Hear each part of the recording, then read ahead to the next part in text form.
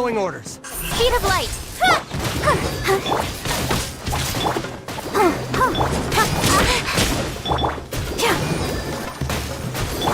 Incoming. Take that! With sword comes shadow.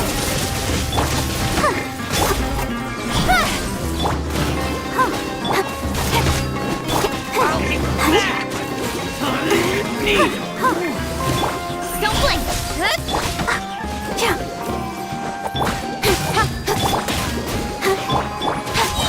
Cut to the chase. Incoming.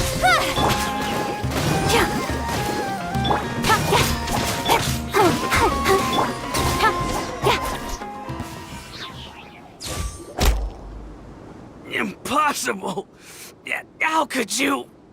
So, what do you think about your meticulous network now, Zaki? How did you say it? It's only natural for a traveling mercenary like me to be out of the loop. I'm guessing your informant told you that I'm just an incompetent merc with no real fighting skills, correct? I mean, that is what I said after all. And of course you would believe everything he reported. The only thing you know about me is that I'm a mercenary, but you've never seen me in action. Even though you heard we went to handle monsters together, you believed that Candace was the only one doing all the real fighting. That so-called Flame Mane is just a fraud. She admitted it herself. She just uses her connections to gain the trust of others. That's what you thought, right? Ugh. You lied in the village because you figured that we'd have people watching you. And you were stupid enough to fall for it. I figured as much the first time we drank together. You all thought you were so smart. Pathetic. Okay, that should be all of them. Whoa! So you've been planning this since we were in Aru Village? No task can be done without preparation. I just happened to notice a couple suspicious-looking people while you were out investigating. Oh, but instead of catching them right away, you let them report back. Those two who were snooping around were just a couple small fries. If we want to get the real catch, we have to be patient and give it some time.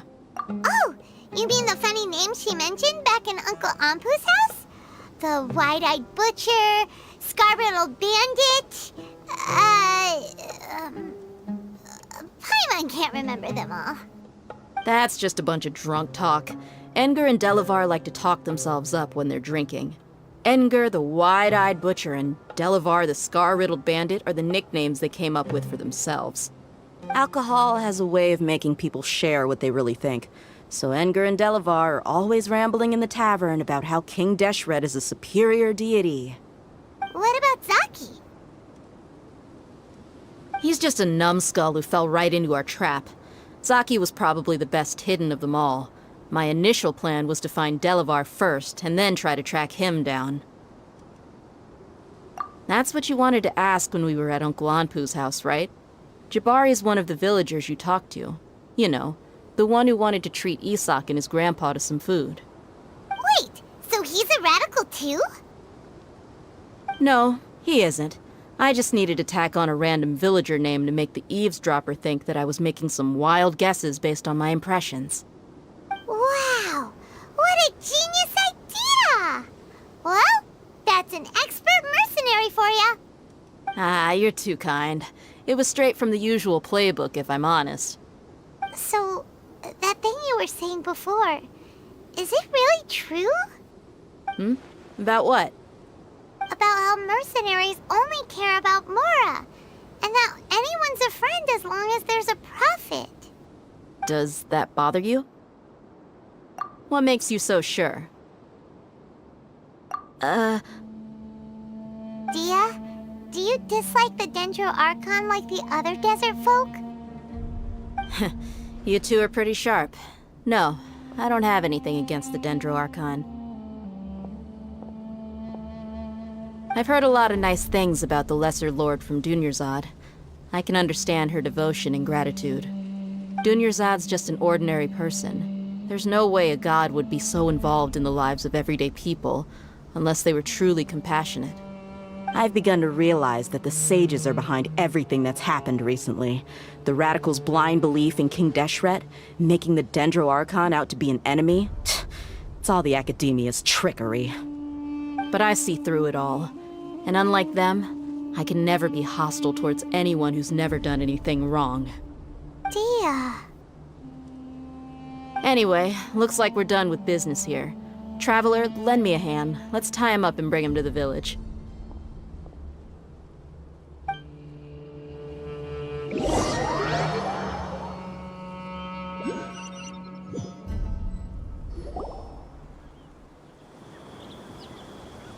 This should be all of them. I'll let you take it from here. All right. I'll be in touch. Until then, please stand by. Candace, do you need any help? Candace will be okay on her own. I trust her, so you can too. She's been guarding Aru Village for quite some time now. If anyone is qualified to question the offenders, it's her. While I'm questioning them, why don't you pass some time by exploring the area? I'll meet you back here tomorrow morning, Traveler. As for these idiots, let's just hope they live to see another day.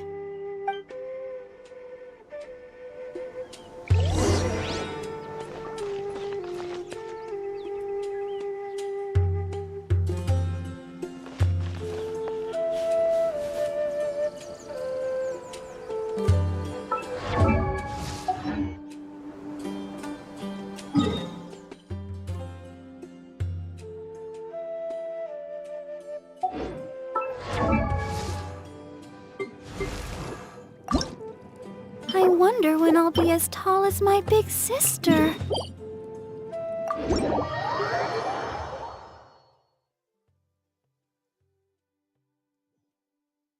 Quite a downpour. Nothing will get done until it clears. Let this be a lesson to those who yesterday said I'll do it tomorrow.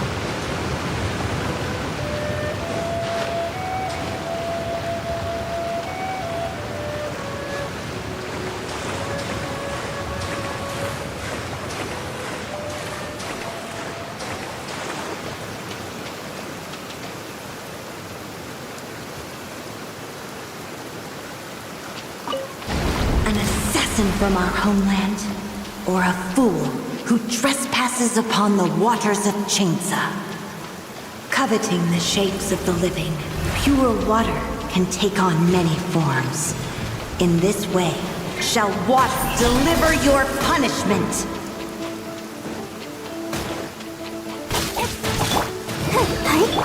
Incoming! Hey!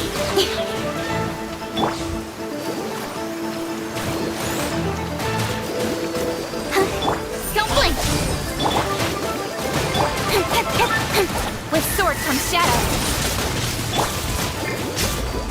The power of water is its ability to take any shape. Incoming!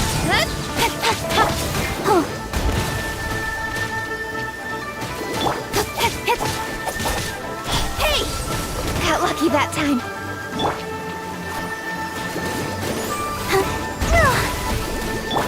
Don't blink!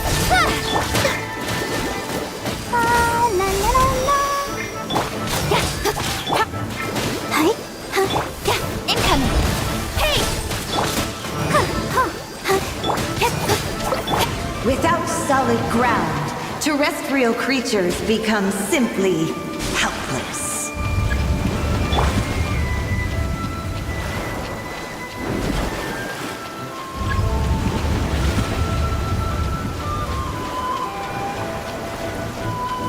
The power of water is its ability to take any shape.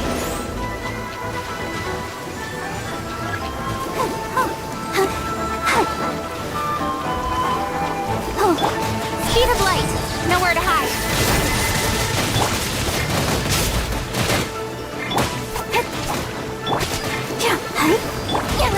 Don't blink!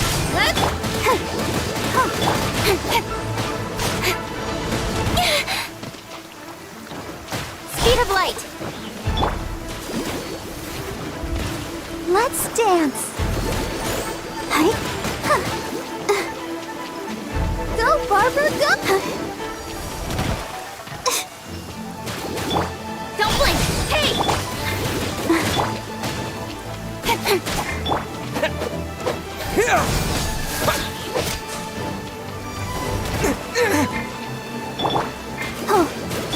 Incoming! One who is ignorant of water's treasures fails also to comprehend its horrors.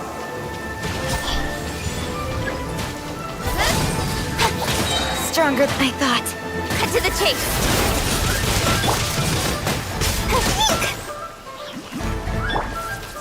Speed of light! I feel a little weak. Let's see what happens when you lose your foothold.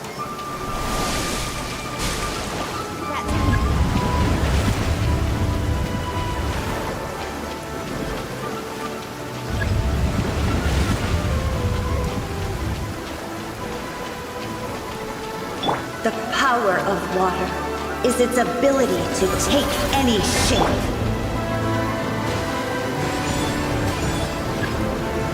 Don't blink! Hey!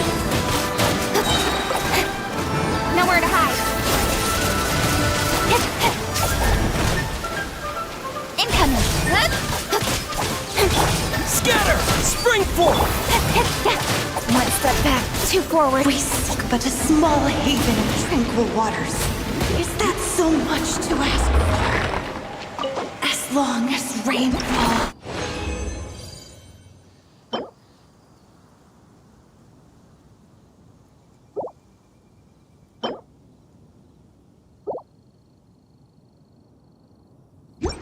And rivers flow. Water will exist.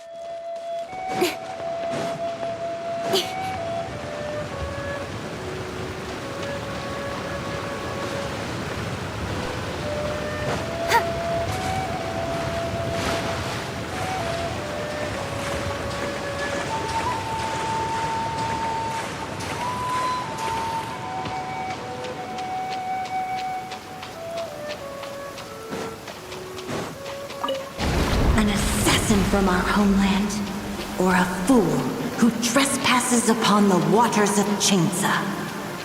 Coveting the shapes of the living, pure water can take on many forms. In this way, shall water deliver your punishment.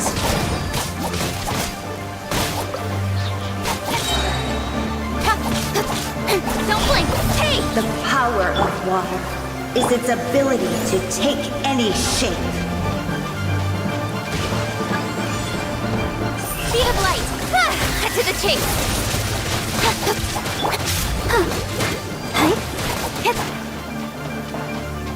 Don't blink! Hey!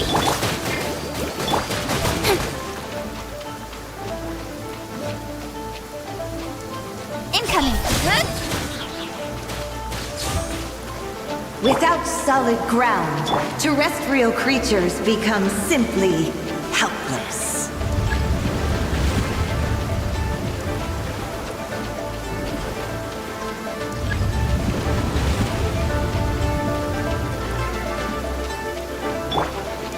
The power of water is its ability to take any shape.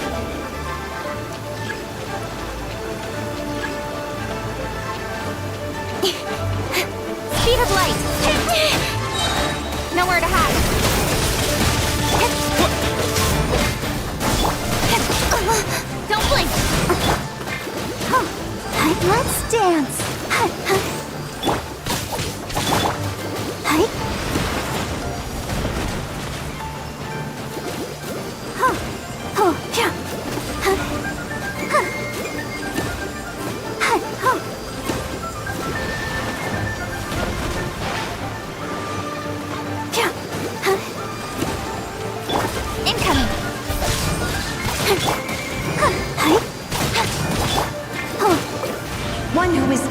ignorant of water's treasures fails also to comprehend its horrors.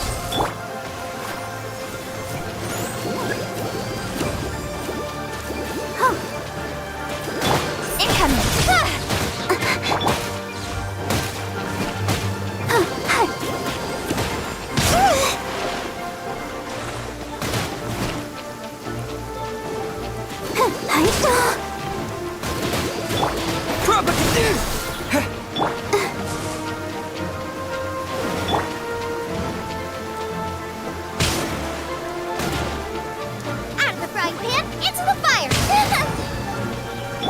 Let the show begin. Got lucky that time. That time.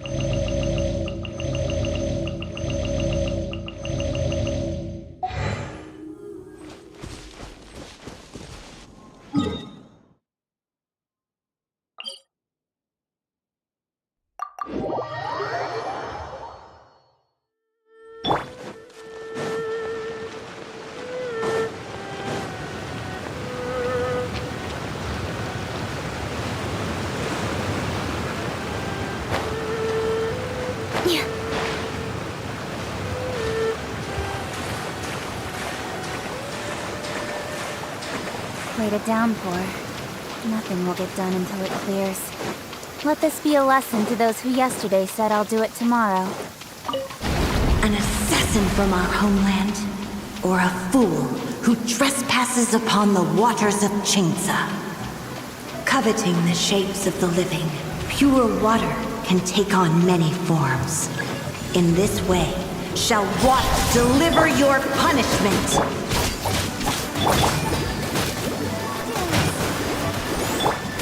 Speed of light! Hey! The power of water is its ability to take any shape.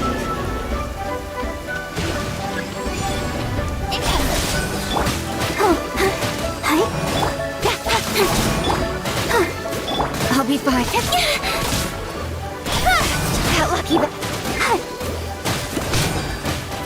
Go, Barbara, go! Don't blink! Hey! Don't know!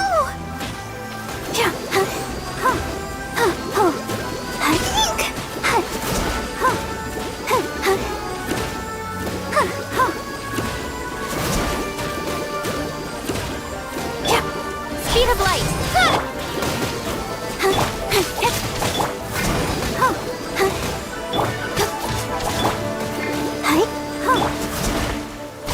Incoming! Without solid ground, terrestrial creatures become simply helpless.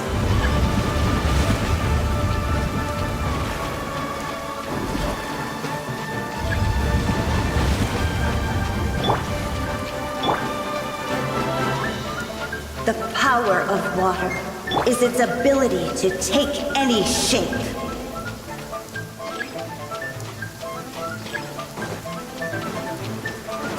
With sword comes shadow. Speed of light. I'll protect us.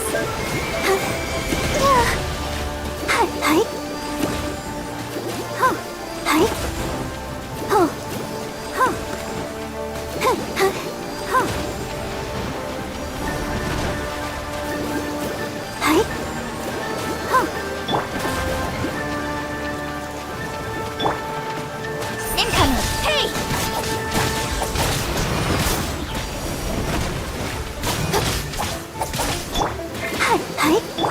Don't blink.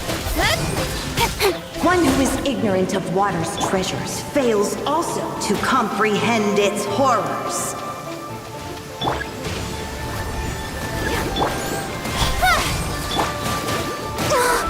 I can't stop now. They need me.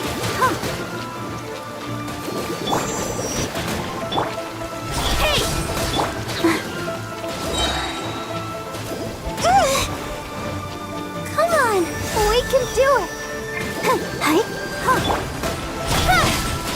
escape!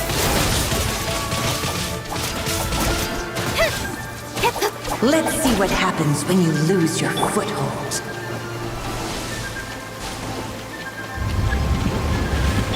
Let the show begin.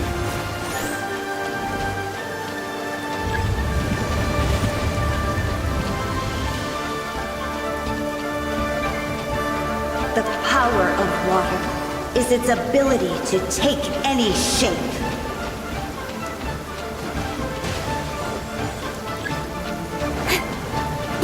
Incoming!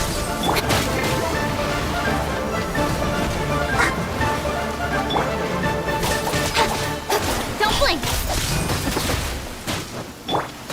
I'll protect us. Oh, hi. Incoming! Hey! With sword comes shadow!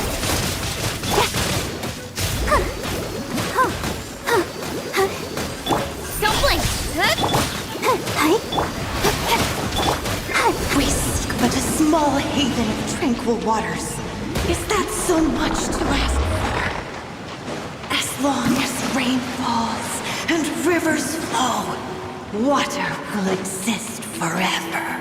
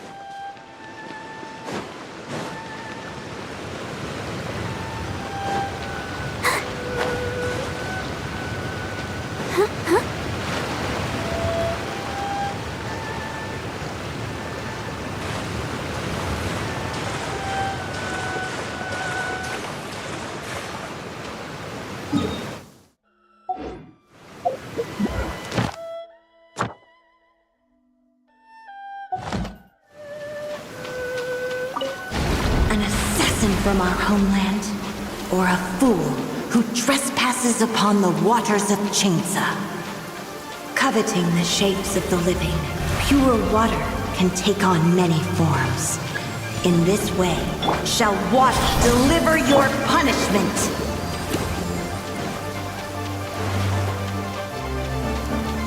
Go, Barbara, go!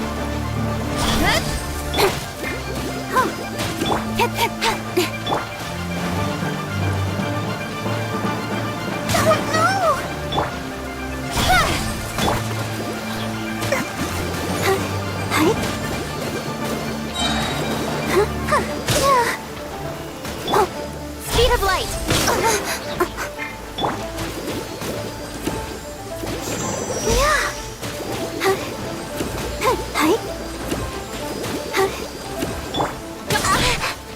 The power of water is its ability to take any shape.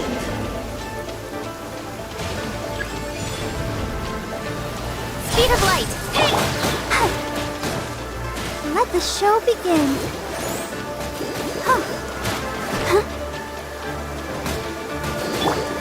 Don't blink!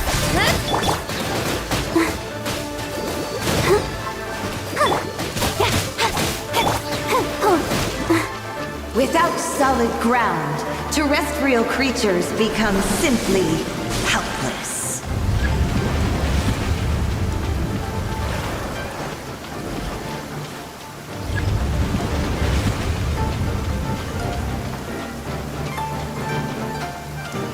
The power of water is its ability to take any shape.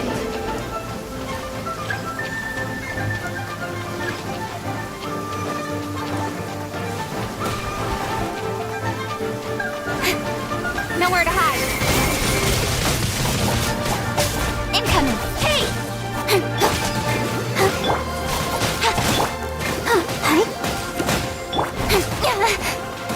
Speed of light! Got lucky that time. Let the show begin. Yeah.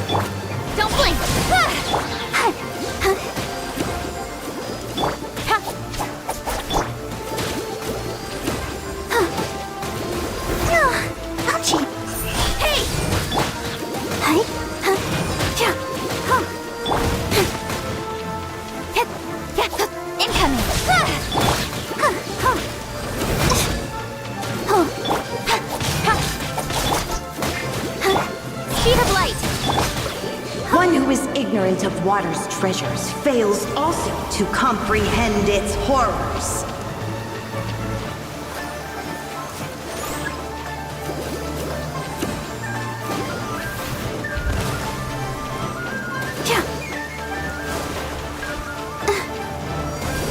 Incoming!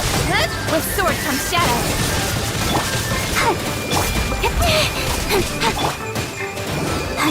Don't blink! I'll be fine. Speed of light!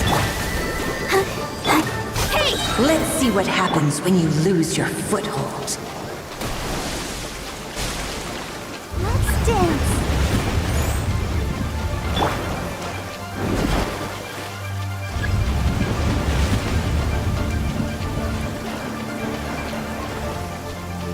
The power of water is its ability to take any shape.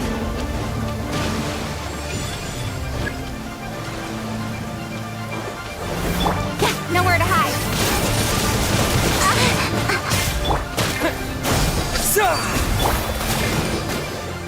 I'll protect us.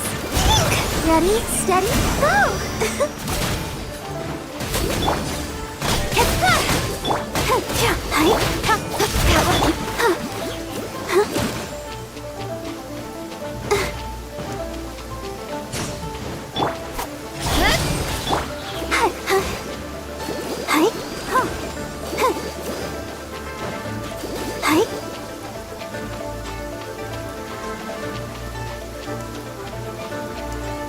Let the show begin. Don't blink!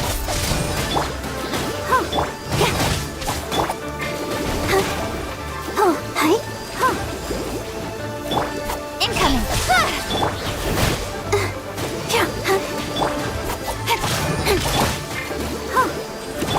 Don't blink! We seek but a small haven of tranquil waters. Is that so much to ask for? As long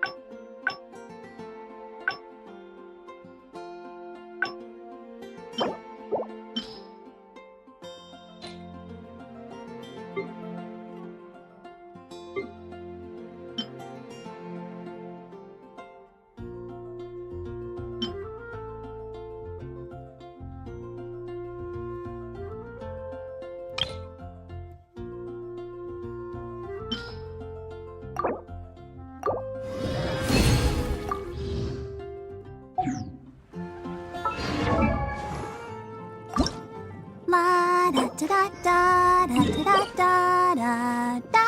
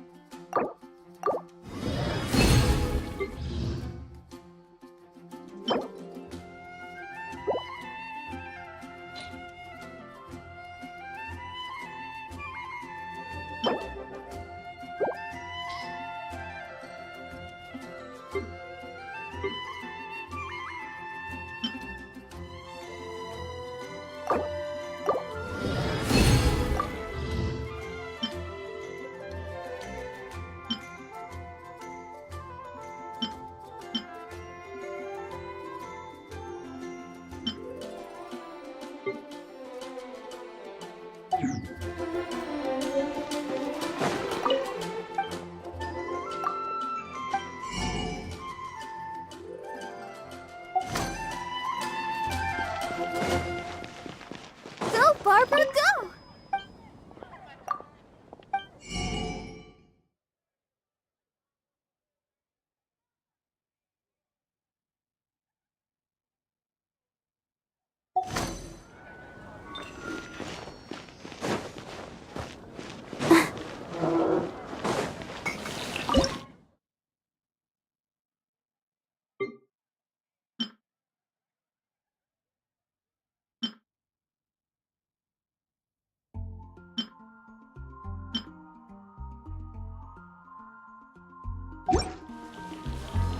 Today's recommendation.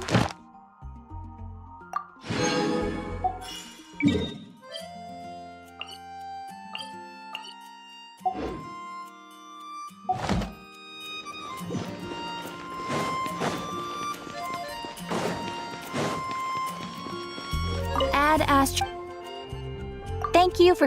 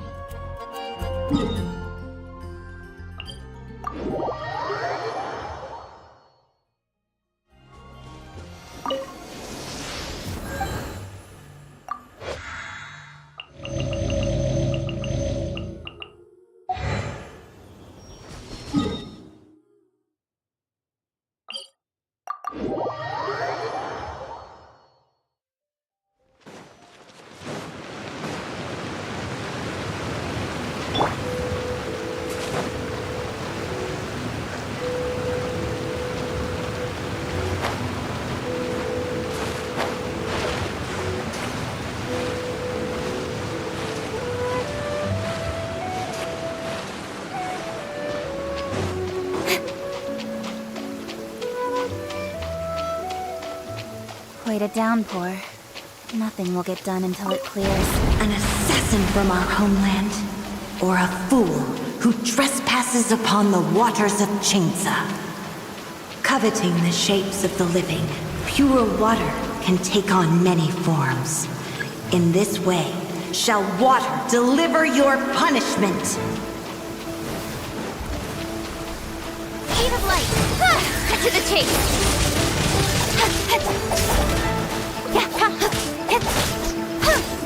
Don't blink! Hey! I'll protect us.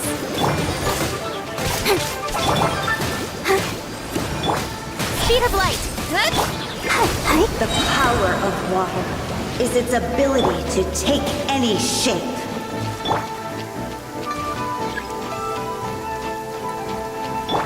Don't blink! Nowhere to hide.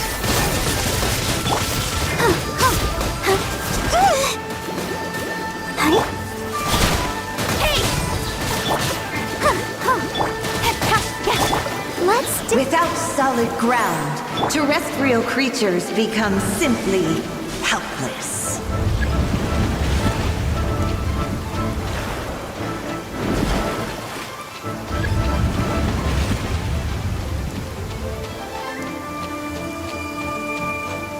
The power of water is its ability to take any shape.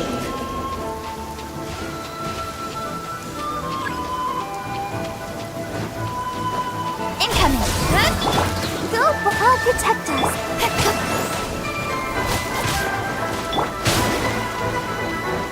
Come on, we can do it.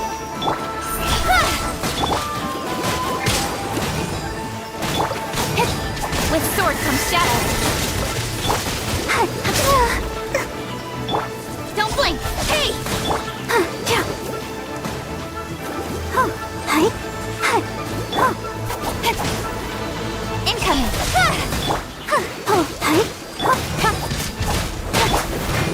Let's dance. Don't blink! Hey!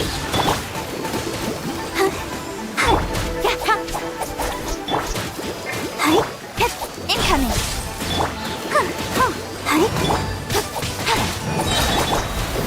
Go, Barb. Speed of light. One who is ignorant of water's treasures fails also to comprehend its horrors.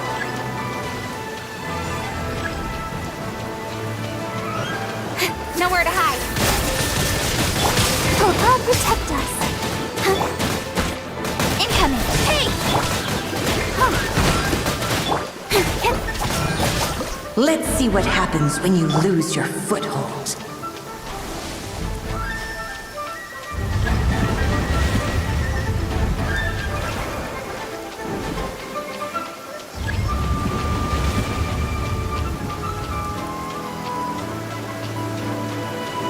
The power of water is its ability to take any shape.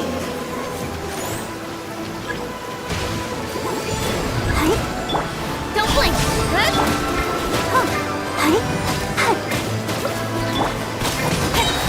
Stronger than I thought. Cut to the chase! Ready, steady, go!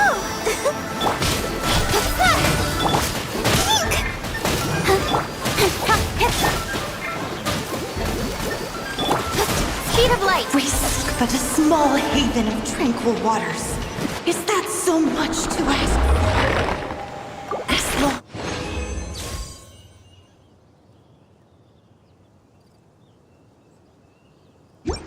Rain falls. I wonder when I'll be as tall as my big sister.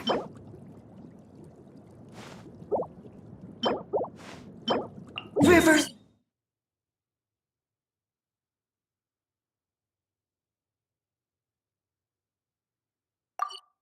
flow. Water will exist forever.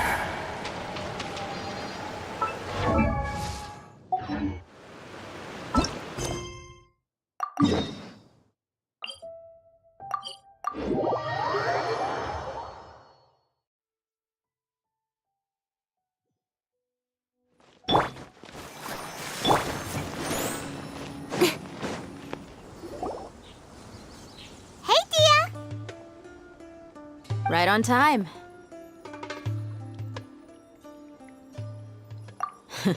We'll know any moment now. Paimon's been wondering. You seem to know Candace pretty well. Have you been friends for a long time? We've known each other for some time now. She's a pretty interesting person. Even though she's an extremely strong warrior, she never misuses her powers against others. Oh, Paimon knows what you mean. Like a lot of martial artists say, never take the fight outside the ring. Yep, I guess you can put it that way. It takes strong convictions to be as dedicated as she is, and shoulder that kind of responsibility. Us mercs, on the other hand, we pretty much live from one day to the next. Well, Paimon thinks you're great too. Really? Thanks for that.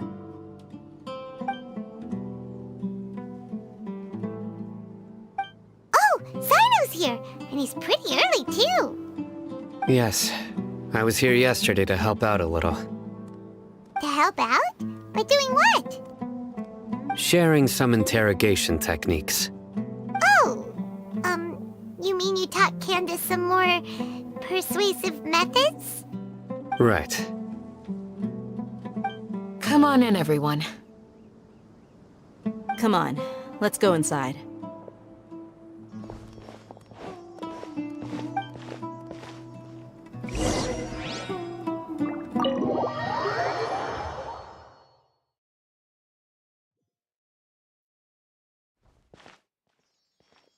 Candace, where?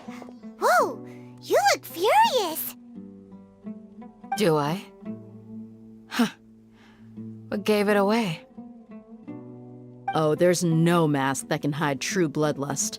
Cover up your eyes, and it'll still show itself at the corners of your mouth. Perhaps I need to work on my composure. Still, it's perfectly understandable why I'm angry. I'm sure everyone present would agree. Yes, ma'am. Please, don't feed us anymore. We're gonna die. Well, looks like Sino taught her well. You fear death yourselves, yet you do not hesitate to place the lives of others at risk. The absurdity is mind-boggling. The ones you call mad scholars are known to us as the Village Keepers. They are vital members of our community, and some even count them as family. You come here, to my village, and you treat my people as nothing more than stepping stones towards your goal. Tell me, what would you do to you in my position? Mercy! Please have mercy! You've made your bed. We may all be desert dwellers, but there's one thing that I understand better than you. The resurrection of King Deshret will only result in war. And war serves no one. The people of Aru Village care little about which god is in power. Life may be tough and tiring, but we wish to preserve our way of life. A war would only cause us to lose all that we have. And that is not a responsibility that you can afford to shoulder. We understand. We're sorry. I'll tell you everything I know. Please, just let us go. I'm listening. You might not believe this, but it wasn't us who came up with this idea. Someone was spreading rumors in the tavern. That's how we ended up hearing about King Deshret's resurrection. Some mystery man told us that mad scholars will make the perfect sacrifice to usher in King Deshret's resurrection. They give their lives, and we can get anything we wish for. They're called Village Keepers. Slip up again, and you'll regret it. Yes, sorry. It was all that mystery man's doing. He told us to spread the word about King Deshret's resurrection, and talked us into helping him. In return, he said he'll help facilitate the resurrection process. I'm not sure. That's one. Huh? One what? Strike. You get a total of 3. Then, you die by my hand. Wait, I'm telling the truth. We don't know anything. It was all him. 2. He got us to lure them out of their houses in the night with some kind of incense. We take them to a junction outside the village. Then the mystery guy takes them from there. You gotta believe me, please. I'm telling the truth, I swear. Just ask them if you don't believe me. That was indeed the truth. Traveler, go on.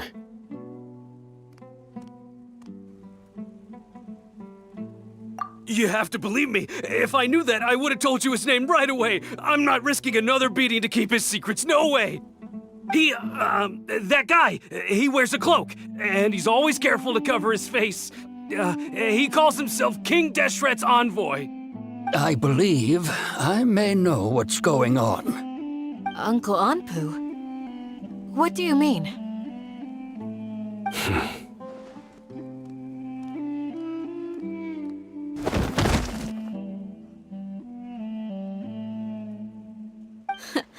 Smooth. Okay, speak. If my suspicions are correct, this mystery man they speak of could be from the academia. Some time ago, people from the academia attempted to take the village keepers away. I refused, insisting that they are part of our community. It strikes me now that this secretive character shares the same goal they had. Which means it's highly likely that the academia was purposely spreading a false rumor to trick the radicals into delivering the village keepers right into their hands. They were the ones who brought them here to begin with. Now they're trying to take them back? We aren't gonna let that happen. Not the academia again. Just as I thought. But what could they want with the village keepers? People are nothing but tools in the eyes of the academia. A change in their plans likely means they found another way to exploit the scholars. Regardless, our top priority now is locating the village keepers. You're right. Isak is still waiting for news on his grandpa. Time to go. Let's leave the village and try to track them down. Yes. Pack up and get ready to leave. You got it. Candace, I'll let you deal with the radicals. Leave everything outside the village to us. All right. Let's meet back here once everyone's ready.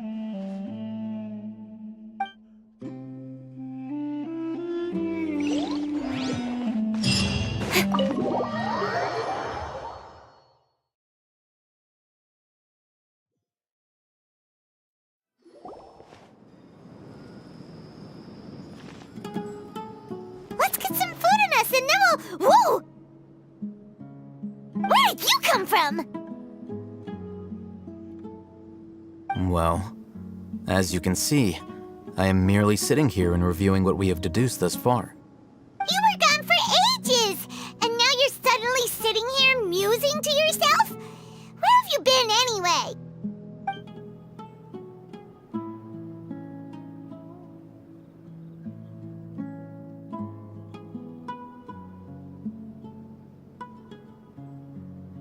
Hey, what's with the silence? You never think things through before asking questions. I'm giving you some time to make up for that. Paimon's so mad!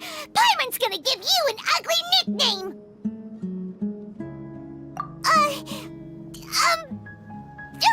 Never mind. Paimon's got nothing. There's just nothing super obvious to pick with this guy. It makes it so hard.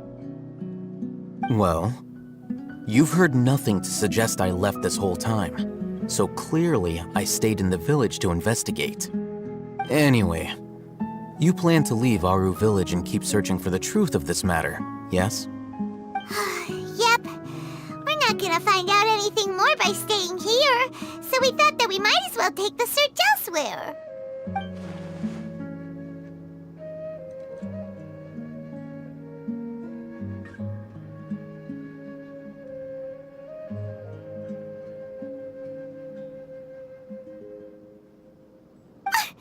Enough with the silent treatment!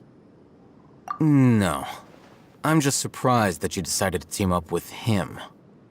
All Hatham, you haven't helped us out at all ever since we arrived at Aru village. Bold of you to question our choices. Yeah, you're all talk! While you were investigating, I had my own work to do, which I've now finished. Really? Paimon doesn't believe you. To be honest, we aren't really a team, so I have no obligation to inform you of my whereabouts. Not to mention that going separate ways allowed me to find some important information that you all had missed. Huh? Right here in the village? Correct. What did you learn? I'm going to take you to someone. But before that, you need to understand where she's coming from. What does that mean? How do you think the residents of Aru village feel about what we're doing? In other words, do you truly believe every single word the villagers tell us? You mean some of them lied to us? Hiding the truth does not necessarily equate to lying. Again, these people have their reasons. Remember what Candace said? Most people in Aru village don't necessarily care which deity is in charge of Sumeru. That's because whether King Deshret or the Dendro Archon has power is of little significance to them. By contrast, the perils of their daily lives are ever-present concerns. They won't simply share everything they know with you without good reason. That's why you believed there was no further information to be found in this village. Glad you're following along. Among those you have talked to, there's someone who was consciously keeping you out of the loop. In fact, she's been observing your every move since you arrived. The reason being, to someone who only wants to live their life in peace, any external factors introduce unpredictability into the equation. Those eyes. Those fierce eyes. You look like a real fighter. Don't change the subject. It's quite obvious that she's intimidated by Sino's authority and strength. Right. You were asking about the mad scholars. She corrected herself mid-sentence because she's aware that there are King Deshret fanatics in the village. If she sounds too friendly towards the village keepers, she could easily make herself the radicals' next target. I think it's been a few days since I last saw them. I usually go to bed pretty early, so I'm not too familiar with what goes on at night. Remember? She made a point of denying her involvement in anything that occurs at night. But honestly, I feel quite sympathetic towards them. Even though they act a little strange, they've helped me in the past. If it weren't for them, my house would have collapsed long ago. After speaking to the village chief, it became clear that the village keepers had protected Aru village at night. In other words, the young miss was very much awake during that time. Then why would she lie? By getting involved with an outsider, she risks drawing unwanted attention to herself. As for why she might be so wary about all this, maybe you should ask her. I'll pass on this one. You said that she is afraid of me. If so, it's best if I stay out of this. We're on it!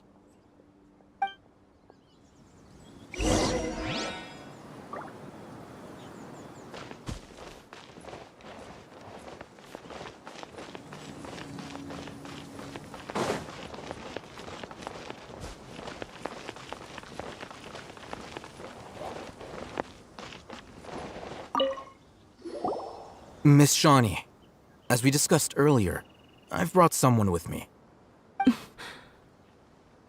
Mr. Alhaitham, I'm aware of where you stand, but how can I make sure that your friends think the same as you?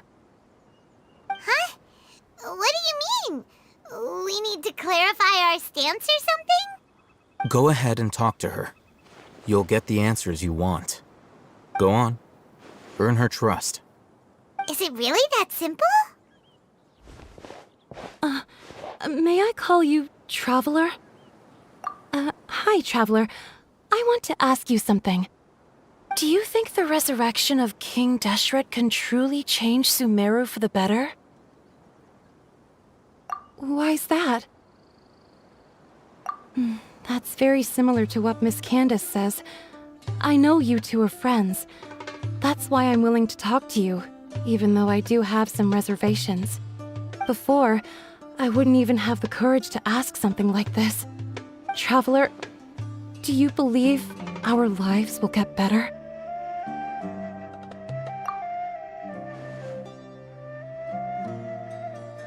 Yeah! We came here from another nation, so it isn't wrong of you to be weary. And we aren't really residents of any one nation. But even so, we've met lots of people from different places, and we've always fought for what we believed in. We have friends in Sumeru, and we want to help them. That's why we decided to stay here for a while.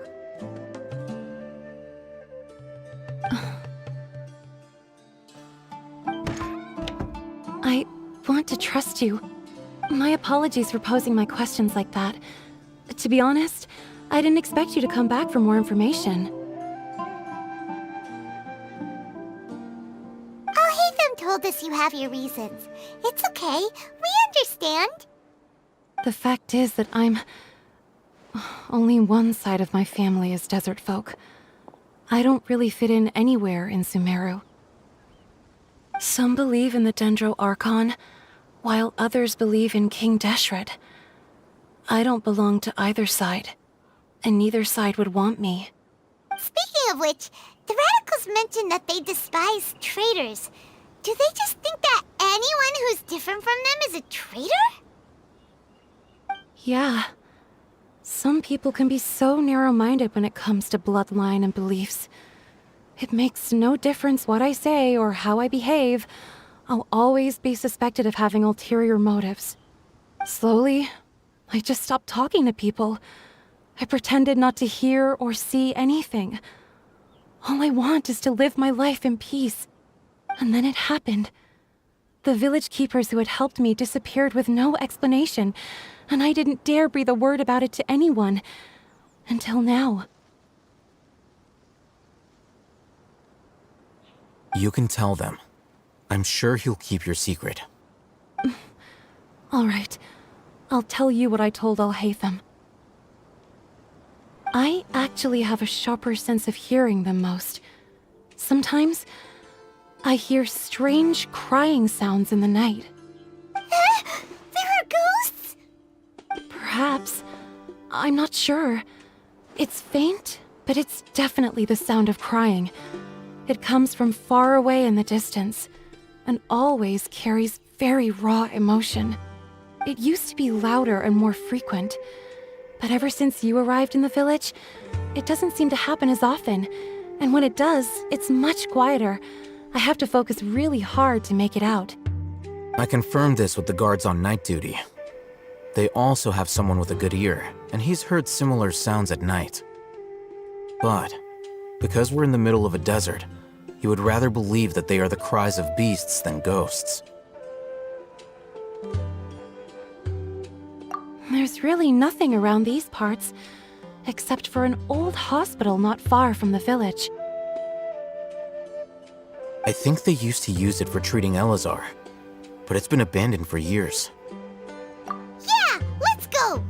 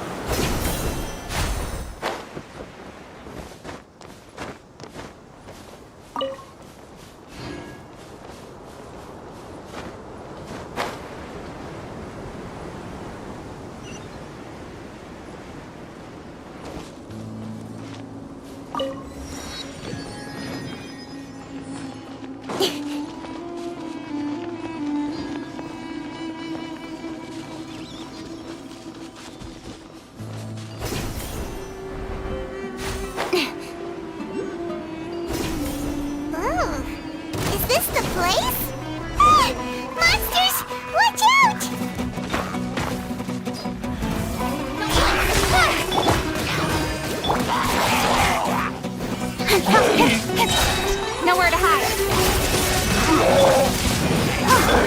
Speed of light.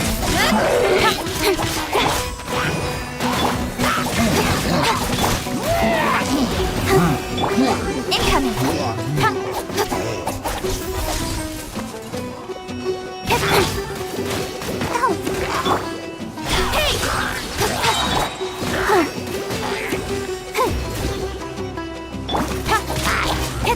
Don't blink!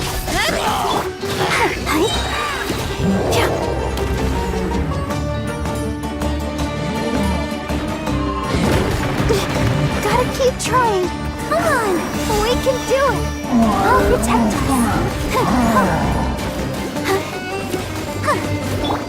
Speed of light. With sword comes shadow. That really hurt. You're toast. Incoming.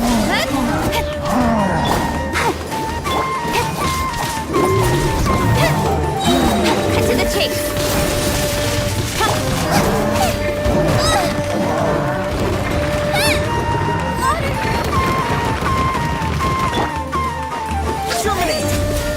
Let's dance. Don't blink.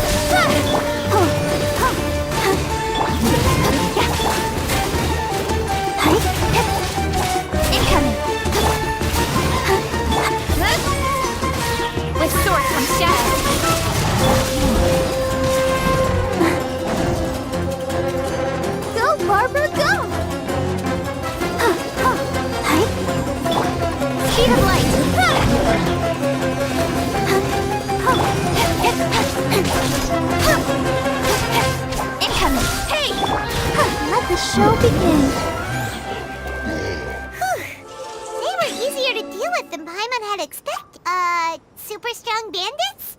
Or monsters taller than buildings dropping out of the sky? Or, something like that. He looks super serious. We gotta stay on our A game too. This is the one.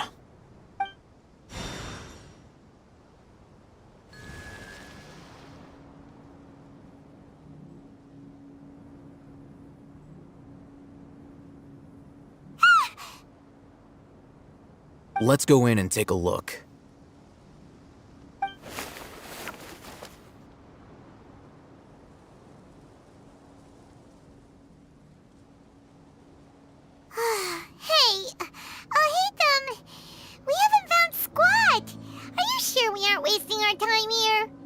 Patience. Shawnee says she only hears the crying at night. We have time to burn. Until then, I'm taking a break.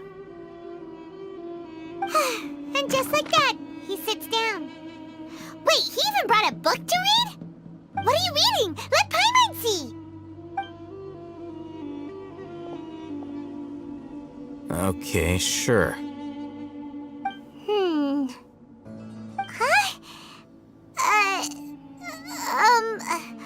The natural position, which is the positional propensity of an entity in natural motion in contrast with an object in forced motion? Huh?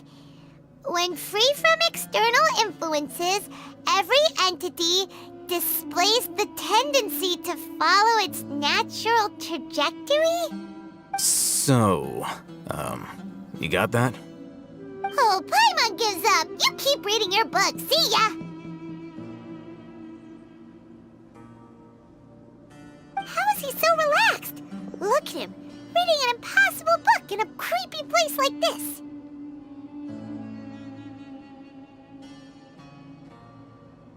Hey! Paimon's your Teyvat travel guide. Paimon knows plenty of useful stuff already. And anyway, it's not Paimon's fault that the books people read in Sumeru are so complicated.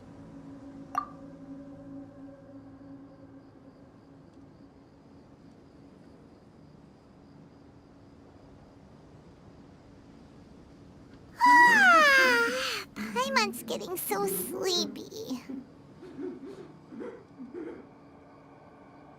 Huh? What was that sound? There it is. It's coming from that direction. Is the sound coming from here? Huh. Paimon's not seeing anything.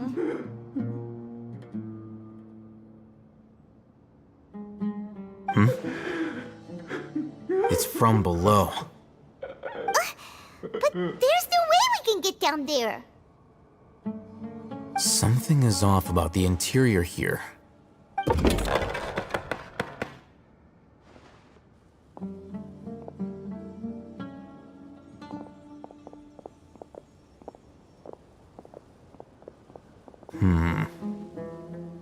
As I thought, there's a hidden structure. Wow. It's like they tucked another hospital into this one. Oh, it looks like there are other mechanisms around here. Let's keep exploring.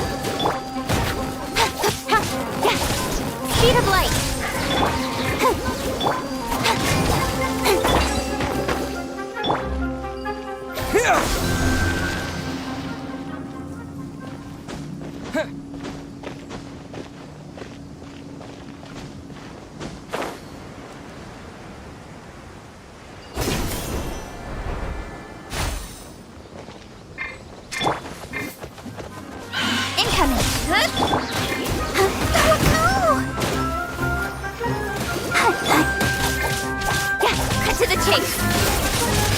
Ha! Don't blink! Ha!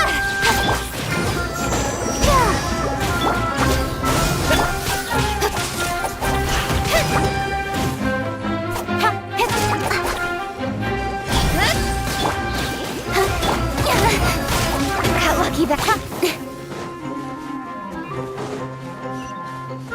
Speed of light, take!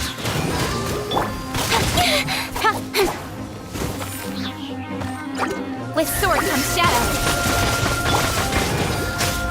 Oh.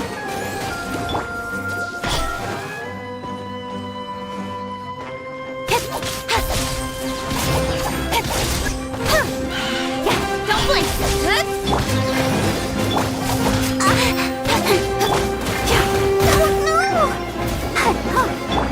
Speed of light, hey!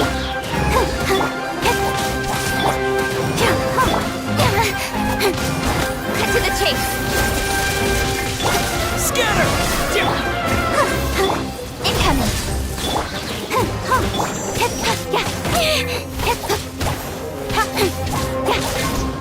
Don't blink.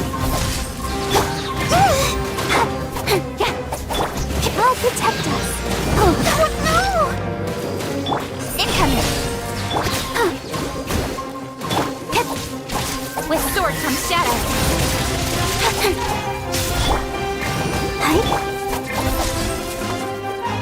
What propagate?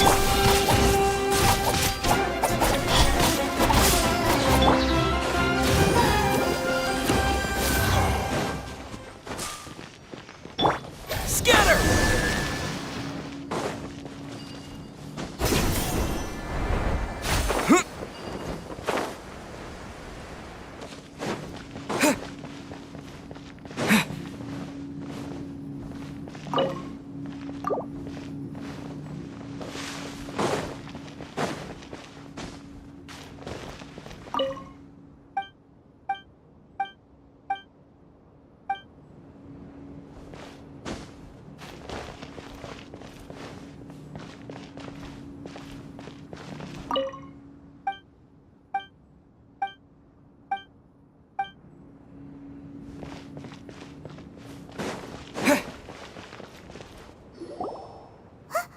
Look!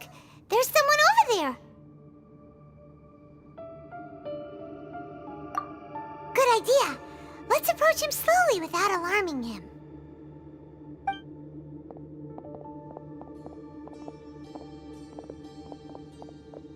Wait.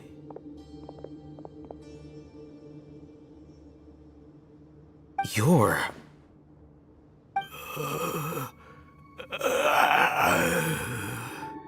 He can't speak, and his eyes are unfocused.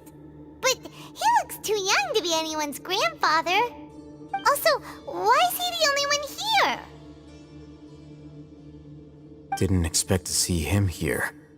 You know him? He's Razak, a senior of mine at the Academia. He's a scholar too? Is he the kind that holes up in a forest and mumbles stuff about training? No.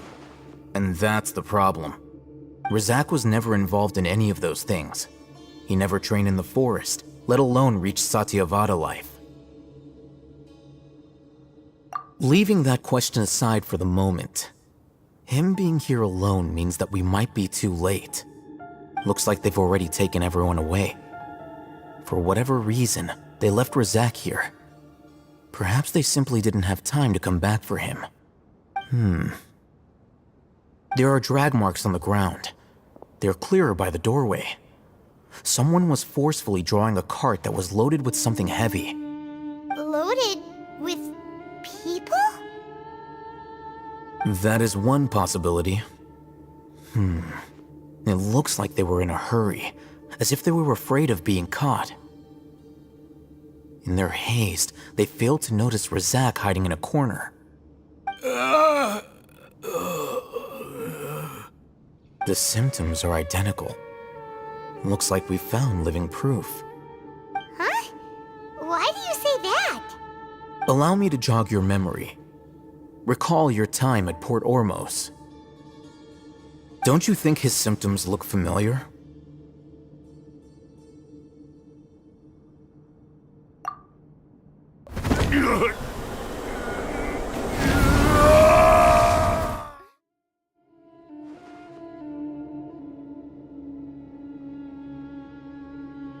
Oh, now that you mention it, they're acting the same way.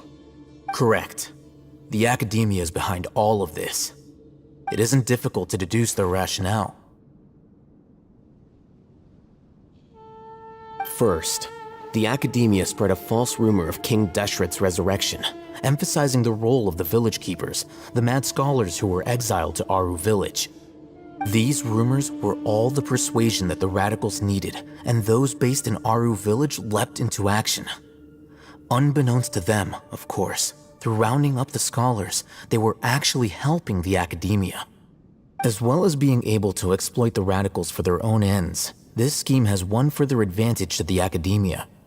All the risks and responsibilities are offloaded onto King Deshret's followers. Life for the desert dwellers has been brutal ever since King Deshret's death all those years ago. Beneath the surface, feelings of desperation are widespread. Many would give everything they have for the prospect of something better. Anyone looking to exploit that for their own ends simply needs to make a few empty promises. Even if complications arise, people will see that those involved are all followers of King Deshret and look for no further explanation than differences of belief. A deep-seated mistrust of the desert and everyone in it by the rest of Sumeru will make sure of that. The notion of an academia plot wouldn't even cross their minds. It may seem like a simple strategy, but it is able to work wonders under Sumeru's current circumstances. Oh, that makes a lot of sense. It's in line with the village chief's theory, too. But there's still one very important question. Wasn't it the academia that brought the scholars to Aru village in the first place? Why does it want them back now? Throughout this process, one thing has changed: the scholars' identity. First, they were scholars. Then, they became lunatics. After that, they were exiles. And finally, they become missing persons. An exile is still patently a living, breathing human being. But when someone becomes a missing person, that is brought into question. If you can't find someone, you have no way of knowing what exactly happened to them. That makes missing people an ideal resource. Resource? For what exactly? One possibility is that the information in their brains could be extracted into knowledge capsules. Extracted? You mean canned knowledge comes from people's brains? With the technology of the Sumeru Academia, it's entirely possible. Perhaps the process caused them great suffering, which is why they cry out in the dead of night when no one is watching them. So, the human brain... Nope, nah, Hyman doesn't want to think about this. I'm the Academia scribe, after all. I'm familiar with their projects. Anyway, judging by Razak's state, the contents of a divine knowledge capsule were extracted from his mind. But something went wrong in the process. Or perhaps his curiosity got the better of him, and he used such a capsule for himself. Hyman's a little confused. Can they just use anyone's brain?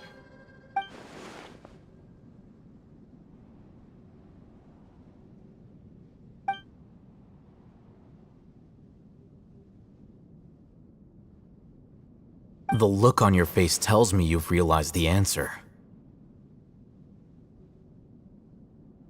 That's right. To some scholars, gaining knowledge about the gods is their entire life's pursuit. Extracting canned knowledge is just one of the extreme measures they turn to. However, I can't help but wonder, what do they seek to gain from divine knowledge? The Academia is going out of their way to look for forbidden knowledge, but what is their ultimate goal? I've spent quite some time trying to analyze the contents of the divine knowledge capsule, but to no avail. It seems like my way of thinking is too different from theirs. You mean you're not even slightly interested in getting your hands on this forbidden stuff? All scholars seek to expand the horizons of knowledge, but I'm not particularly interested in gods, so I don't share their degree of zealotry. Extracting information from people as if they were lifeless objects? If this is the direction of academic progress, then the academia may as well shut its doors. Sounds like you're really against all this. Of course. The academia's actions run contrary to their rules. Whether it be academics or knowledge, everything has its boundaries. If those lines are crossed, the rules and order that govern everything in the world will be destroyed. This matter needs to be corrected, just like fixing a typo in a book. Wait, didn't you step in to help because you felt sympathy for those poor people? Not to be callous, but no. My criteria are a little more restrictive than that. There is no shortage of suffering in Sumeru, and the same can be said for the rest of Teyvat as well. What do you plan to do about that? Save every last person? Probably not. Paimon's not sure. You can say that. Simply put, I don't blindly place my faith into strength or heroism. I do what I want. The Divine Knowledge Capsule is something I want to investigate in full. That doesn't mean I'm willing to take action for the sake of a few strangers.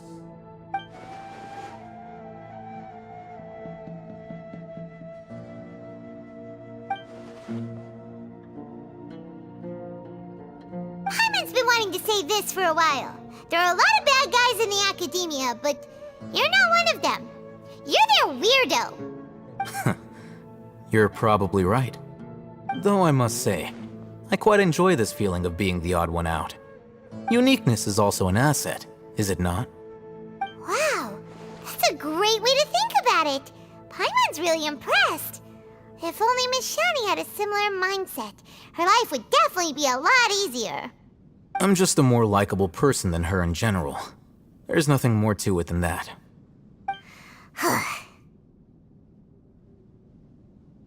He won't last long if we leave him here. Let's take him with us. We'll work out our next step after we return to Aru Village.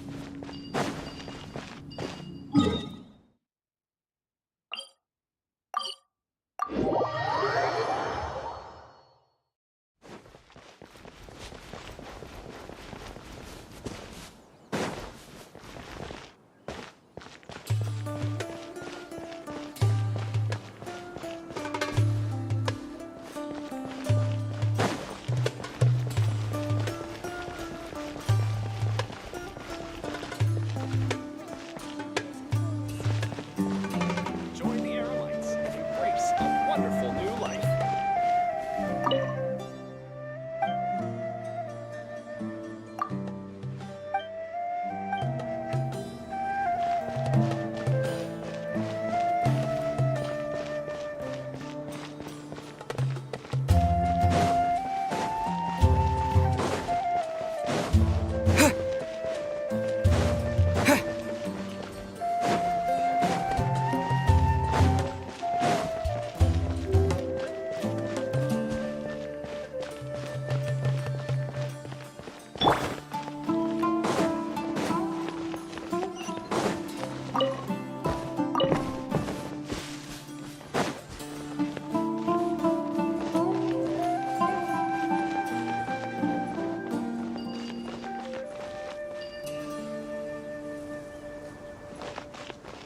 Stay safe. Don't get hurt.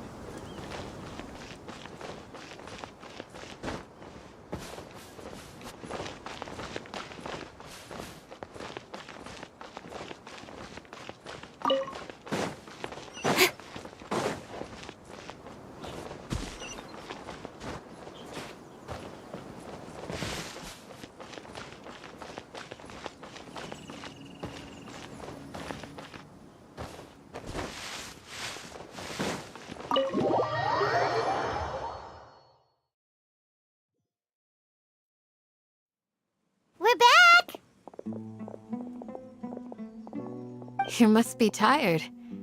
You should rest and take some water. What's the situation? Who's this? Unfortunately, somebody who's too young to take on the role of Isak's grandfather.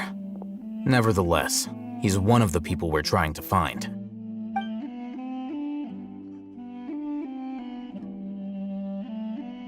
So, at one point in time, the abandoned Elazar Hospital served as the Academia's site for extracting divine cant knowledge. Yep, pretty much. Their plan must have been implemented at some point before we arrived at Aru Village, since divine cant knowledge has been in circulation for a while now. Yet, they fled once we were headed to the village, almost as if they knew we were on their trail. Why is that? Yeah, why is that? We may have a mole in our midst. One of us could be secretly revealing our whereabouts to the Academia. Huh? Are our friendships that shallow? Looks like none of you have realized wherein lies the issue. Sino, you're the reason why they can predict our movements. Wait, what's that supposed to mean? Choose your next words very carefully. It is simply a logical inference. I have my reasons. So what you're saying is, Sino's the mole. Interesting. And here I thought you were the most suspicious one, Alhaitham, since you were always acting alone. I know. You have a point, but I realized something as we were returning from the hospital. Sino isn't like any of us. What are you trying to say? Do you still remember who you are, General Mahamatra? As a Matra, you are no doubt privy to certain kinds of information. Before you can take action against someone, you are required to have all the facts available, including the less than savory details. Simply put, the Academia has traditionally allowed you access to a wealth of sensitive information. Knowing their modus operandi, wouldn't you expect them to take precautions against you? If you want to raise a vicious wolf, you need to make sure that you can avoid its bite. The Academia is monitoring me? It's not that simple. The Academia has eyes all over Sumeru, but they have a special protocol for dealing with you. Every so often comes a Nyagarbaha Day. On this day, the Academia enters new information into the Akasha through knowledge capsules. I remember seeing a thick notebook next to the control panel once. Its contents were all about the General Mahamatra, his activities throughout the day, preferred methods of enacting judgment, everything. You're saying that the Academia entered my information into the Akasha too? But what's the point in doing that? My actions aren't important enough to be added into the Akasha. The Akasha is capable of computation. The Akasha's algorithms are entirely capable of predicting your movements using the data entered. When you would depart, the route you would follow, your destination. It knew all of this. It predicted my every move. The Academia has been watching you longer than you think. However, the fact that you resigned is proof that their suspicions were well-founded. So that's how it is. Sino adheres to his principles so strongly that he's actually a thorn in their side. Tenacity of will and steadfast faith are worthless to the Academia. They need scholars who are easily pliable and mindlessly go after anything they can profit from. Sino, don't take it to heart. This just proves how much of a trustworthy ally you are. They escaped because of me. Don't blame yourself. It's not like any of us would have known. I have an idea. If they predicted my movements, then I might be able to guess where they went. Whoa, you bounced back fast. There is always an opportunity for safety after danger passes. Oh, so that's how it is! Paimon gets it now! If the Academia is trying to avoid Sino, then the safest place would be... Yep, that's right! They'll want to proceed in the direction opposite of where I'm going.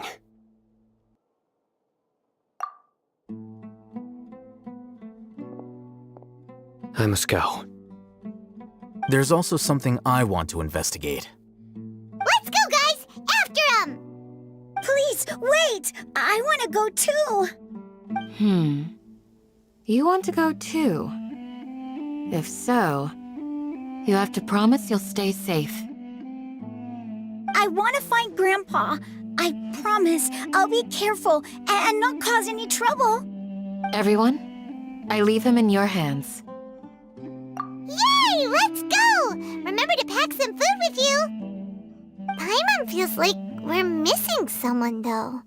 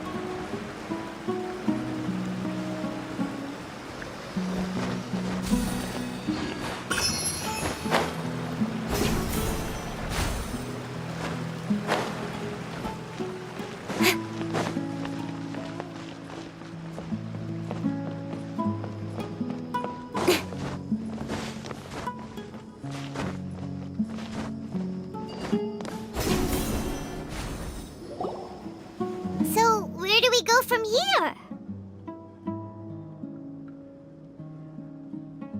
Yes. After leaving the village, we should head straight toward the desert.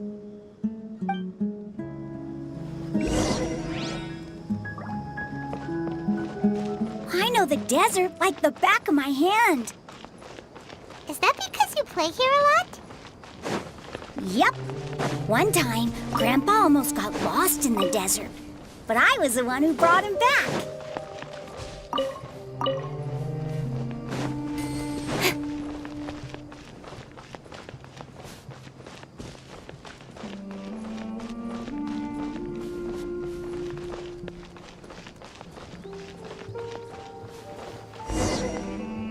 There's something here. What's this? It's buried in the sand. Looks like we'll need to roll up our sleeves and do some work. And Paimon thought running around everywhere was already enough work. Okay. So, we have to dig it out? Whatever's down there, it looks like it's buried really deep.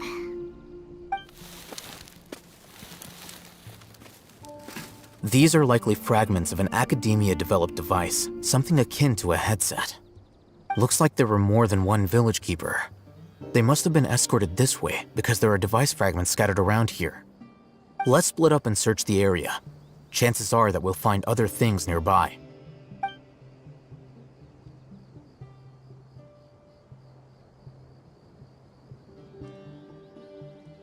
Is this what we're searching for? It looks kind of scary. This is definitely a device used to extract divine knowledge. How did it end up buried in the sand? That can't have been part of the plan. They must have been attacked along the way. Wait, what? Grandpa, I hope you're okay. Don't worry, your grandpa's gonna be fine. Razak didn't display any signs of starvation or dehydration, which means that they left fairly recently. We should be able to catch up. One more thing. Given that the device had been entirely covered by sand, I believe the attack must have happened prior to the sandstorm. Let's keep going. They can't have gone far.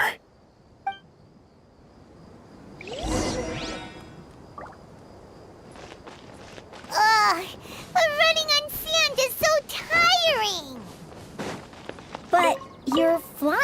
aren't you, Paimon? Is flying over sand tiring too?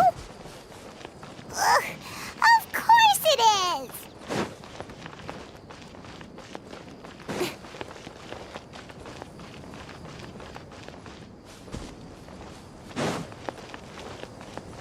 Voices, over there. It sounds like an argument. Whoa, you have really good ears. Don't get any closer. They'll notice us. Dia's talking with the Eremites? Very interesting. Let's listen in. If you had informed me sooner, there'd be plenty of room for us to... You're one of us. We would never lie. Scholars. You don't know as much as I do. Need me to... I knew it. That's our Dia. Dia? Why would you... Dia! Hey, what are you doing? Huh? Didn't you say you'd help me find Grandpa? Why are you on their side? Well, look who's here. Ain't that something? This complicates things. You've betrayed Aru Village? So, this is the great General Mahamatra. Dear, you'd be better off as my assistant than hanging around with this motley crew. Seen for yourself, I have the means and methods, and my ideals are far more admirable than theirs. I'm not the type that's easily swayed, Raman. You of all people should know that. Wait, what's going on, Dia? Whose side are you on here? Shut it, Paimon. It doesn't matter. Whichever side you pick, nothing can deter us from the grand mission of resurrecting King Deshret. Once our Lord of Old returns to this land, we will have a new beginning. Face the facts, Raman. It's not gonna happen. You should understand that more than anyone. Have all your years as a merc taught you nothing about placing hopes in a ruler? I'm a desert dweller and a proud follower of King Deshret. Whether I live by the edge of the sword or in peaceful comfort, my soul will always carry this conviction. It's not too late yet. The village mad scholars aren't gonna bring King Deshret back to life. You don't understand, my dear lady. Pursuing our faith is our purpose in life. Even if the chance of success is 1 in a million, we must be willing to give everything we have. Even if it'll expose you to the academia? Even if they end up disbanding the Eremites? Your Eremites, which you've worked so hard for all these years? Yes. We've waited a long time for this day to come. The sun and the moon no longer shine here. All you see now is cracks in this desiccated land. But fate has finally dealt me a hand to play against the Academia. With these scholars in our custody, we'll stomp the Academia's forces and fight our way beyond the wall of Samiel. Ridiculous. Think about it. The Academia controls the entirety of Sumeru. Your powers are negligible in comparison. If you still don't believe me, then try asking these 2 men. They're also against the Academia, but neither of them are as arrogant as you are. They look more like pawns of the Academia to me. Why would I listen to anything the people of Greater Lord Rukkhadevata have to say? Filthy traitors. Your god abandoned all honor and betrayed King Deshret. We desert dwellers will never trust the likes of you. It's impossible to communicate with someone so hostile. Perhaps we should. Do you really believe that by kidnapping the scholars, you'll be able to negotiate with the Academia? These people have no value as bargaining chips, but I could be persuaded to take their place as your next hostage. These scholars were exiled from the Academia. I, on the other hand, am their current scribe, and will be a much greater asset to you. Wait, you can't be serious. So, you want to trade places with the hostages, do you? Precisely. Any wise person would gladly accept my offer. What are you thinking? What if they decide to kill you instead? Well, that would be bad luck for me. However, I'd get the chance to observe the scholars, perhaps even find out the truth. Think you can talk me over with that confident look of yours? I'm not trying to persuade you. I'm using this as a means of joining forces against the academia. You are the scribe. What do you have against the academia? Not all desert dwellers believe in King Deshret, and the same applies to the academia. Why must all knowledge seekers approve of the academia's way of doing things? You academia scum. Every last one of you is nothing but a hypocrite, just like everyone else on the other side of that wall. I've made myself clear enough. I won't listen to another word from the Dendro Archon's people.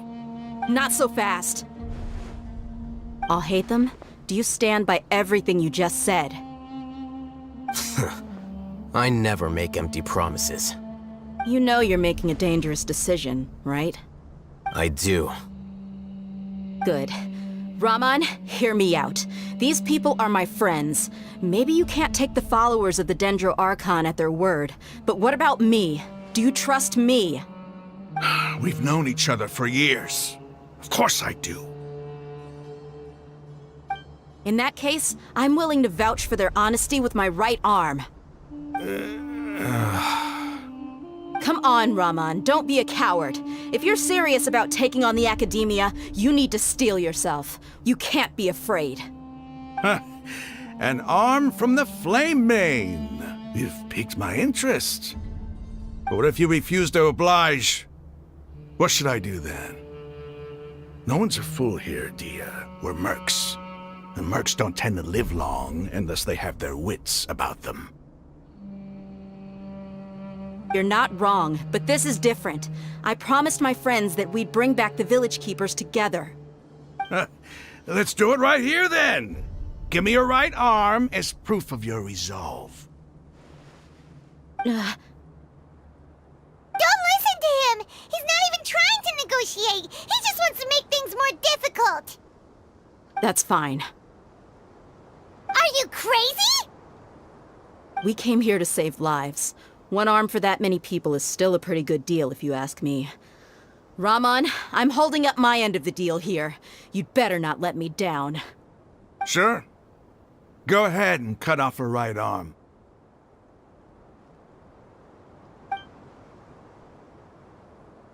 No! Dia! What are you gonna do? Think of something! You don't have to go this far. That's not for you to decide. Do it! Dia!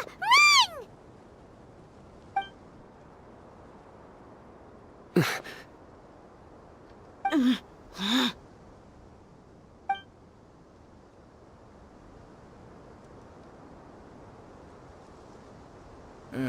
Stop!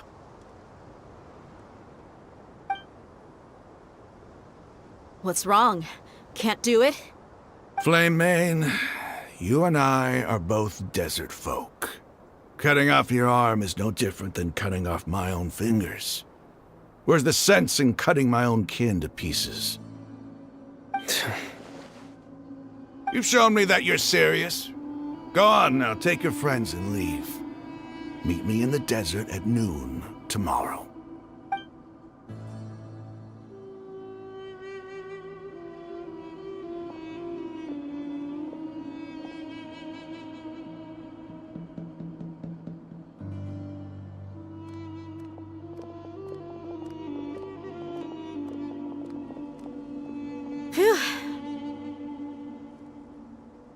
I was really counting on him not going through with it. Dia! That was crazy! Have you all lost your minds? What if he'd actually cut your arm off? Then I just have to hold my claymore with my left arm.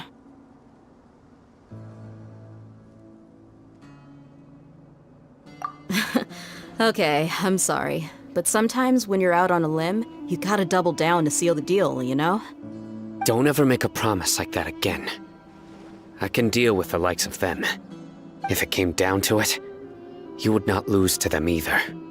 I don't doubt it, Sino. But this is about more than me and them. There's a lot more where they came from. Even if we got rid of one bunch of radicals, there are others out there. Wiping them out would do more harm than good. As you wish. I'm sorry, Dia. I should have stayed put and listened. I should have trusted you. It's okay. I promised you I'd help find your grandpa, so I'll do whatever it takes. Whatever it takes? You just might be scholar material. Huh? Are you serious? The Eremites once said that I was a lunatic. Perhaps a little madness is essential to be successful in research. Why does it feel like he's using his praise for me as an excuse to brag about himself?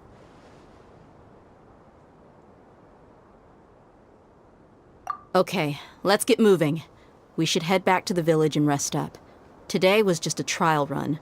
Noon tomorrow is gonna be the hard part.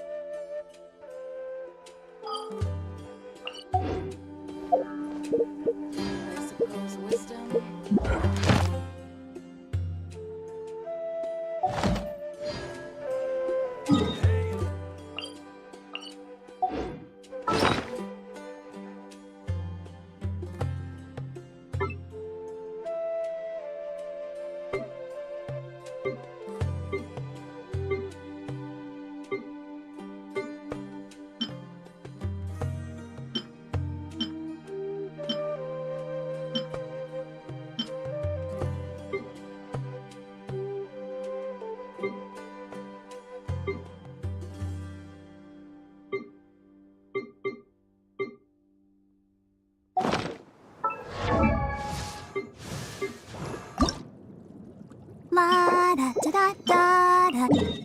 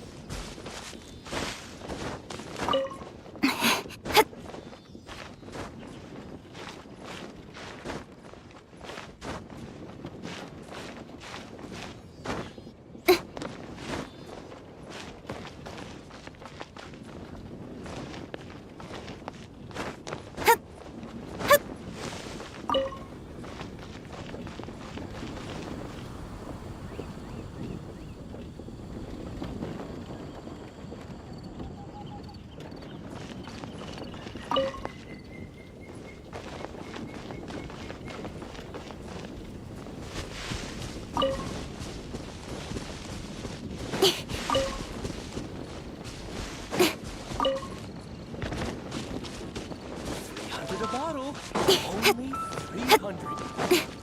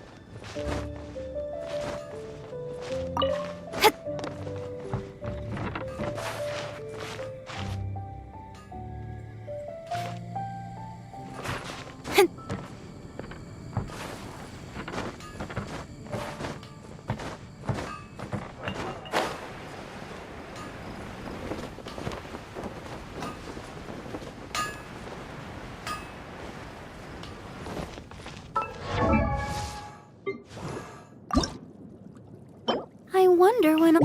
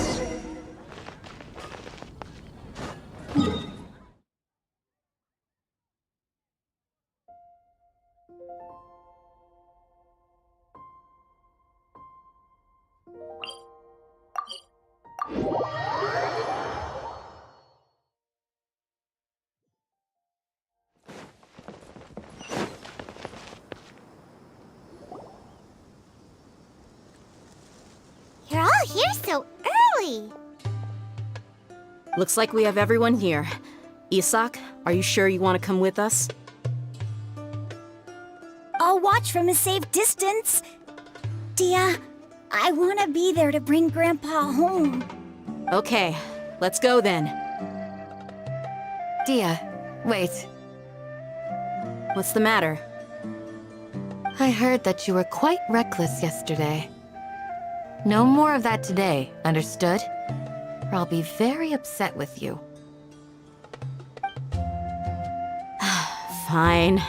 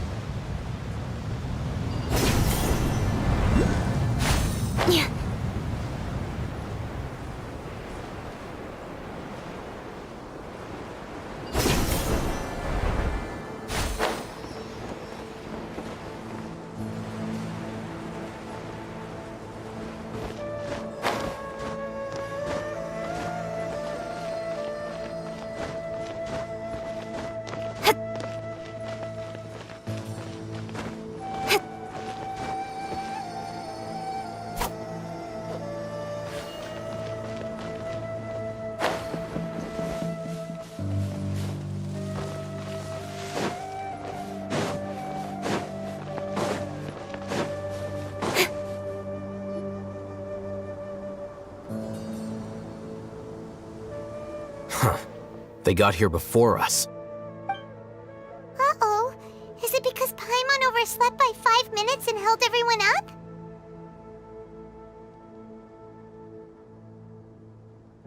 Is everything ready? Absolutely. Although, you brought fewer people than I imagined. Bring him over.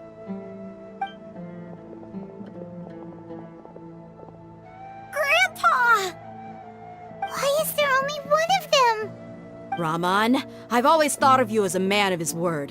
What's this about? It's a one-for-one exchange. Sounds fair, don't you think? And let me put it this way. Agreeing to any kind of deal with the Dendro Archon's people is already a huge compromise on my part. Don't you think you've asked enough?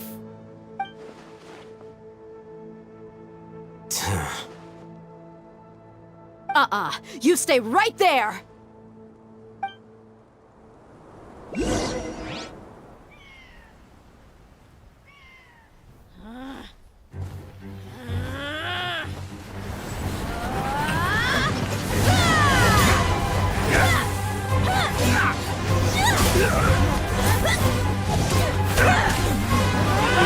Playmate! What do you think you're doing? Grandpa! Don't you see this blade here? You coward! Why are your hands shaking? Wait a second! It's a earthquake!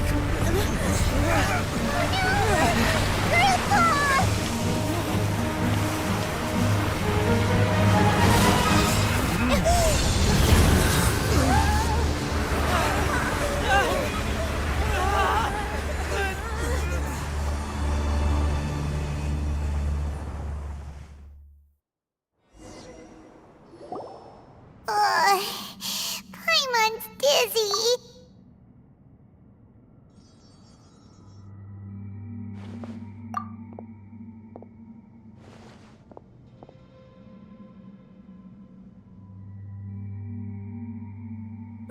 This day's going just great.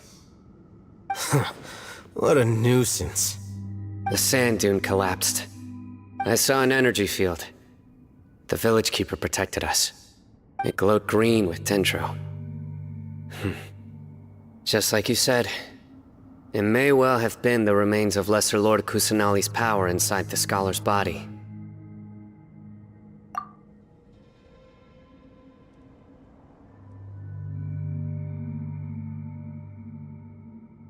The Dendro Archon. The present one. Grandpa? Grandpa?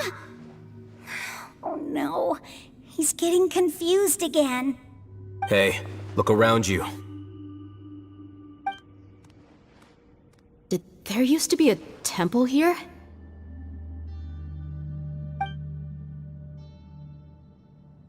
It seems that when the sand dune collapsed, it exposed these underground structures. The symbols on the gate belong to King Deshret's civilization. This structure must be ancient.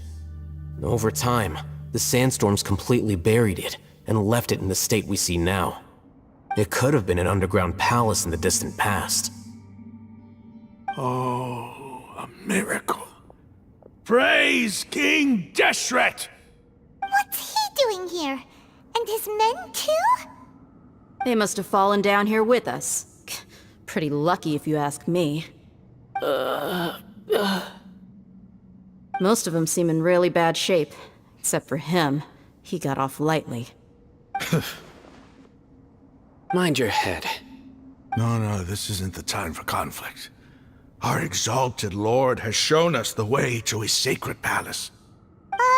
He's not actually gonna go in there, is he? As it happens, I want to take a look inside too. What are you doing? Don't you think it's curious?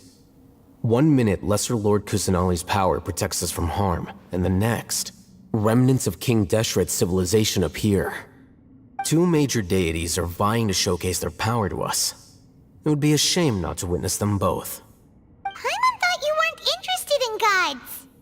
Indeed. In my view, gods are just a higher form of living being, or creature, you could say. New discoveries are always worth investigating. Whether they have anything to do with gods is neither here nor there. Raman, what are you gonna do about your men? I'll just let them lay here. King Deshret will take care of his people. Right now, I'm going inside.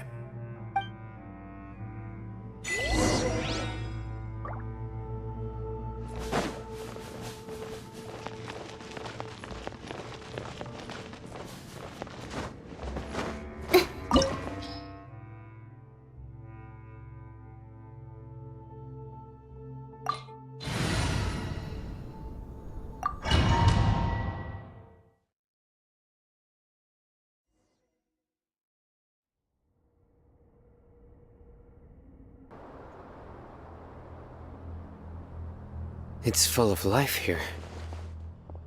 This defies comprehension. It looked completely desolate from the outside. Yet, it flows with energy inside. Yeah, and there's so many plants. It's so pretty. Sir Raman. Huh? Me? Do you see another Raman here? Are you mocking me? What do you mean, sir? Interpret it however you want, but there's something I'd like to draw your attention to. While this structure is clearly left over from King Deshret's civilization, the energy that flows in here is that of the Dendro Archon. Whatever you say. It's not like I have a vision. There's nothing to be angry about. Think of this as an academic journey. It does seem kinda strange. If that's true, then we might have to explore this whole area to find an explanation.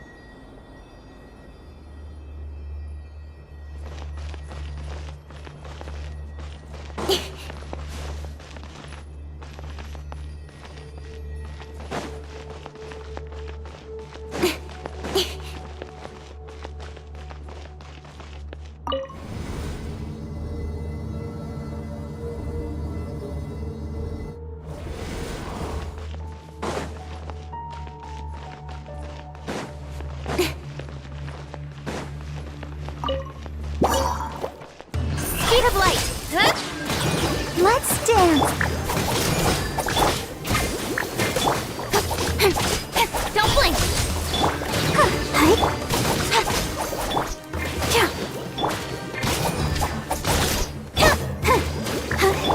Incoming.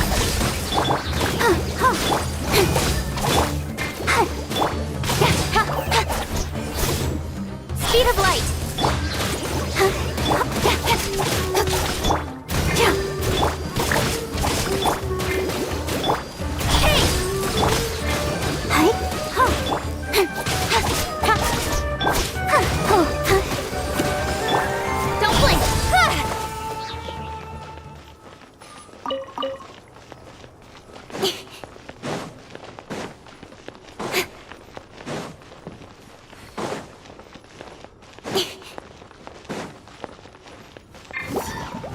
Speed of light! Got lucky, cut to the chase! Hey!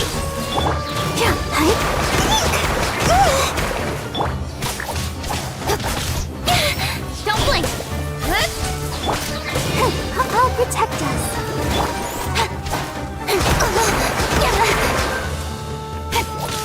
Hey!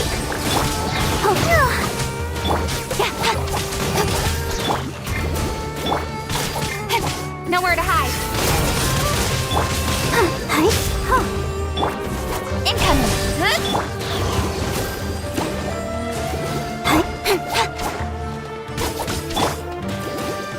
Don't blink.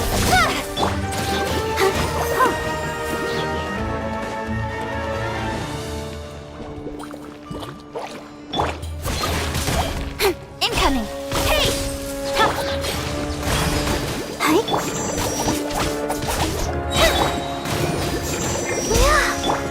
Speed of light.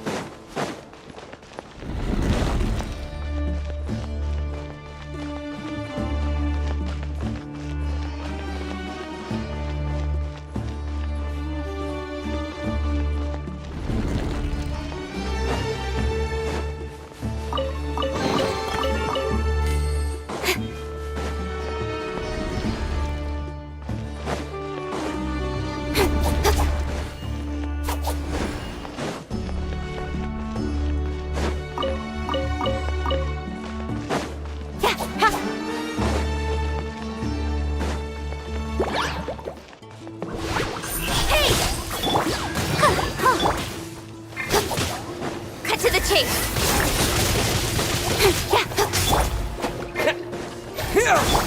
Incoming.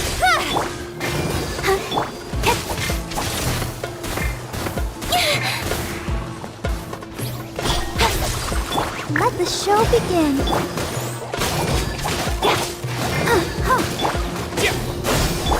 Speed of light. Hey! Oh no!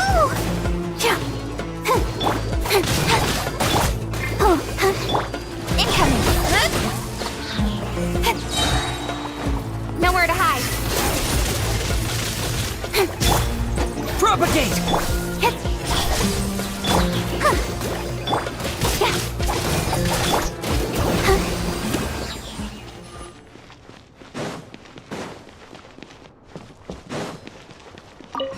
Go, Barbara, go!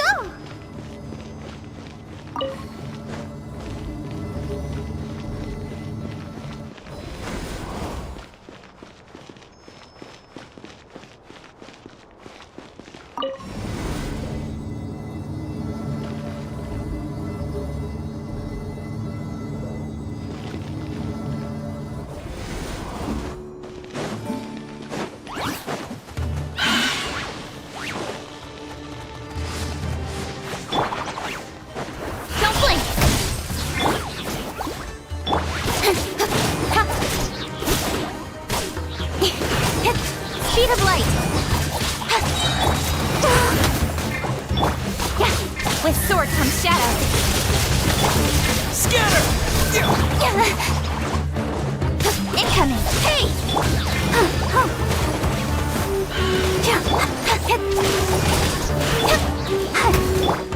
Speed of light!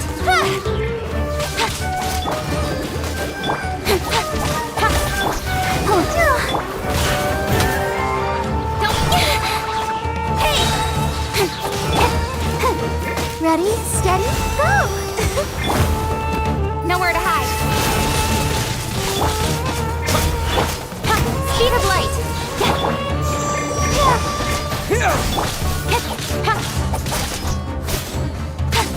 Incoming.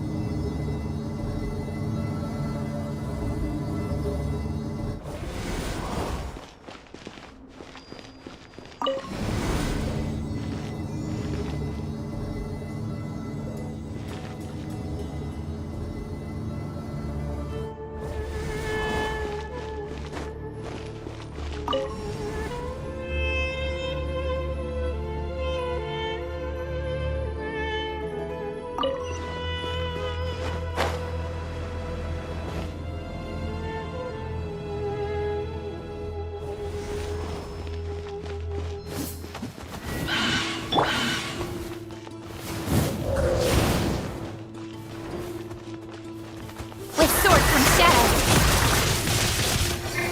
Out of the frying pan, into the fire! Eat this! Help! Don't blink. Go, Barbara! Got lucky that. Speed of light. Let's dance!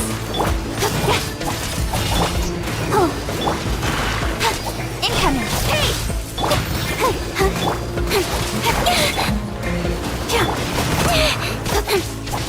Don't blink.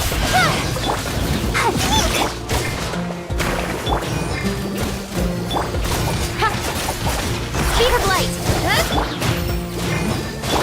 Got lucky. Don't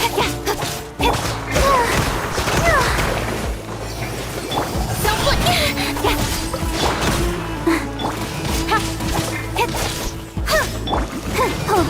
Let the show begin. Incoming. Hey!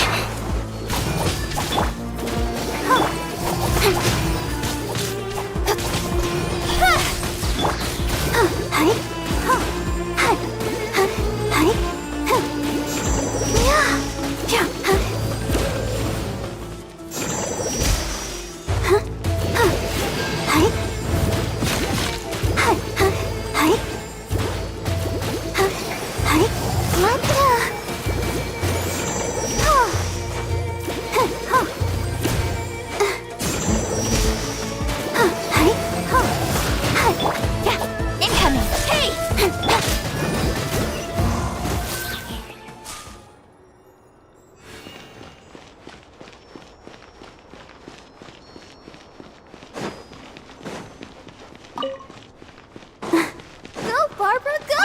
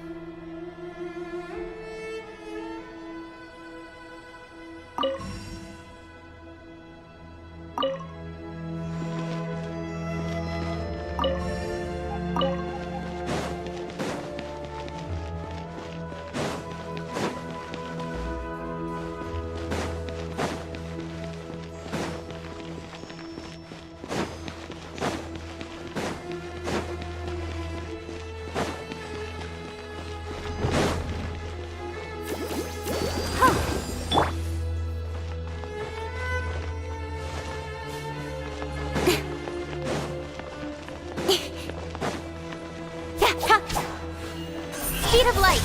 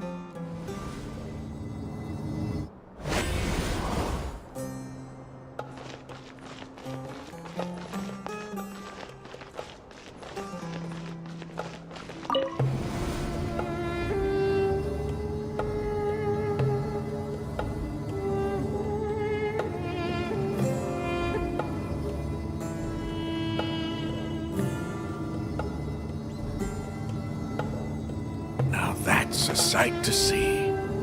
King Deshret's splendor surrounds us. There's so much vegetation here. It's different than what I expected. Sure are a lot of plants for a desert. That's what I call divine providence of King Deshret.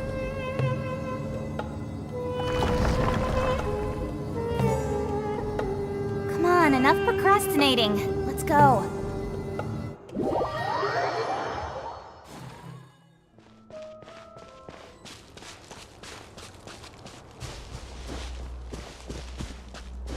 It's getting brighter! Oh, it looks so beautiful!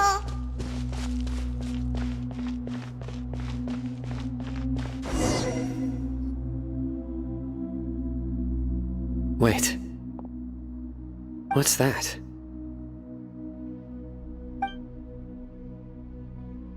A load of flowers. And it looks like there's something among them. These are King Deshret runes. They left something behind. Yes. It's an elegy written in an ancient script. What does it say? Here lies our faithful priest Kasala. His wisdom is a miracle among the people, deserving of high praise and admiration. You can read ancient King Deshret script? Of course. Every student needs to master at least 20 languages before they graduate. He's not serious, right? There's still something off about this place. The elemental energy here is too concentrated. The scent of life. Is it trying to tell us something? Is this it? Analyzing.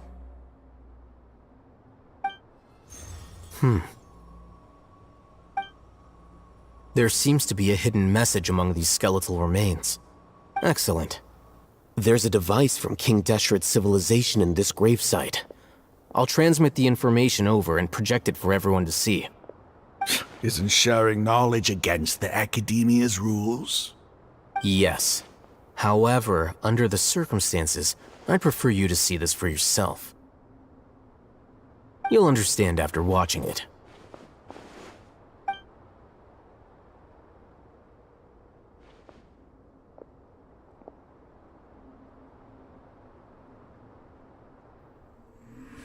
Civilization is born of knowledge, but so too can knowledge be its demise.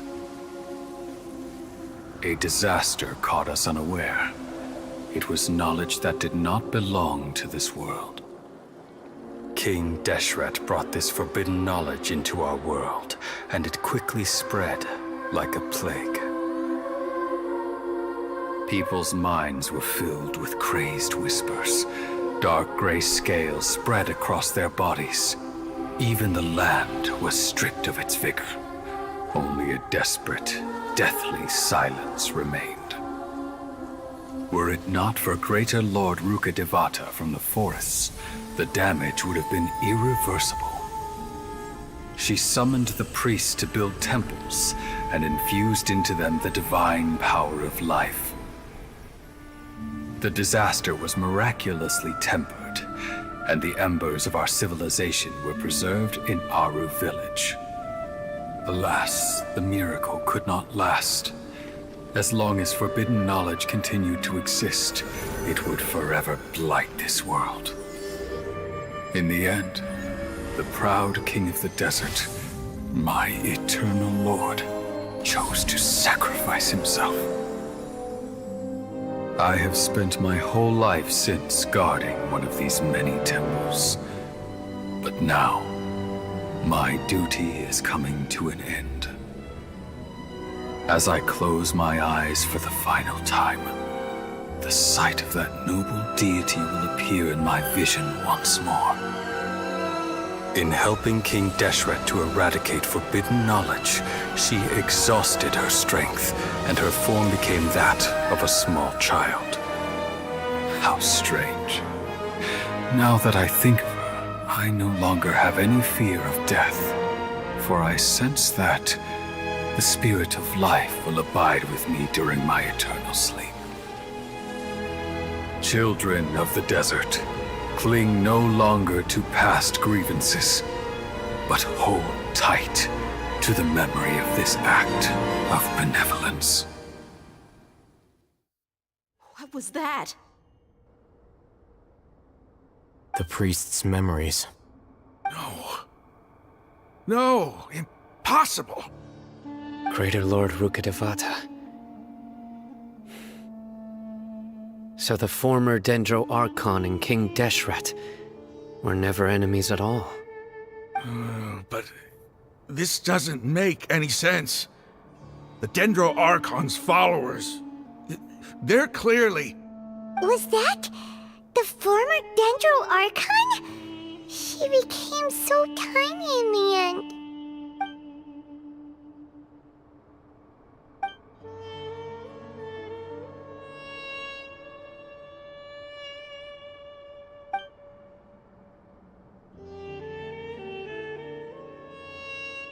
You might be distrustful of the Akasha, but there's no reason for you to doubt King Deshret's technology. You've just witnessed his priest's last words. I've never heard about any of this before.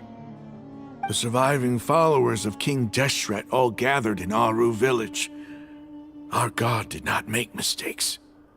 We refuse to believe any of the rumors. King Deshret's death, the all but total annihilation of our civilization, it was all Greater Lord Rukkhadevata's doing. We saw her as nothing more than a traitor, who stabbed us in the back in our moment of crisis. Just like us humans. Fighting, feuding, double-crossing each other to survive in the desert. You were blinded by your prejudice.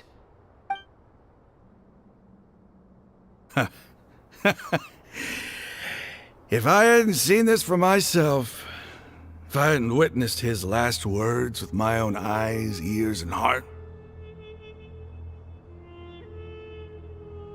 how could I ever begin to accept this? The truth is so far from what I've always known. Am I really supposed to believe that after all these years, all this time seeking revenge, suddenly now my enemy is my savior? Raman, that's enough. Give it a rest. You're starting to make a fool of yourself. Dia, tell me, my Eremites and I, what are we even fighting for?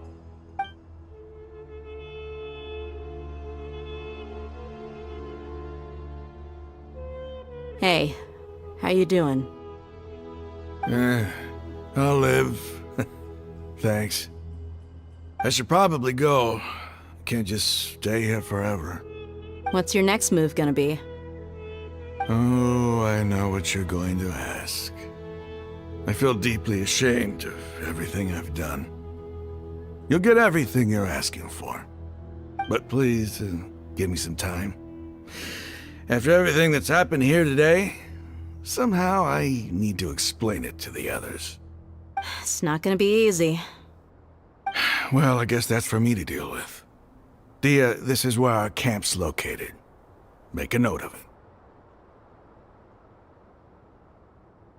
When would be a good time for us to go? Tomorrow, I'll convince everyone that we're all on the same side. And I'll return every last one of your your village keepers. We'll share our other resources with you too.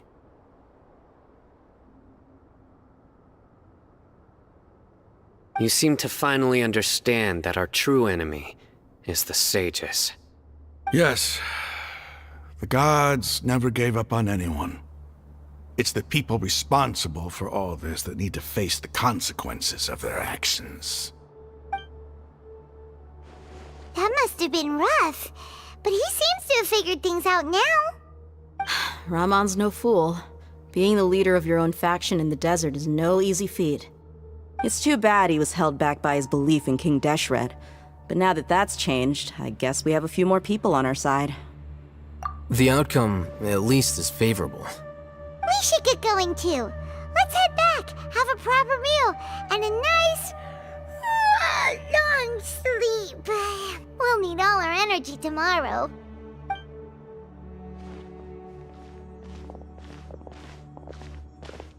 Sino,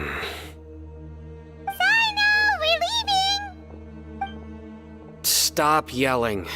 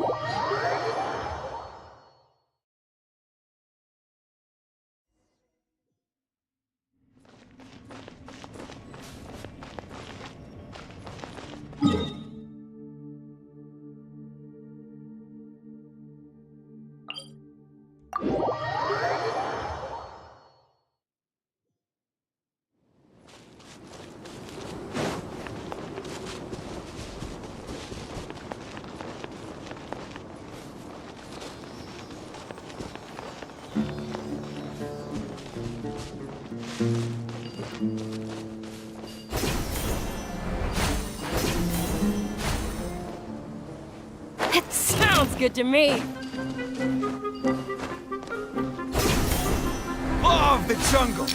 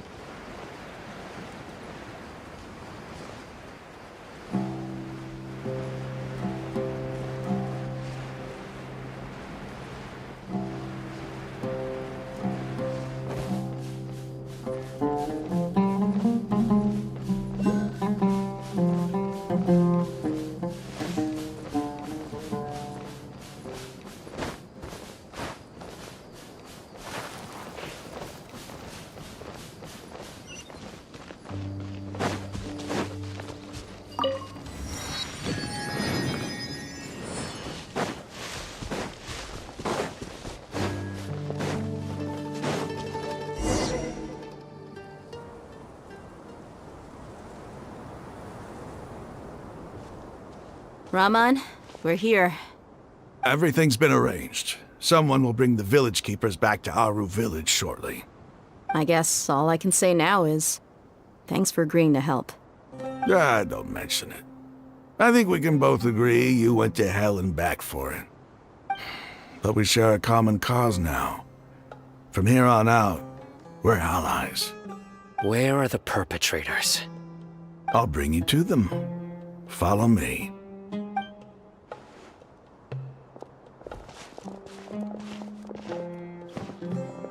So these are the people who kidnapped the village keepers. Oh no, it's the scribe! There's no need to yell. No one can help you now. We've been all over the desert trying to find you! That's right.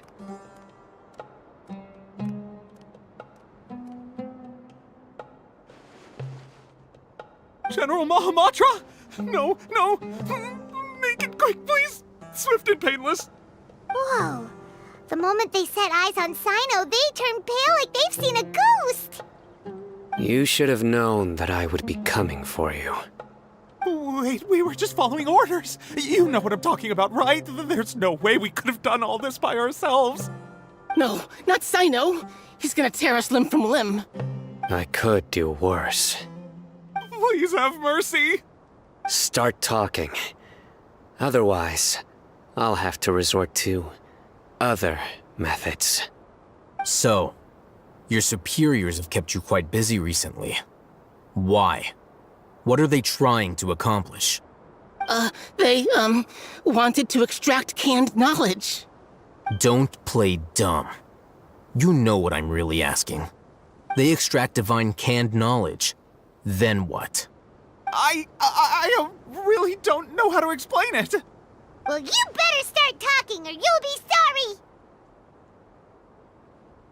You don't want to make things any more difficult for yourself, do ya? Be my guest.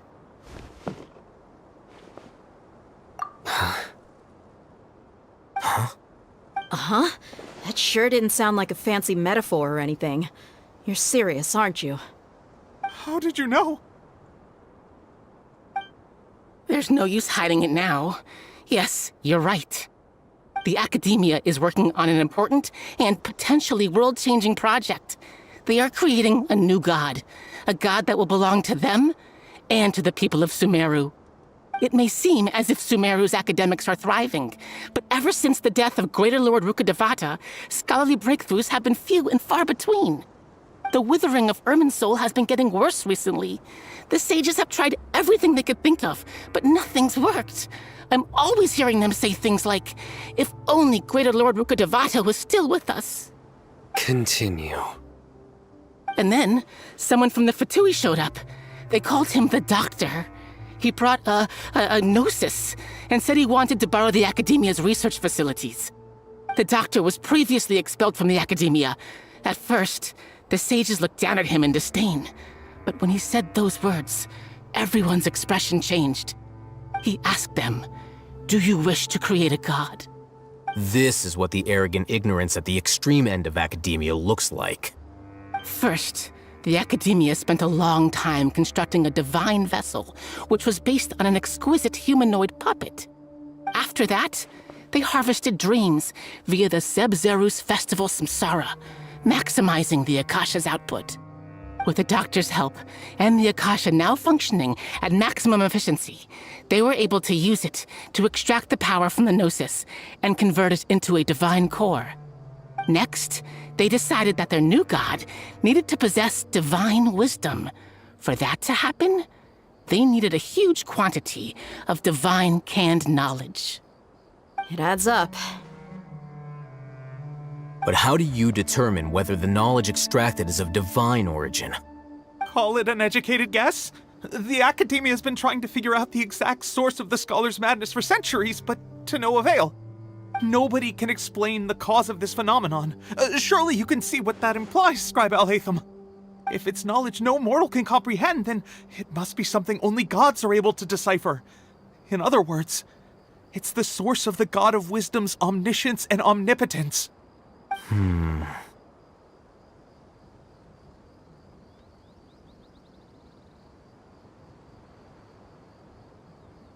You must have noticed by now.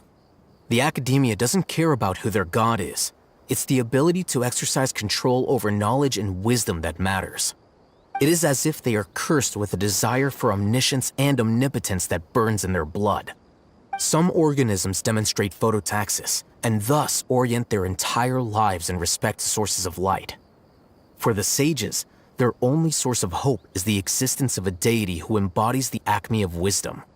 This is but a form of phototaxis. For many scholars, the absence of a god of wisdom means stumbling in the darkness for the duration of their lives. Then what does Lesser Lord Kusanali mean to you? Is she not a true god present in this world? If you already have a new god, why try to create another one? From the beginning, the Academia has never treated her as a god. When the Academia first discovered Lesser Lord Kusanali, the newborn god of wisdom, the sages hoped that she would be as wise as Greater Lord Rukkhadevata. But upon evaluation, they found that at the time she possessed no more intelligence than any ordinary human child. The sages never had a ruder awakening. This forced them to accept that Greater Lord Rukkhadevata had indeed passed away. Not to mention that Lesser Lord Kusanali's gnosis has been used to power the Akasha this entire time. By herself, she has neither an Archon's raw power, nor the spectacular insight expected of a god of wisdom. Slowly but surely, people began to forget about her existence. So, this is the path the sages have chosen.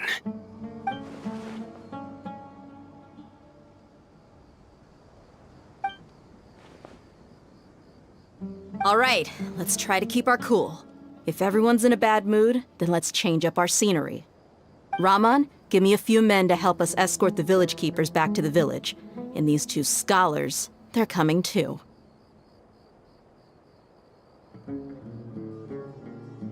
Sure, as you wish.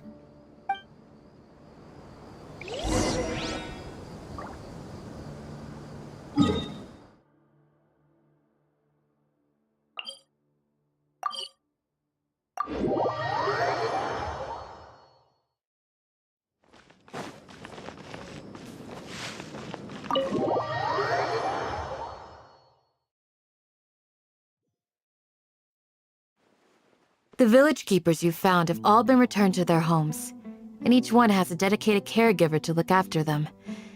The two new scholars are being kept under close supervision, too. Really great work, everyone.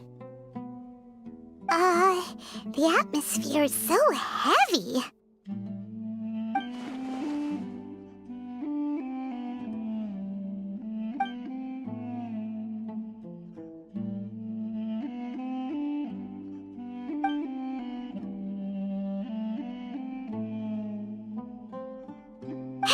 Say something! Stop spacing out! Come on, is there nothing left to talk about? In that case, let's all get some water and try to think about something else.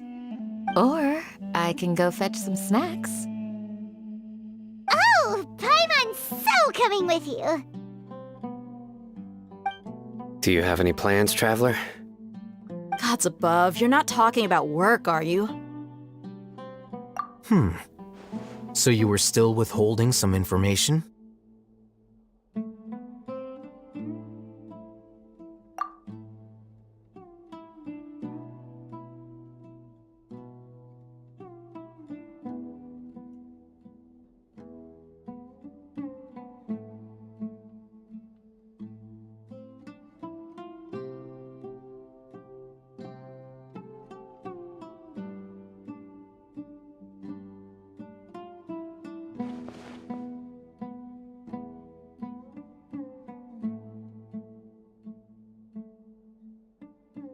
Even though we lived through all of this firsthand, it still feels super surreal to hear you talk about it again. What a whirlwind of a story. I felt like I was holding my breath the whole time. It seems like there will be more issues to face in the days ahead than I had anticipated. Still, Now's a good time to make our next move. Now that Ramon's joined us, we'll be an even stronger team. It's time to make a plan. Indeed. These events are a flagrant transgression of the rules in every sense. We cannot allow it to continue. So, everyone, are we on the same page? Crush the sages and rescue our god. That is our ultimate goal. Well, let's brainstorm a little more about what other resources we can draw on. The next time we gather here, we must have a solid plan. Yep, it'll work out for sure.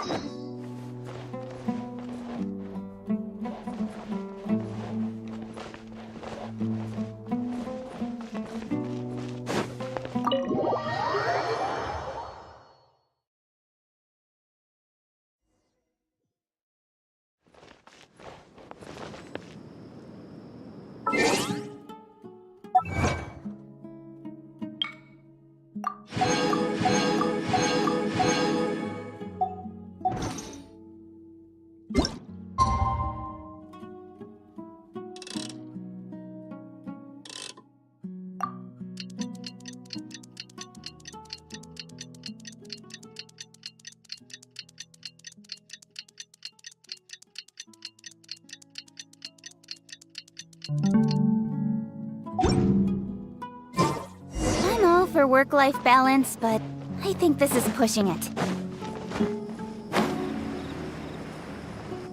Candace, we're here! Has everyone arrived?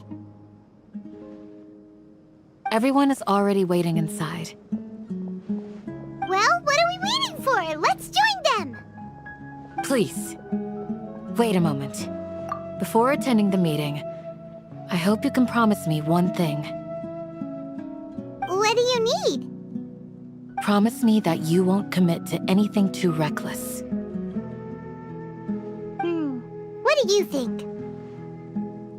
Okay.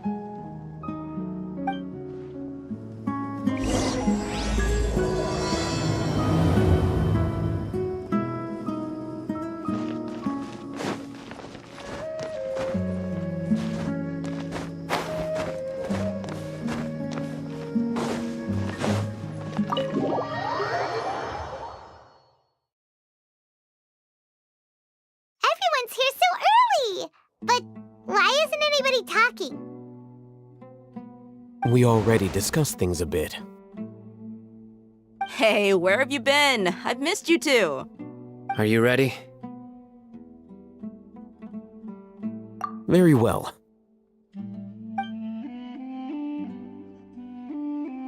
Are you sure this is gonna work? I gotta admit, it's bold. Color me impressed. It's worth a try. The point of discussion is to arrive at a solution. Let's cut the small talk and move to the next point. You're making Paimon nervous.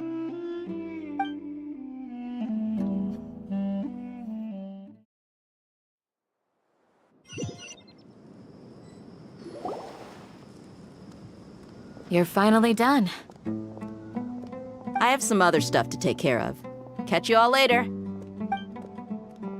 Come on, don't give me that face. I know what you're going to say. I'll be careful. That's what I wanted to hear. Take care.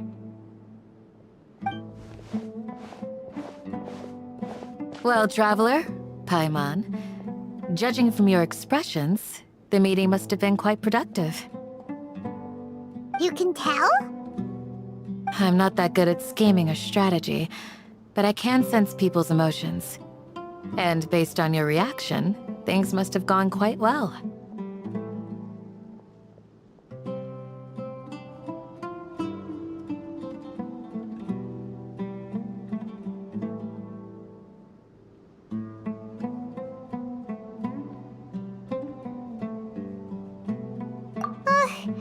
Paimon's a little worried.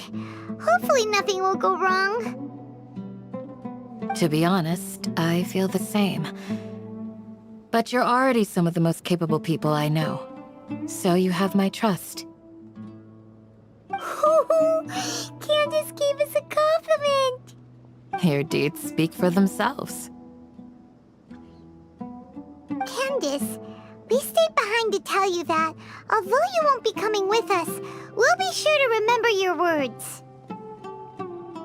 I'm very glad to hear that. I've said the same thing to everyone here today as I said to you when you arrived. Your safety is the most important thing. Only when you're safe can the plan be successful. So please, you're welcome. And thank you for taking my advice. Good luck with everything. I'll be here in the village praying for you.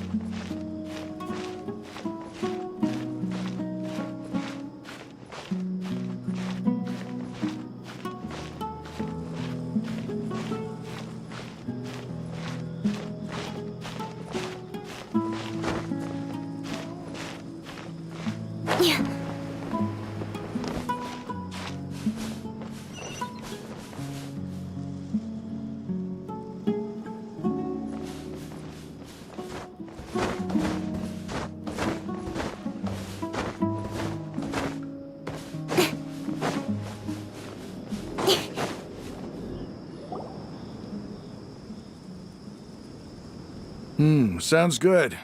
I'll go make some preparations. Okay. I'll hit them! Have you finished saying your goodbyes? Yeah! Also, Candace told everyone to be careful. Yes, she did. But I think my point also bears repeating. Our plan is not child's play. We won't be able to achieve anything if we're simply careful. We must go beyond that and fully commit ourselves to it. I hope this is clear to you.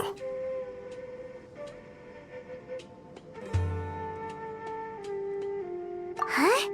Shouldn't you be saying something more cheerful to boost our morale right now?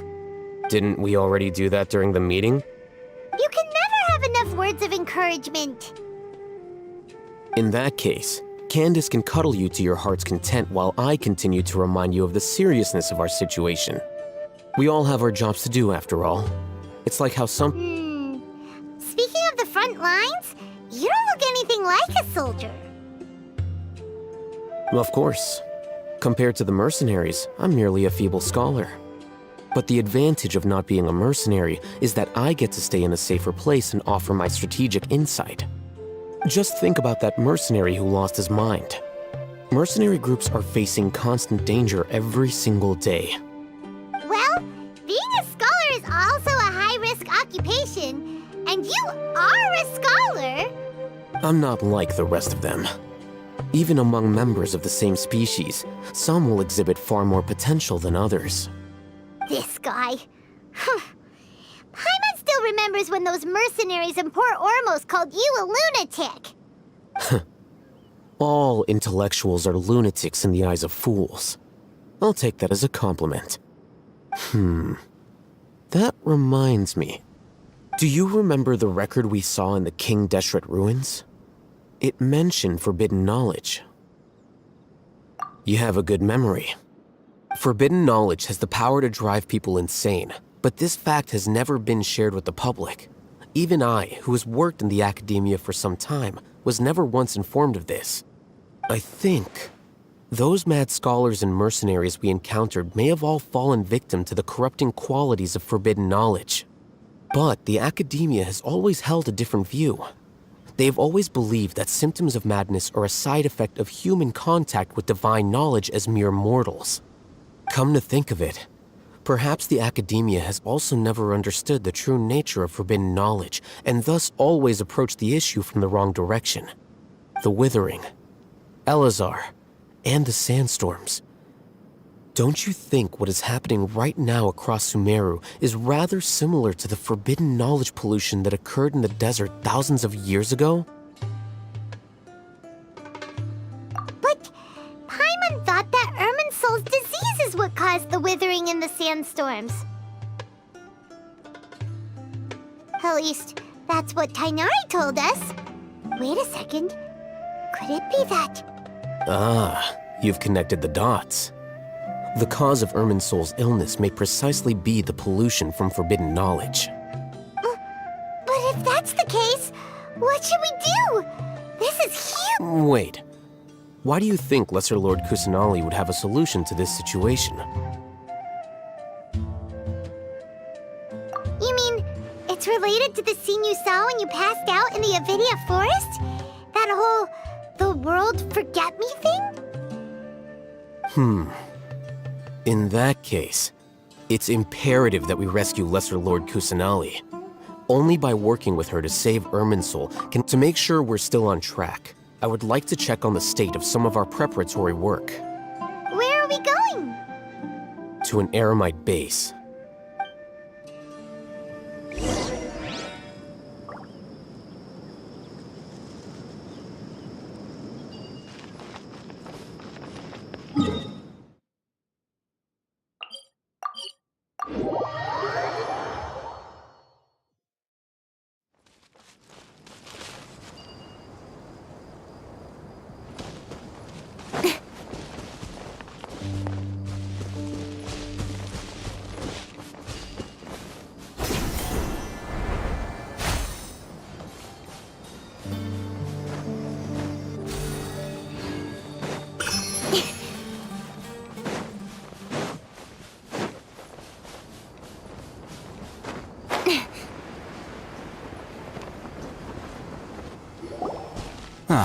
They're here.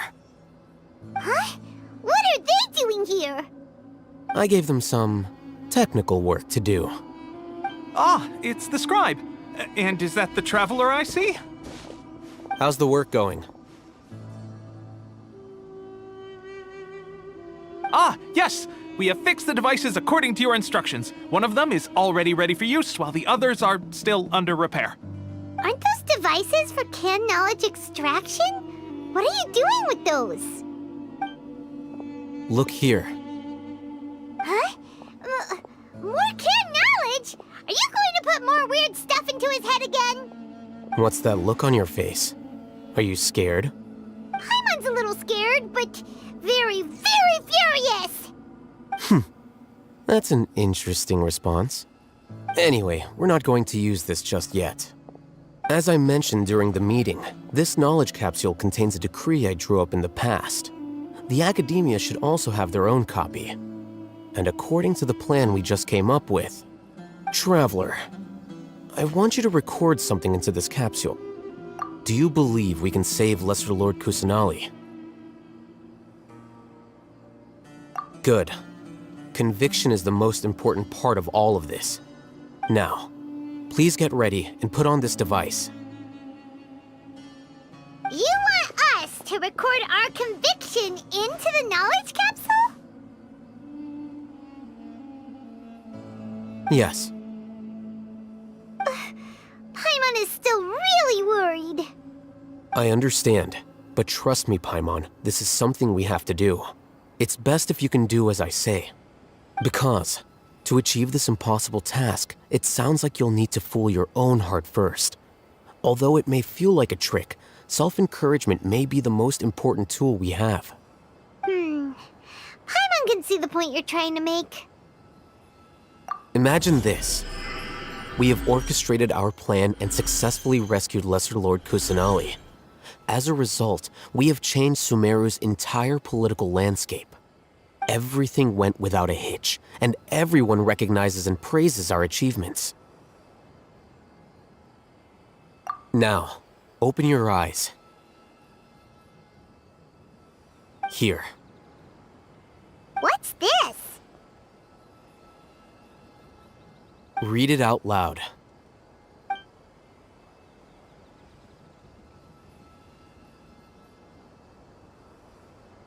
It's done.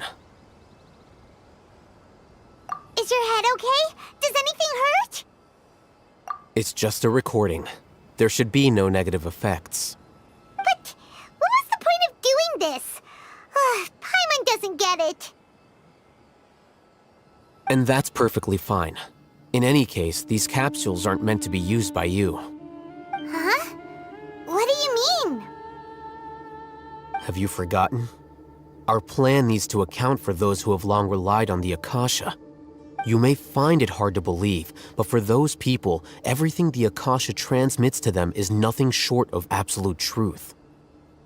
Imagine if you've been using a device like the Akasha since the day you were born, and this device has always supported you during times of need. After all that time, what do you think you'd become? A fool? A machine? A slave to orders. And that's why rules are so important. In addition, those who understand the rules can delineate boundaries and identify gray areas. But why would you need to identify the gray areas? You could say that those kinds of ambiguous zones can be very interesting. One might even say they're advantageous in the right hands. Things you're interested in are really out there. Are all Sumeru scholars like this? Anyway, that's enough chit-chat. I'm going to take those two to work on some small projects. You can head to Caravan Rebot and start preparing for the next step. Small projects? We're going to tinker with the Akasha terminal and make a few modifications.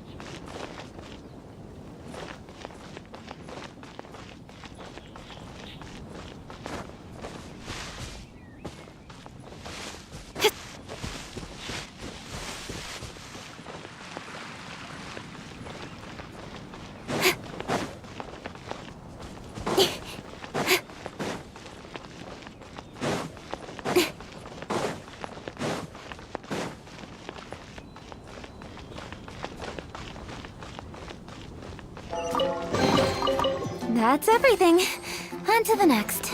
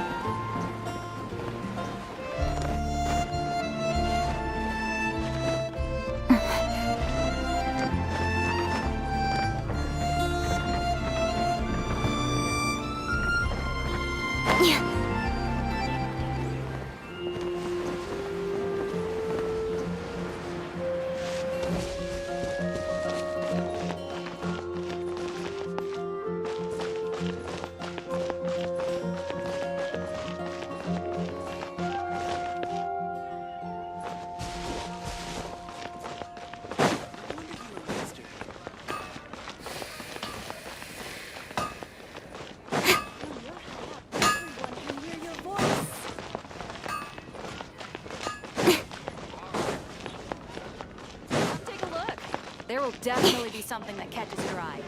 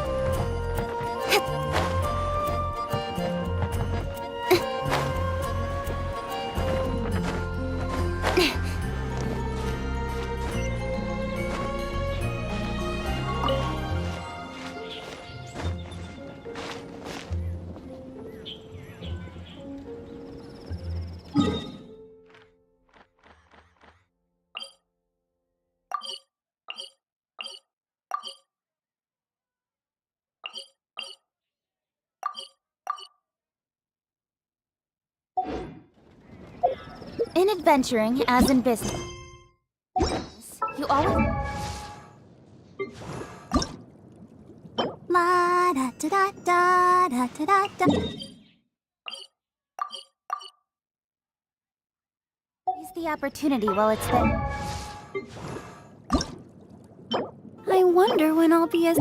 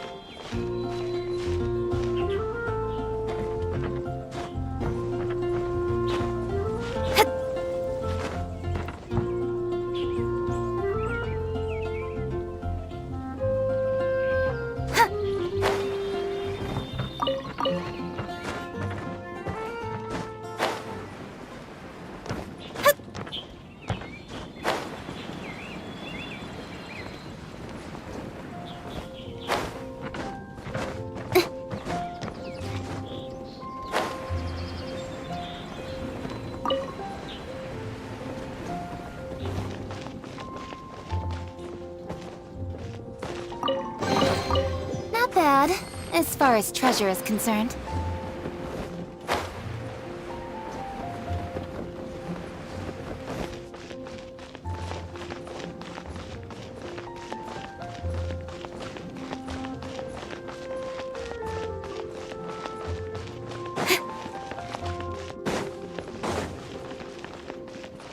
Share your troubles with the wind.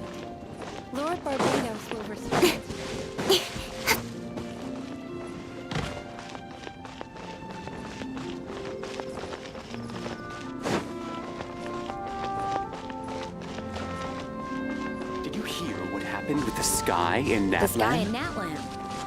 Oh, what happened now?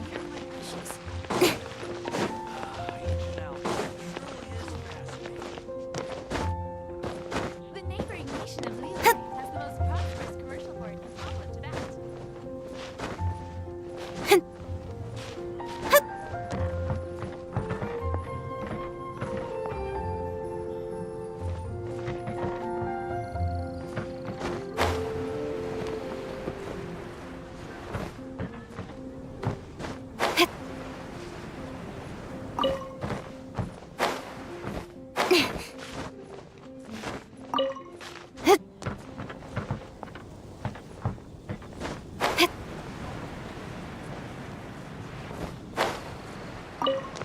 Come in, take a seat.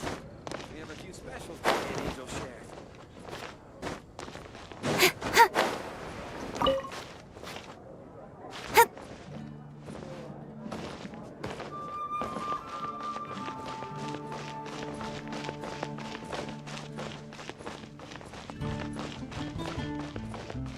Be safe. May the animal Archon protect you.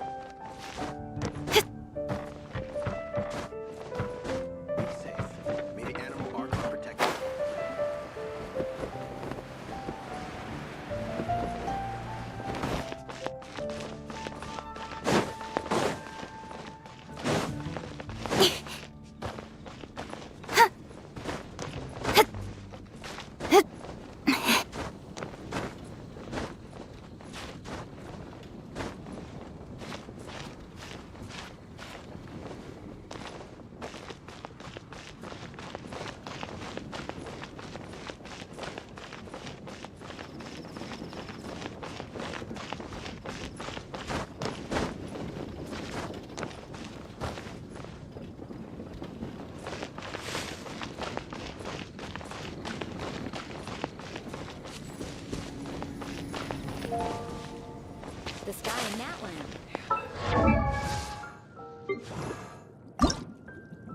La da da da da da da da da. Chanel.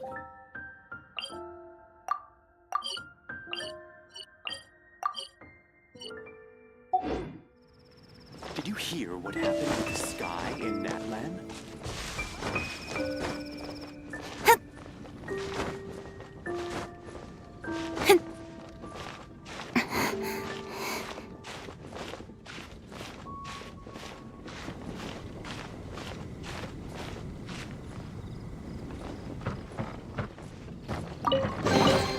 You give, you receive.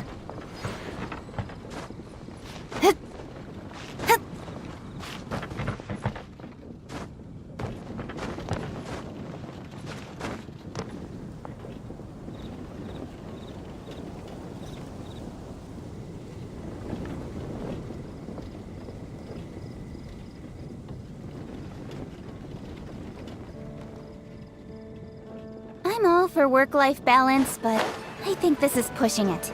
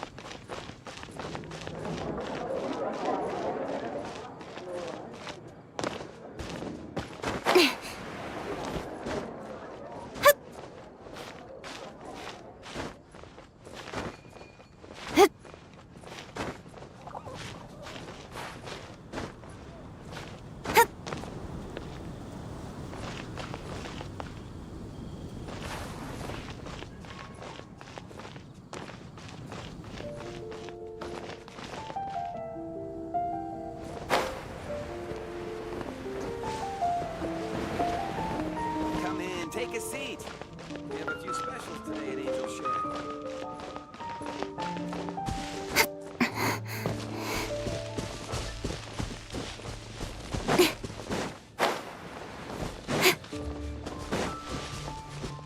Dandelions? Of course they're flowers. Gosh. All I can think about is dealers.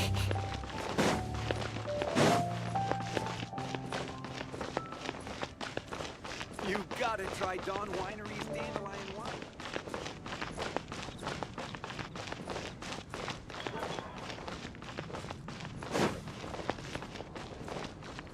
Jules from the UN.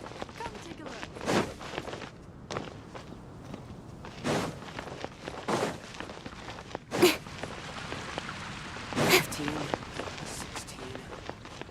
Did you hear what happened? That truly is fast.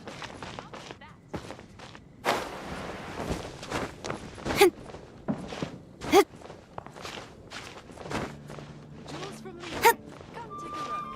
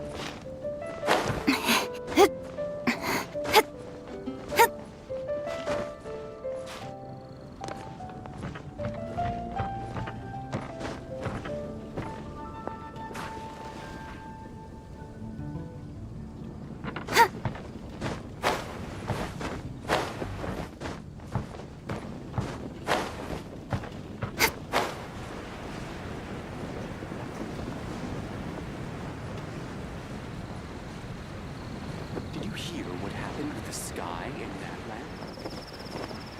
The sky in that one.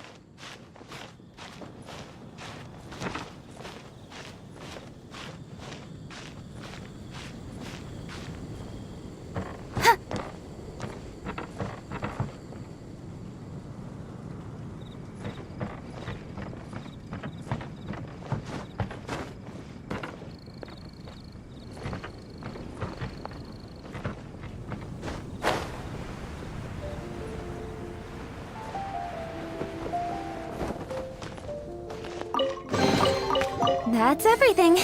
On to the next.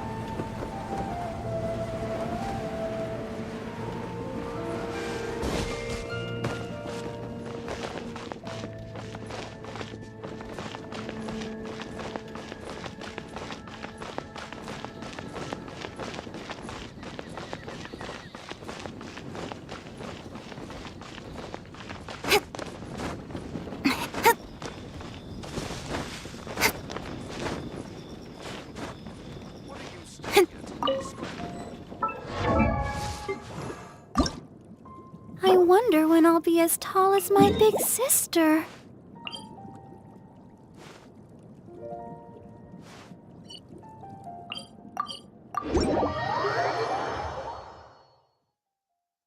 Quite a downpour. Nothing will get done until it clears. Let this be a lesson to those who yesterday said I'll do it tomorrow.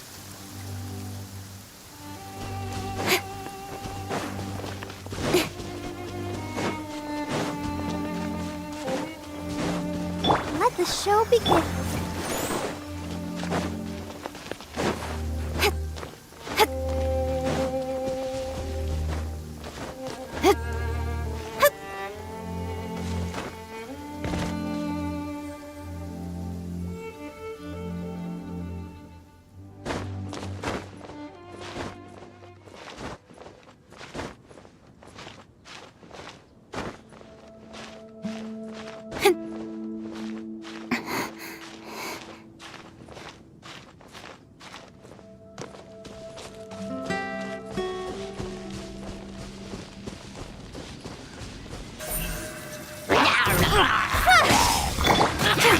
I'll protect us.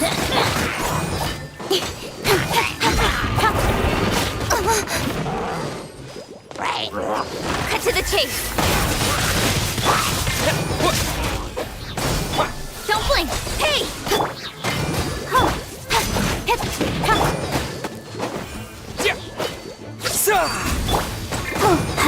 Incoming.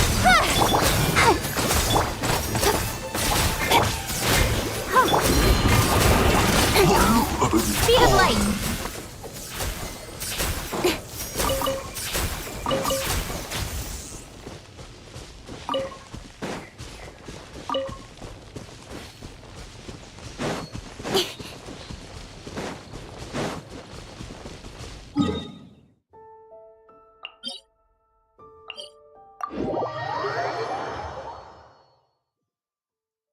Quite a downpour. Nothing will get done until it clears. Let this be a lesson to those who yesterday said I'll do it tomorrow.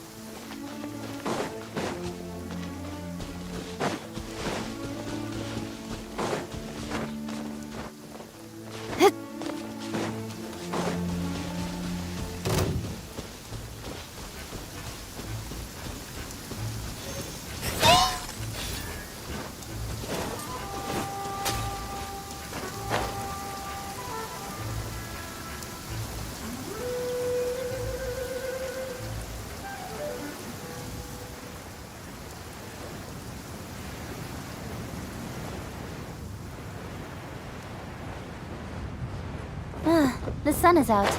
Our work's done for the day. Shall we take a stroll? Don't blink! Hey! Let the show begin.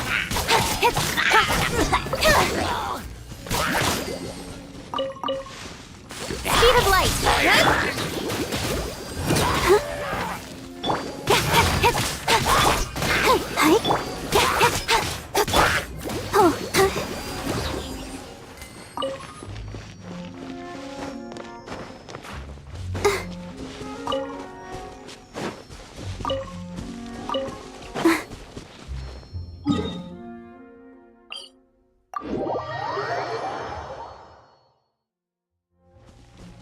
Go, Barbara, go!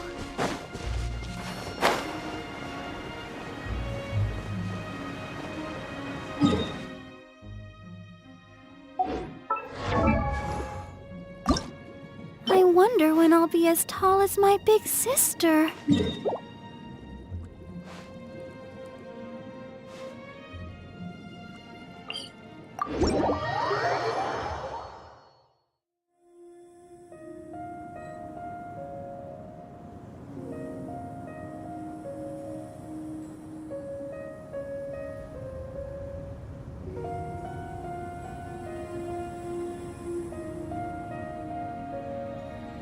I wonder when I'll be as tall as my big sister.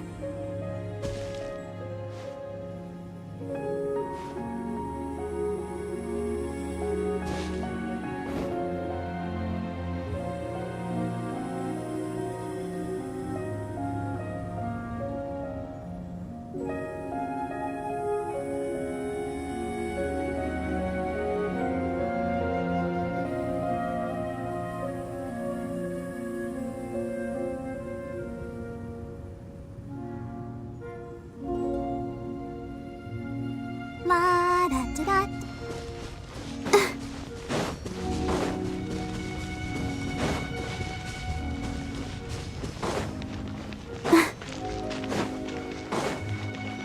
Go, Barbara, go!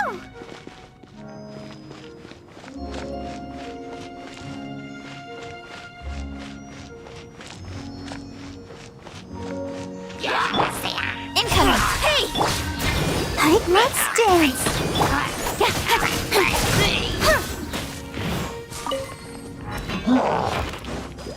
Don't blink!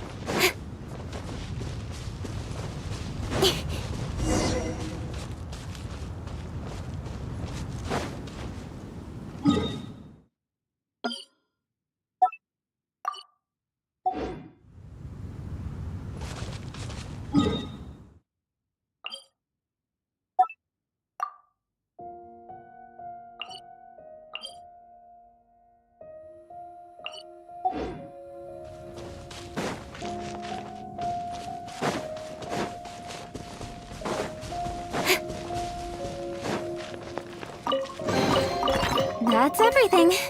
On to the next.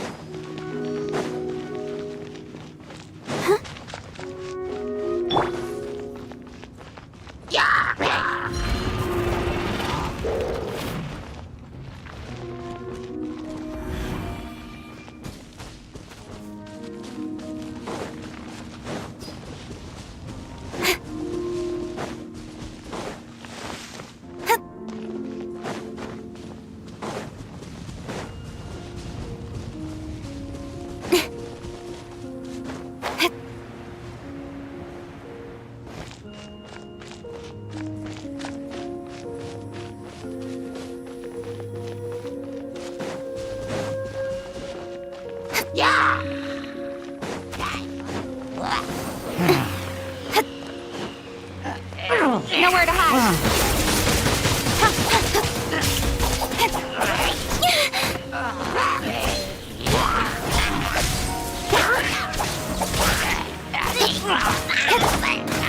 I'll protect us.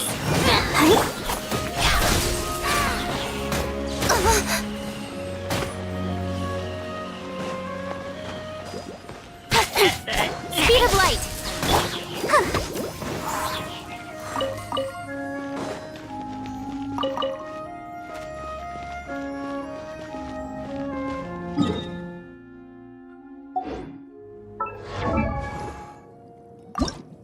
wonder when I'll be as tall as my big sister.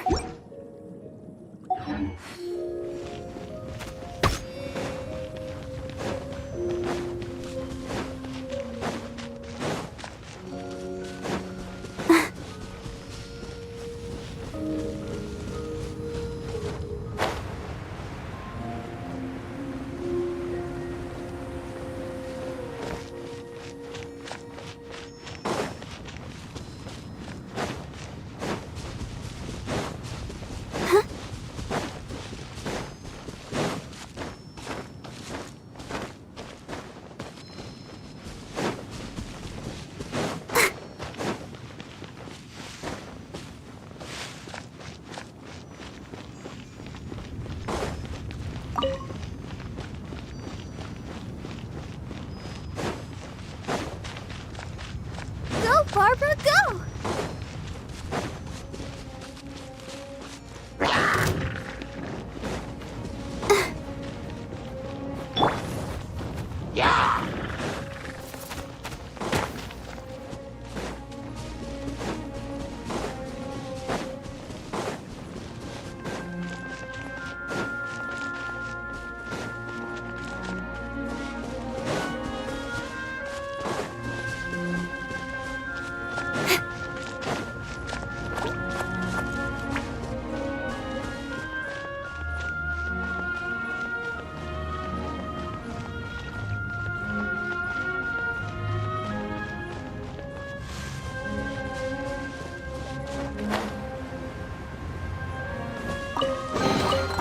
That's everything.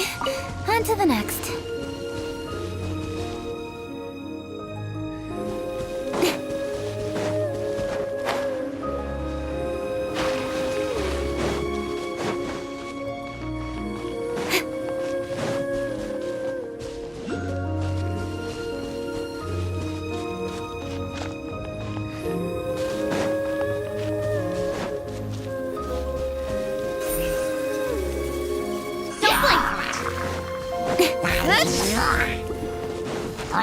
With sword comes shadow.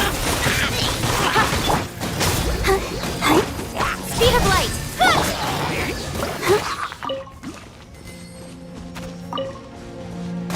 Let the show begin.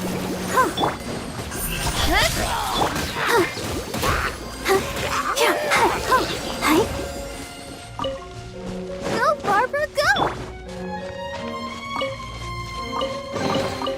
Not bad, as far as treasure is concerned.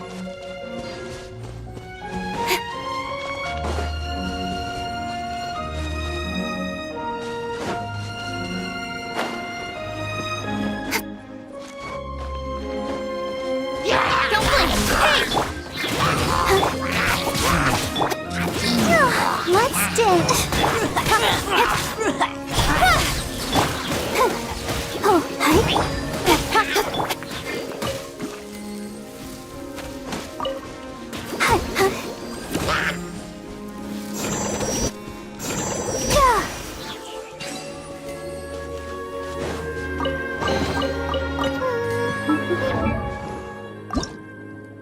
I wonder when I'll be as tall as my big sister.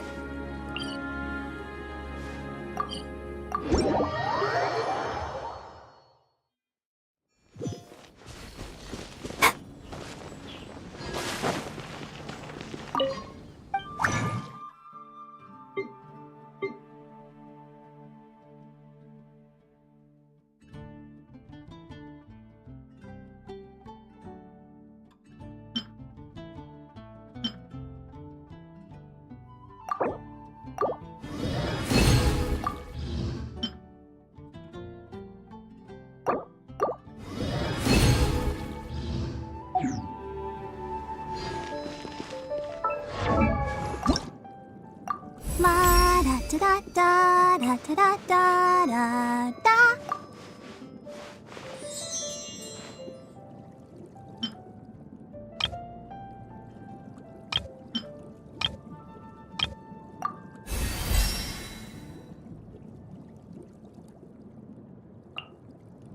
I wonder when I'll be as tall as my big sister.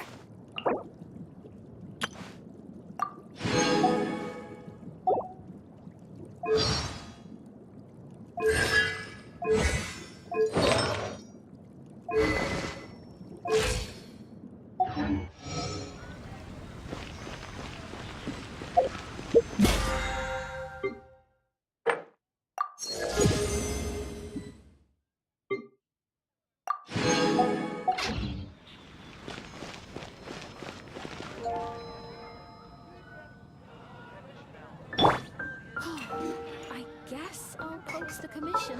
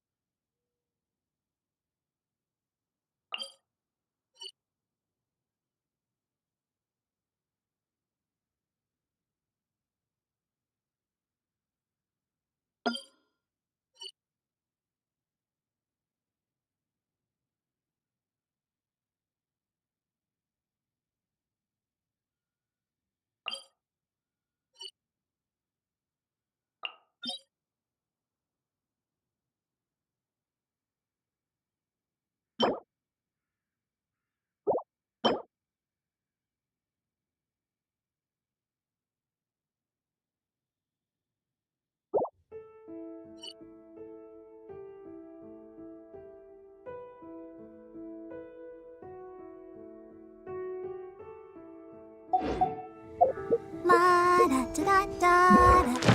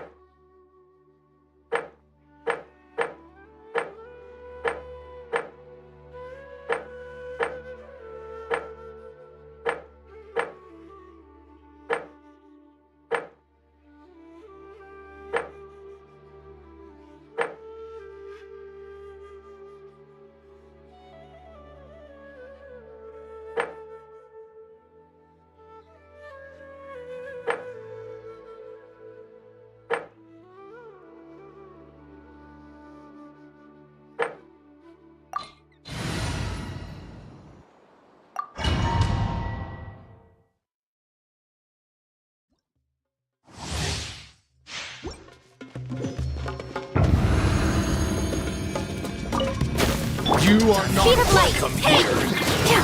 I'll protect us. Cut to the chase. Let's end this now! Oh, hi. La la la la. Is that all you've got?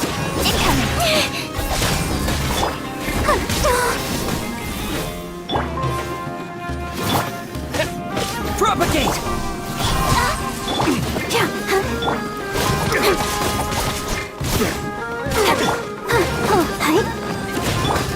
Speed of light. The show begins. I'll protect us. Incoming. Nowhere to hide.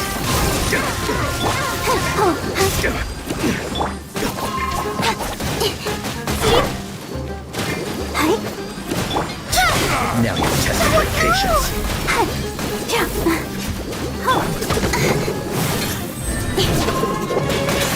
Stronger than I thought.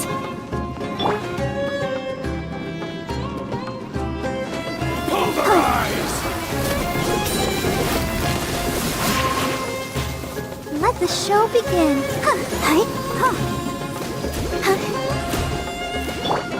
Scatter! Terminate!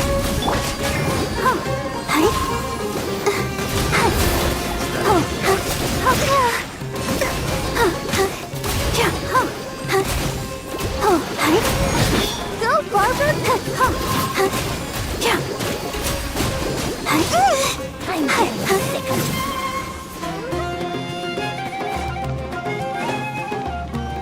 Let's dance!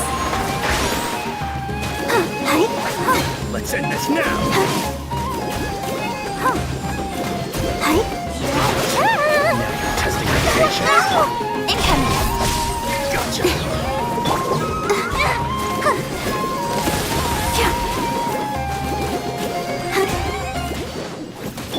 Don't blink! Cut to the chase! Propagate! Incoming!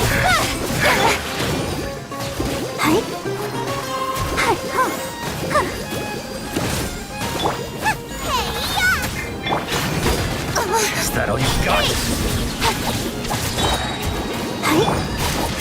With sword comes shadow.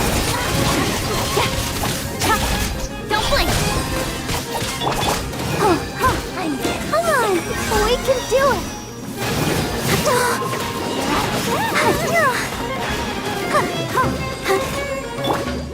Incoming! What? No! Boba, get them!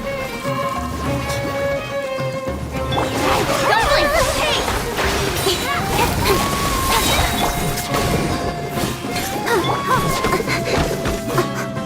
Speed of light! Got lucky, cut to the chase! Let's end this now! I'll protect us!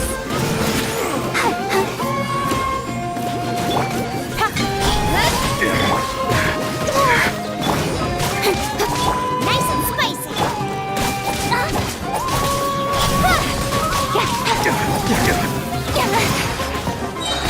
Nowhere to hide!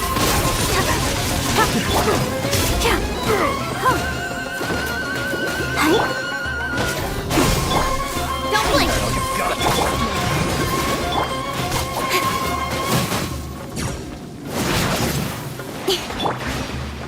Out of the frying pan!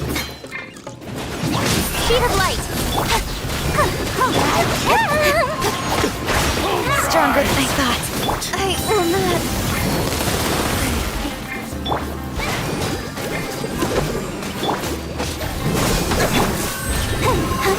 Go, Barbara! Let the show begin.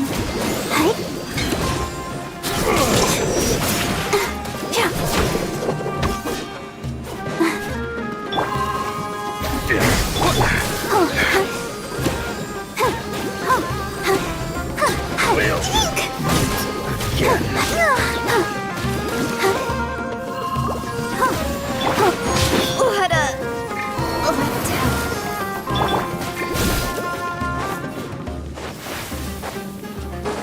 Go, I'll protect us.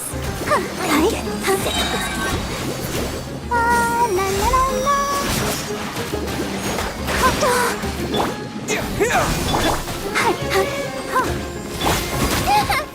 Nice and spicy.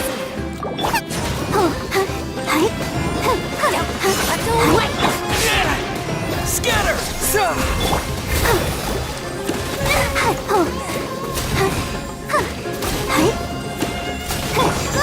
get them!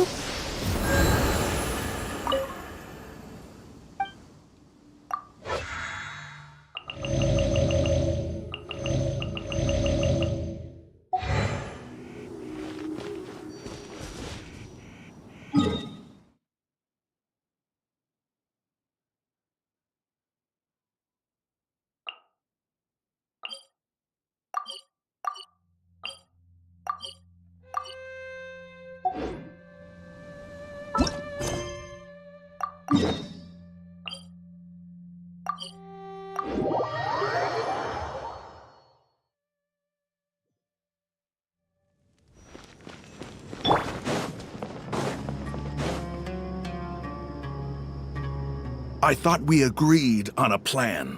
How can you go back on your word? The plan is too radical and carries a high risk for casualties. I've given it a lot of thought. And in the end, I still can't agree to it. But it's still the best plan we have. As a former Matra, you of all people should be able to see the bigger picture and recognize the innate advantages of our plan. I did. And that's how I saw the danger behind these so-called advantages. Alhaitham's plan is even more radical than I imagined. Huh? Why are you guys arguing? My friend, you're just in time. Why don't you help me persuade Sino? He's turned against our plan. We agreed to work out a plan at the meeting. As mercenaries, you're familiar with the local environment, so you'll take care of the specifics. But then, you went to Alhaitham for suggestions. Had I known Alhaitham would give you those kinds of suggestions, I would not have agreed to the plan. Look, you already know that we're all on the same side here, don't you? Mercenaries place a lot of importance on their bonds of friendship, but also will not hesitate to make sacrifices if they deem the situation to be sufficiently dire. I'm sorry, but as things stand, I can't accept your principles. Seems you really do understand the ways of the desert. Traveler, Paimon, this is also something you should know. Ramon's plan is to have me work with the Caravan Reebok guards in my capacity as a Matra. We will arrest— Wait! How can we work with the guards? We can't get through that wall easily, remember? Caravan Rebot would never let so many unregistered members of the Eremites enter Sumeru City. My plan will clear us of any possible suspicion, and also let us enter the city as a big group. There is no better way. That also sounds like something Alhaitham told you.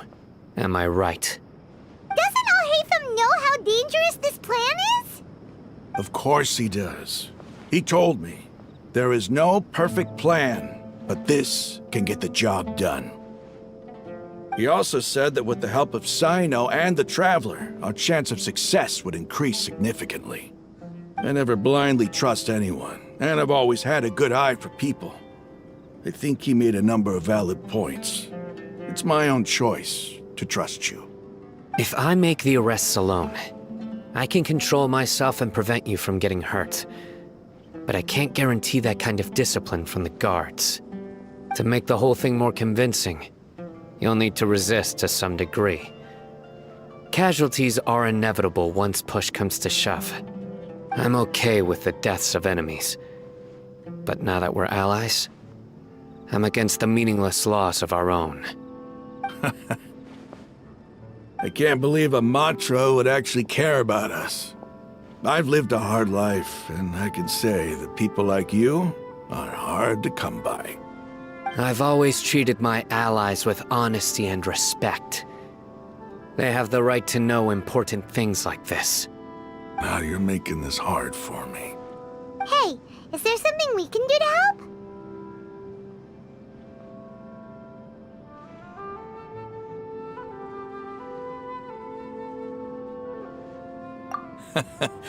I knew you would say that. We can help fight some of the mercenaries, which should reduce the number of times you'll have to struggle directly with the guards. That should help at least a little bit. Sino, on behalf of my people, I thank you for your kindness. But this is a mission we cannot turn our backs on. We strongly value the lives of our friends, but the goal we are about to achieve is even more important. We have no fear of casualties, because we crave the spoils of victory. So please, lend us your support.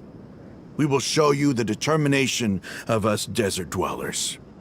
Well, now that you've put it that way, I can no longer refuse. But remember, you need to follow the plan and not do anything reckless. Candace made it very clear that we can only achieve our goals if we can ensure our safety.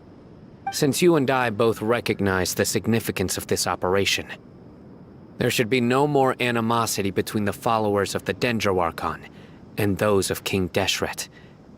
Everyone's life is equally important. Okay, you have a deal.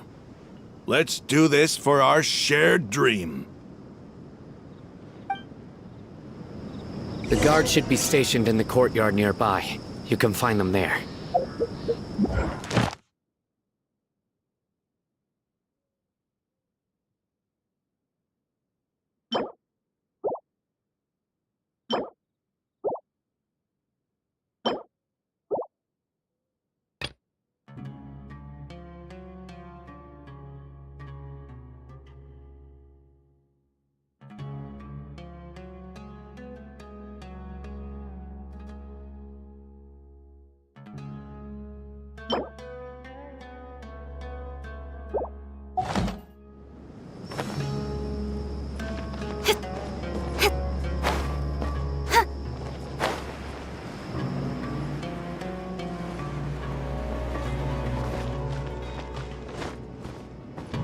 There must have been traces of King Deshret's familiars in the desert.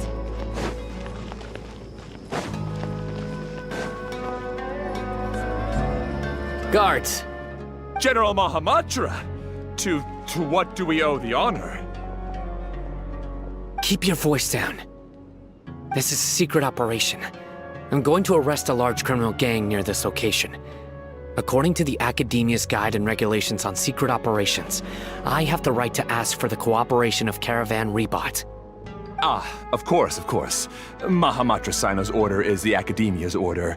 Just let us know what you need. But who exactly are you planning to arrest, and how many people are you expecting? Depending on the scale of this operation, we may need to report it to our superiors. They're a squad of Eremites whose number is comparable to Ain el Akhmar in Port Ormos. They're involved in the theft and resale of supplies from the Academia. As many as Ain el Akhmar? This should definitely be classified as a joint operation.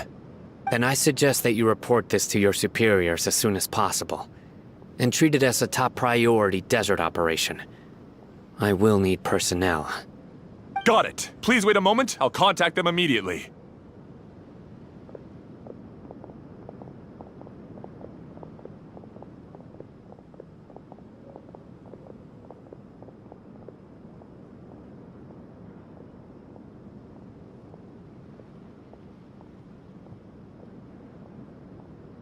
Because this is work.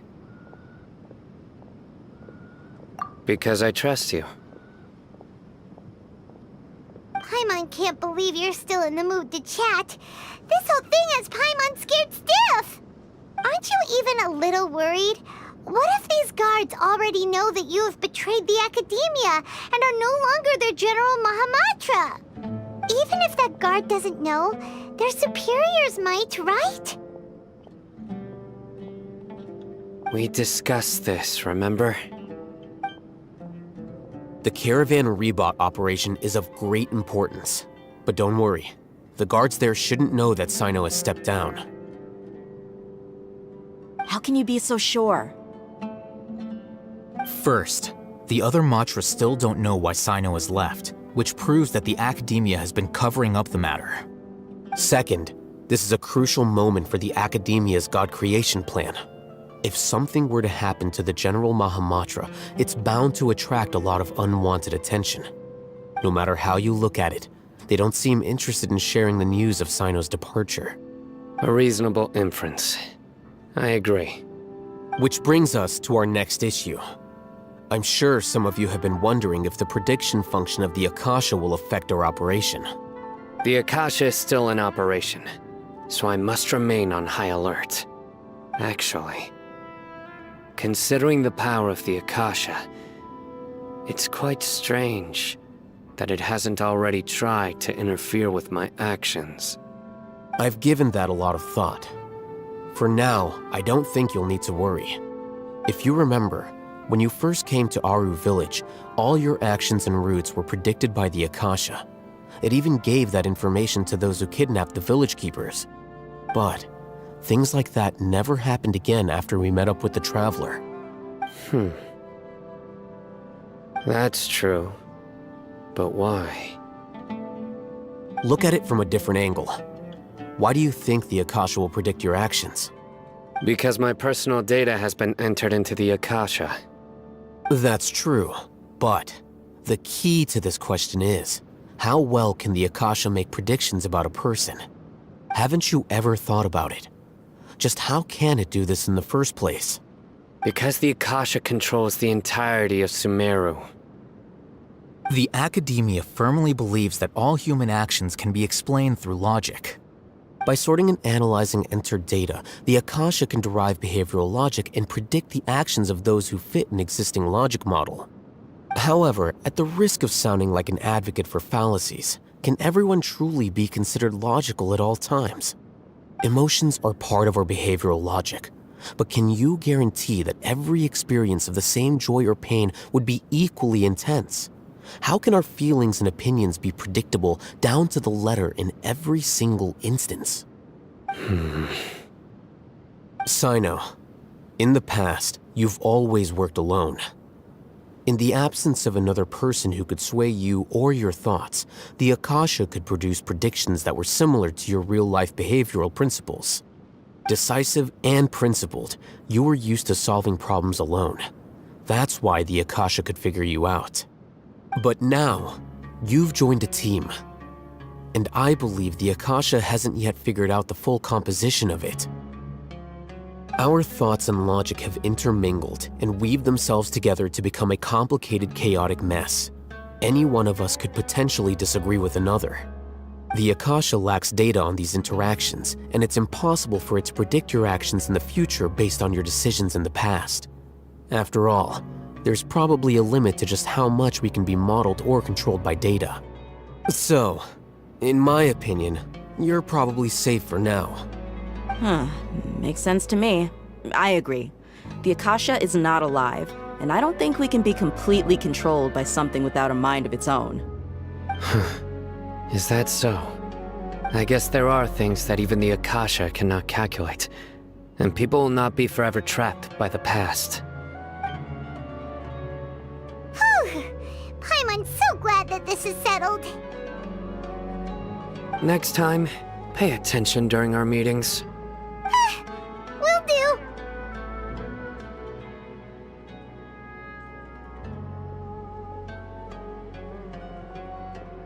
Just remember to stay vigilant. Footsteps! General Mahamatra, we were not expecting your presence here. I'm the security officer of the Great Red Sand District. My name is Luxembarbo. This is my assistant, the Traveler. He will be working with me. The construct next to him is for his work. Beep! Construct, beep! What a great honor to meet you. Your golden hair is as bright as the sun. And, is this the latest technology from the Academia? Have you made a decision regarding the matter I mentioned to your subordinate? It seems to be a dire situation, so of course you will have our full cooperation. To be perfectly honest, I've always longed to go on a mission with someone as well known as yourself. There's no need for flattery. Yes, sir. Take your most elite platoon and follow me to the eastern side of the district. We will carry out the operation there. Understood. Map. Hurry, bring the map!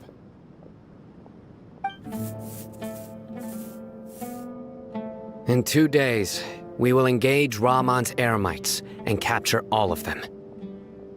Any questions about the time or location? None at all, sir. Good. See you then. Yes, sir.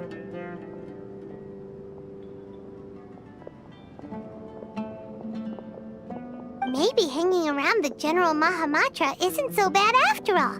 Everyone's so respectful towards us.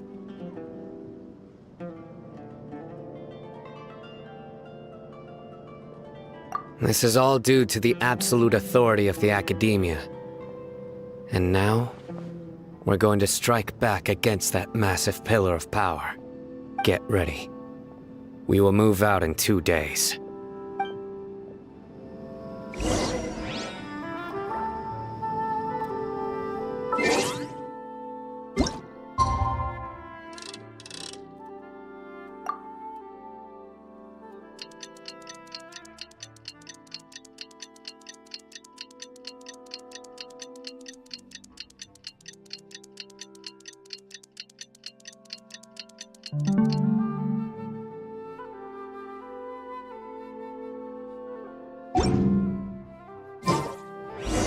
It's time for the operation! Let's go meet Sino!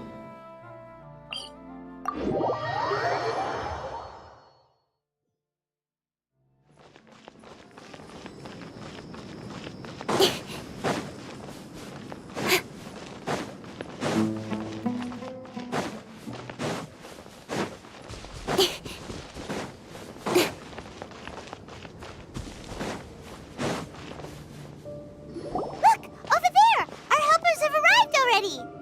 Let's hurry over! Wait a moment. Ah! Oh, it's you! You're my assistant, remember? Being my assistant, you must stay with me. Now let's head over there. It's General Mahamatra and his assistants. We meet again. You're here early. It's to show how important we think the operation is. Since this is a big case for the Academia, we are prepared to give it our best. I'm glad to hear your sense of resolve. Remember, we must capture them alive.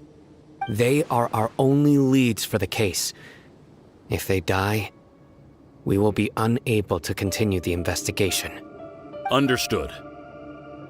Everyone! The Eremites are approaching from the west! Make preparations and be ready for combat.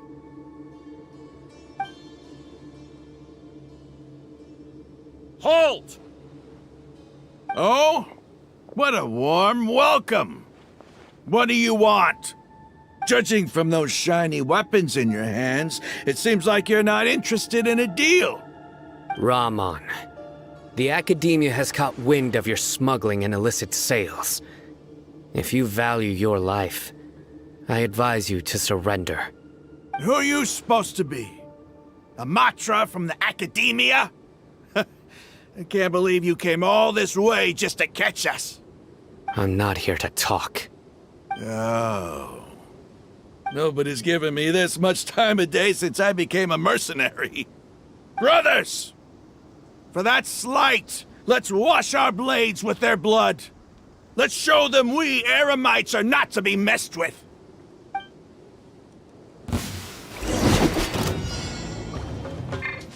Don't blink! Hey!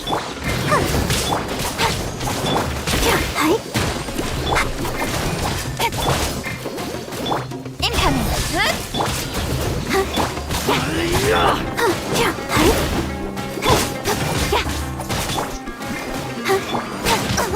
Don't blink! Hey!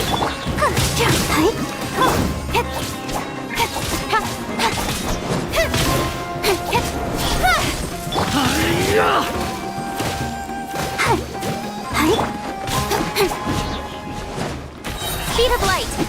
Cut to the chase!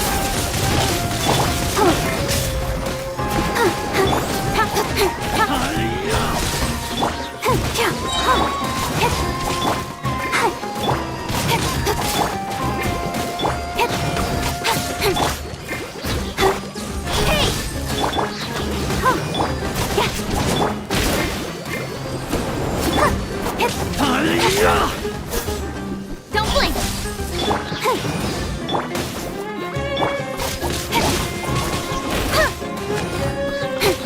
Incoming!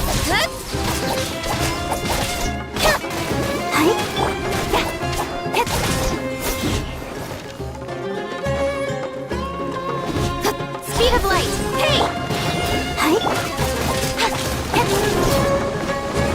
With sword from shadow!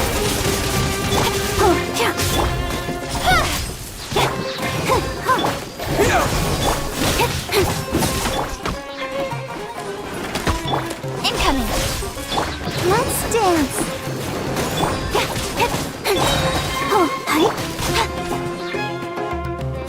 Speed of light!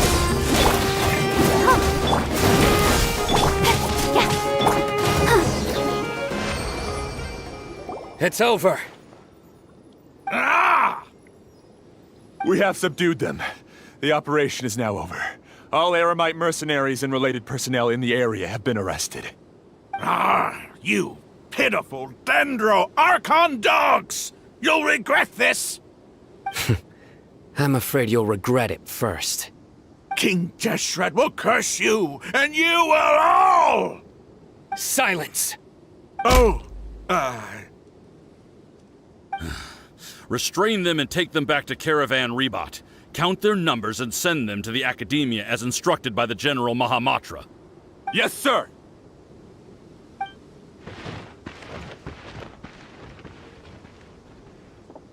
Mahamatra Sino, I will now take my leave. If you need further assistance, please come to Caravan Rebot and ask for me. Understood. You are dismissed. There they go. Let's talk elsewhere.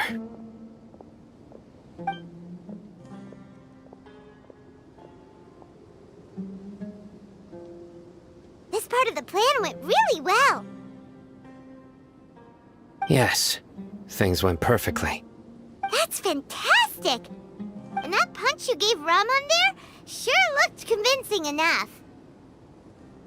Once we're done here, I'll return to Caravan Rebot and oversee the group's transport. I promise. I'll get everyone into Sumeru City safely. Yeah, you're the reason why everything went so well. It's not the time to celebrate yet. I believe Dia should already be waiting for you. Go join up with her. She will need you to introduce her to Tainari. Speaking of which, is it really okay for us not to share the full plan with Tainari? What? I have a very close relationship with Tainari. Given how well we know each other, I believe my message alone should be enough to bring him to our side. He knows I won't make jokes about things like this. If we need help, Tainari is the best option. Get ready for the next phase of the plan. Don't keep them waiting.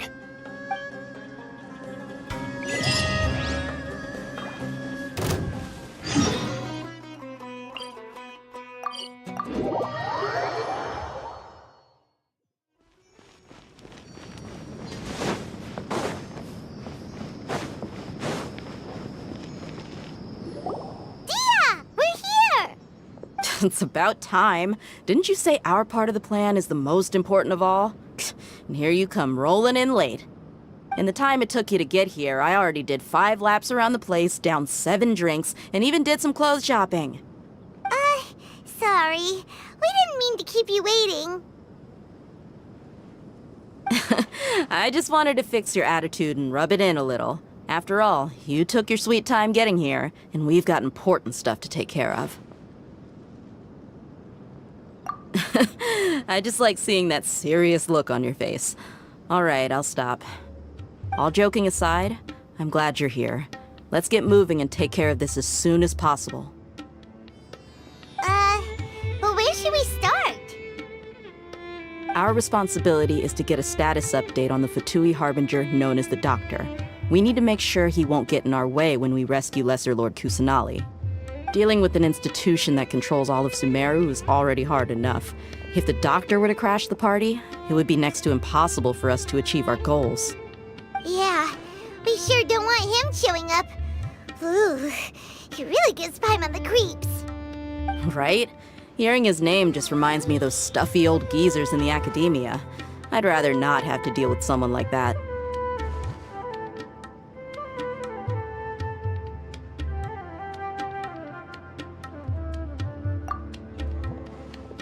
According to the plan, we should first go to Pardis Di and ask for Forest Watcher Tainari. If all Hatham and Sino's sources are solid, then we can be sure that Tainari still has the Academia's trust. So, we'll find Tainari and convince him to get us the latest intel on the Doctor. Then, depending on what we learn, we'll make any necessary adjustments to our plan. The sages have placed spies everywhere on the other side of the wall. I'll follow you as a bodyguard. You should be honored. I don't offer my services to just anyone you know. But Paimon thought mercenaries would do anything for Mora. That's certainly true. But when multiple employers are vying for your services, you should always go with the best offer. Let's see. If I were to charge you a bill, I guess I can apply a discount. How much more do you want? Paimon's not sure we can afford it. How much do I want? Hey, how about paying me with a smile? What do you say? I haven't seen you smiling much recently. If you ask me, someone like you must look lovely when they smile. Come on, give me a smile so that I can be less worried. Looking good! I hope this pretty smile will become our lucky charm. There are many kinds of smiles, but only a truly joyous one can bring blessings to others. Let's consider this smile a down payment for our future victory.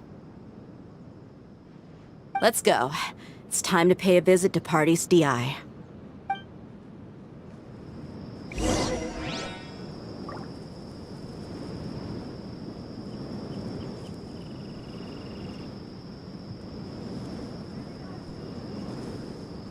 Welcome, weary travelers. All who seek rest will find it here.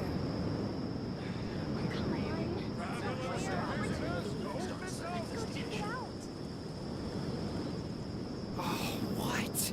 So he's I not wonder at the when I'll hotel be as today? tall as my big sister.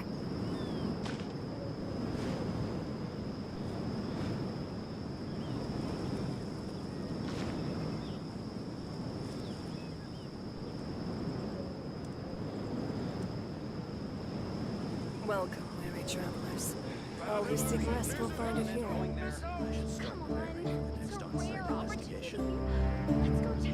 Everyone is working super hard. We should be too. What? So he's not at the hotel today?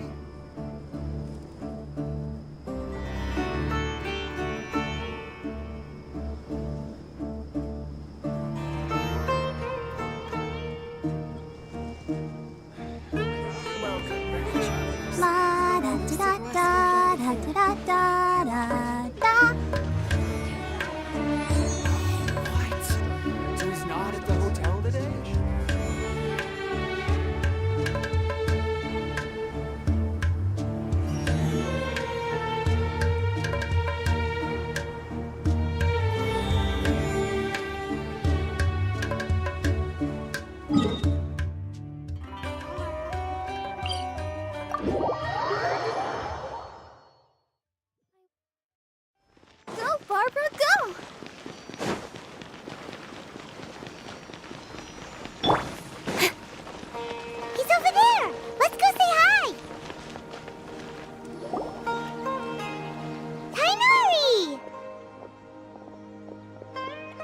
Traveler, Paimon. And you are?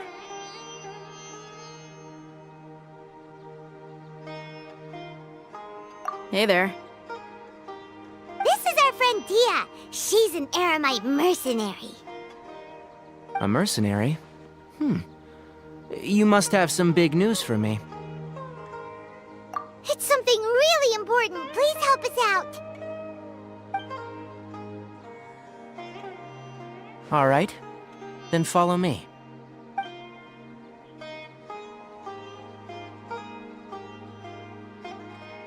This place is better. We won't be disturbed by any passerby. Okay. What is this important thing you want to ask me? The doctor.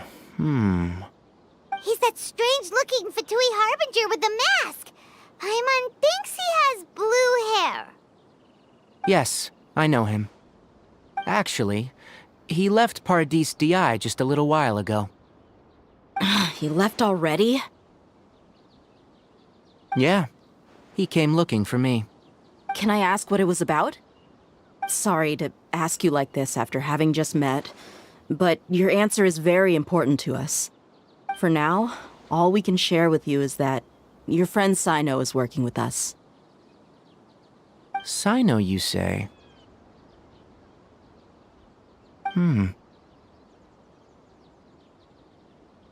I see. So that's why he hasn't been at the Academia. Okay. I'll answer your questions and will assist you any way I can. You don't have to tell me everything that's happened. Sino's name really does work wonders. You're not even a little worried that we might have made it all up? Despite having just met you, I can sense that you're the serious type. Between you, the Traveler, and Sino, none of you strike me as the type that would conspire to deceive me. You don't need to tell me anything you don't want to. I'll also get straight to the point. The Harbinger you mentioned came to me because he wanted to take the scholar Hypatia away with him.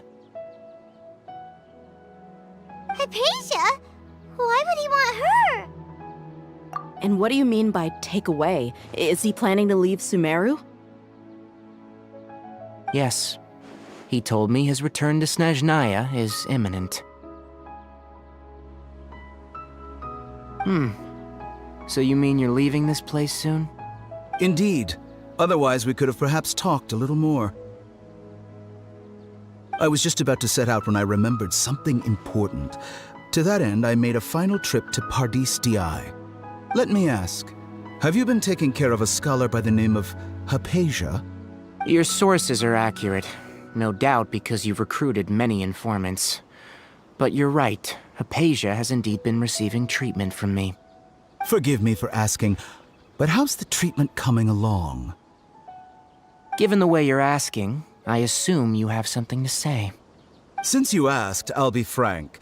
I would like to take Hypatia to Snezhnaya. It's incredibly difficult to transfer a patient. As a scholar yourself, shouldn't you at least be aware of this? Oh? I can't believe your utter lack of faith in me, to the point of even questioning my general level of knowledge. How unbefitting. Well, you're the only one who's ever made such a request. I have my ways of keeping her safe during the journey. In addition, I can also promise that under my care, Hypatia will receive the most advanced and effective treatment. I will personally supervise her treatment and see to her recovery. Would that be agreeable to you? Hypatia was born in Sumeru and remains a scholar of the Academia. Her situation has not become dire enough to necessitate her transfer to another nation. Transporting her to Snezhnaya is risky, and the potential benefits are unknown. As the person currently responsible for her treatment, I cannot possibly sign off on this transfer. Your suggestion is rude and reckless. I'll pass. I don't know much about the doctor, but after talking with him, I realized that just like many other scholars, he possesses an aura of arrogance that I've come to detest. It's not so much that he's looking down on others, but more that he's confident in himself and his abilities to a point of near insanity. I would never refer a patient to someone like him. I prepared myself for a protracted battle of wits, and was really surprised to see him just give up on the topic. Still, his reaction really concerned me.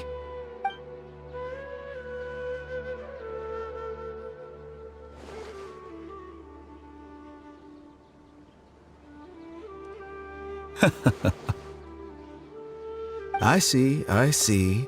Of course, your opinion makes perfect sense.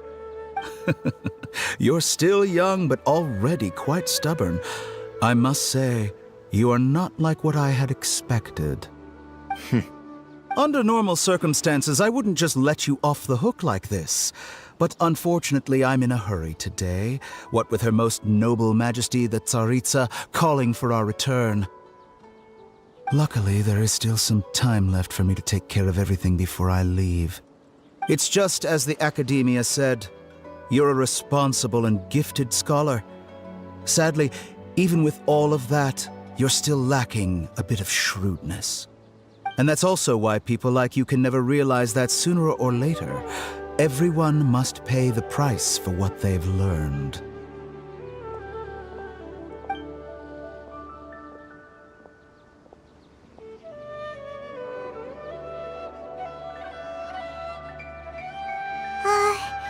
Paimon can't help but feel like he's hinting at something unpleasant. He asked a question, yet didn't care for my answer. Perhaps I'm nothing but a talking rock in his eyes. He never came off as malicious, but an utter lack of compassion permeated throughout our conversation.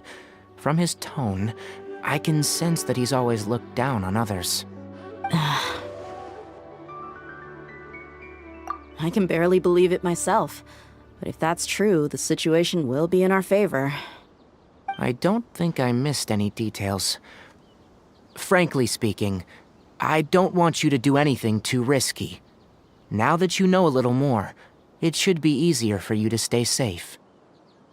Sorry we can't tell you everything. We appreciate that you helped us anyway.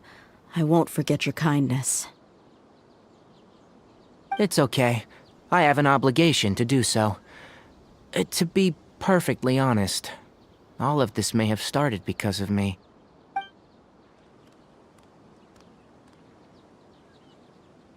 Recently, my master wrote several letters to me, asking me to return to the Academia and assist him with his research. Hasn't he already asked you several times before? Yes, but there's something off about this most recent batch of letters. The handwriting and the tone are both familiar, but some details have been omitted. My master will occasionally leave a few dots on the back of the letter. 1 dot means that he wrote the letter on a sunny day, and 3 dots stand for a rainy day. This has been a habit of his for many years, but I didn't find any dots in his recent letters. I believe something may have happened to him. I get it. Since you are always at Gandharvaville, you would like me, someone already working at the Academia, to investigate this matter, right? I'd like to ask you to do that for me, if you can keep yourself safe. Please withdraw immediately at the first hint of danger. I can do that, but I have a feeling it won't be that simple. The Academia has been working on a big project. I'm not quite sure what it is, but your master might be involved with it. If the higher-ups really are hiding something, then it will be difficult to remove myself from the situation once the investigation starts. If the situation becomes critical, I'll leave the Academia. If you don't see me there for an extended period, that's your cue. All right, we've got a plan. I'll stay at Gandharvaville to support you. If that scenario comes to pass, you must be extra vigilant. And be wary of any messages or direct requests from the Academia. I must say, I didn't expect a warning like this from the General Mahamatra. Being loyal to the Academia doesn't mean blindly doing whatever the sages say. I know what I'm doing. On that note, aren't you also being quite distrustful of your alma mater? The Academia, yes. But my master is a man of integrity. Even when I was a student, I was worried that he'd get in trouble for sticking to his beliefs. I suppose he's lucky to have lasted so long, but in the end, it's still caught up to him.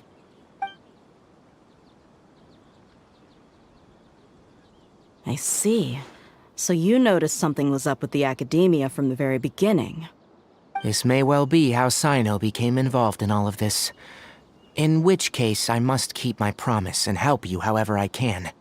Also, if you run into Sino again, please help me pass on a message to him. Trust your own senses and experiences. I think this may be something he needs to hear right now. Okay, we'll find a chance to tell him. Thanks.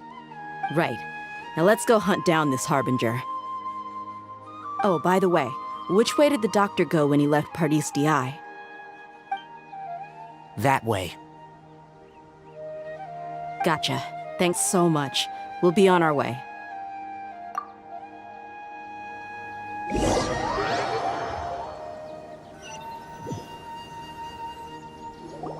According to Tainari, the doctor is leaving Sumeru soon.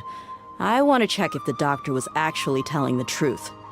He also said that he'll take care of everything before he leaves. What did he mean by that?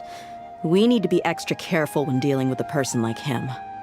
Just to be safe, let's chase him and see what we find.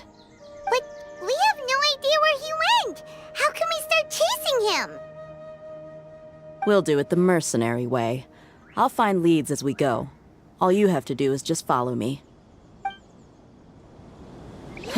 That Harbinger may have tried to cover his trail, but he still left some traces. Or perhaps he never even thought about concealing his whereabouts. Maybe that's just how arrogant he really is.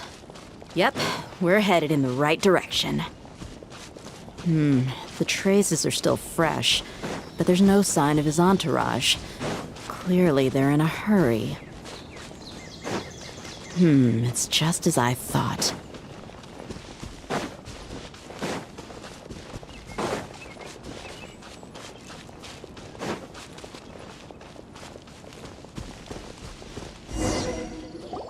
We can stop here. I think I know where the doctor went. To the south of here is Port Ormos, which seems to be where they're headed. Port Ormos? They're going to leave by boat? That's right. Let's go to the port and have a look for ourselves.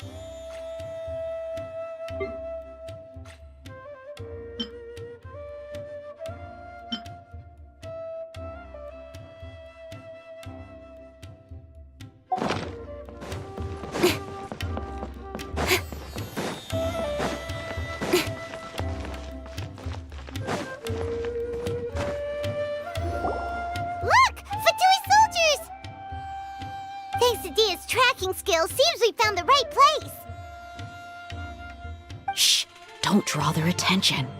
The port is crawling with Fatui soldiers. Let's keep going and see what we can find. Now this is a proper farewell ceremony for a Snezhnayan Harbinger. The Lord Harbinger is leaving. I've still only seen him once or twice. I used to hold a position in our homeland, and back then, the Doctor spoke in a very different way from the way he speaks now. Maybe the way people talk in Sumeru has rubbed off on him? It's always like that when you spend too long away from home. When he gets back to Snezhnaya, perhaps it will also take him some time to get used to the life there again. Huh? But, sir, that can't be right. No, I remember it like it was yesterday. Both his expressions and tones are now very different. Also, for some reason, he seems like he's all smiles now. You must be mistaken. Nobody's supposed to look happy when they're on a business trip.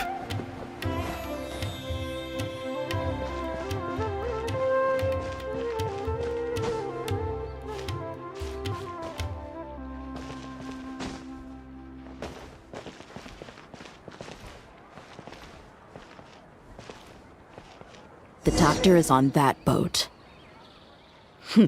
So he told the truth after all. He is actually leaving Sumeru. Let's get closer and find a place to hide so we can observe him. This place will do. We can hide here while we keep an eye on the boat.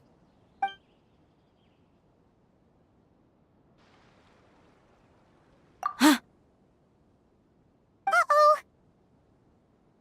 He saw us!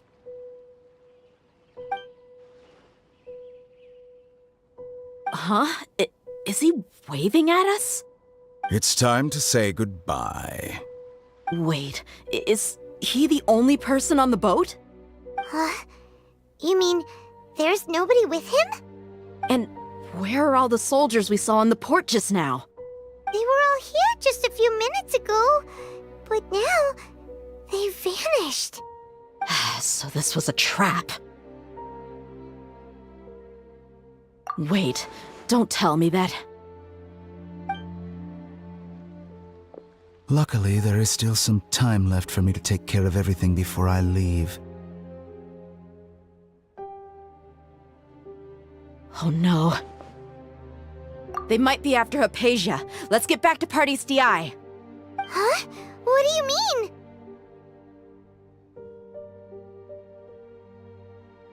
I'm afraid that she's seen something that she wasn't supposed to see. If I were the Fatui, I would also try to take her away. And if I couldn't... Oh no! Are you saying they're going to kill her? Let's go!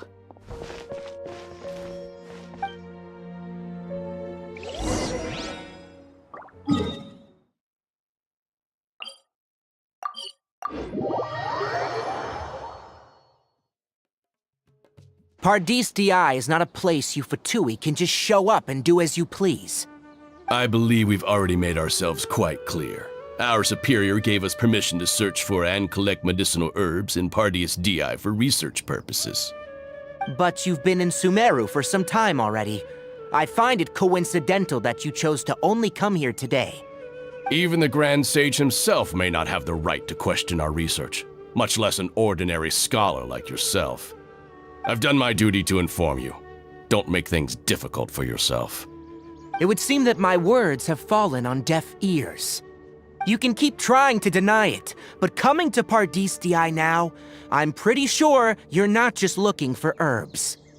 With all due respect, your baseless speculations will only lead to unnecessary trouble. Well, you only have your Harbinger to blame. He knows nothing about keeping a low profile. I may be staying at Pardis DI as a scholar, but that doesn't mean I'm no longer a forest watcher. It is still my duty to protect the peace and safety of the scholars who have contributed so much to Sumeru. Then it seems our conversation has hit an impasse. No one will lay a hand on you, Hypatia. Not on my watch. Tighnari! Are you alright? I'm fine. These Fatui have really crossed the line. Time to teach them a lesson. That's it.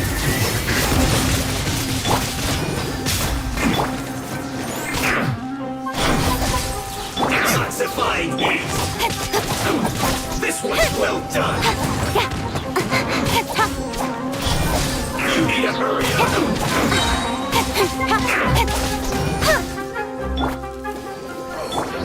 Speed of light! An unfortunate fault! Nice and spiced! Don't blink!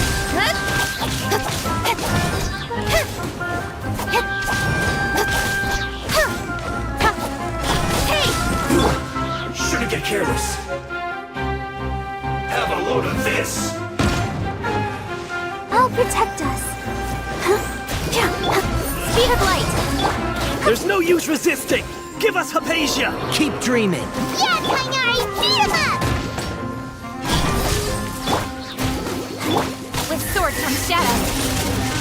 Let's end this quickly! Eat this! Stay right there! Don't blink! Got lucky that time. Germinate! Ouchie!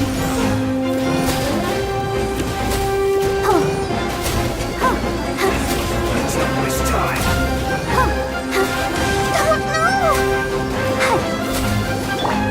Speed of light!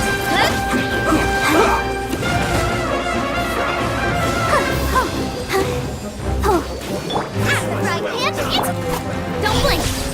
Nowhere to hide! Propagate! Incoming! Let the show begin.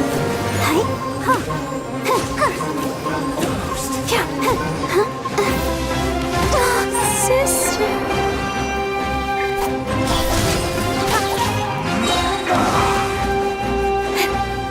This one's well done! You need to hurry up! I feel a little weak.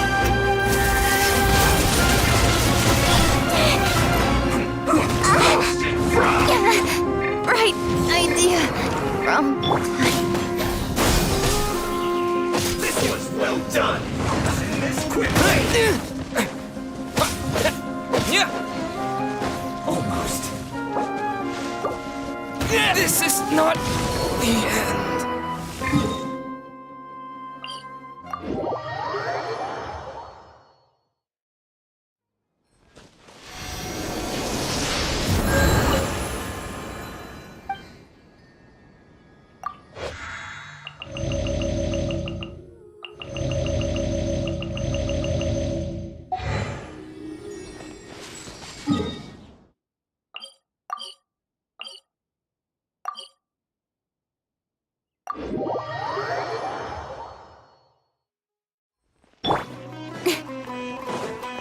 Have a load of this! Shouldn't get careless! Speed of light! Detoxifying heat! You need to hurry Don't up! blink! Let's end this quickly! This one's well Scatter!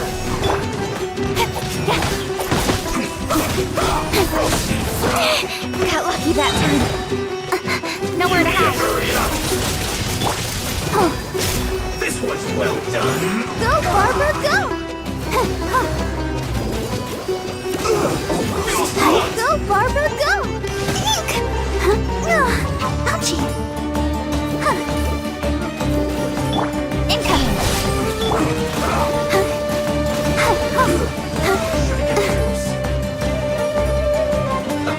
Let's move! Let's not waste time! Hey!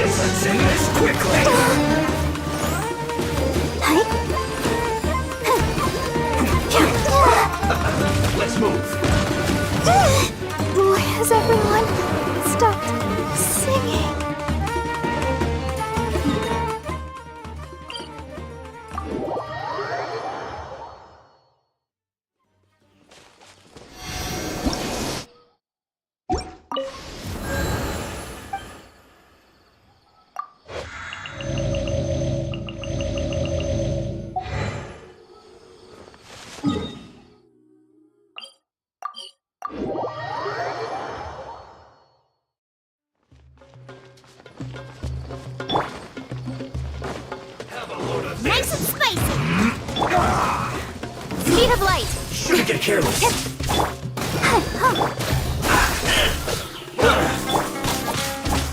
Intensifying heat! An unfortunate fault! Cut to the chase!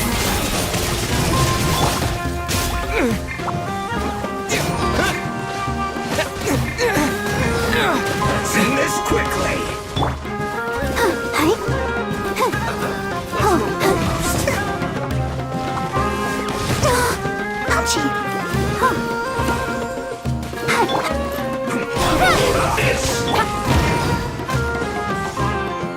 Let's dance.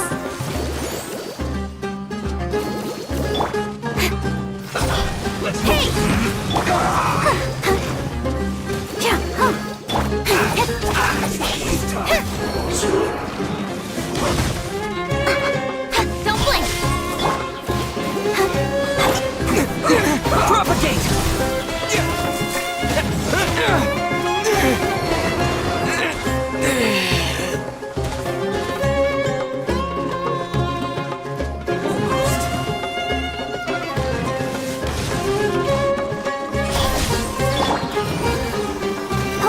Let's end this quickly!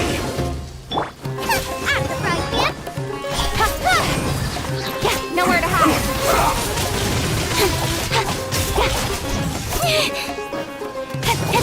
Speed up!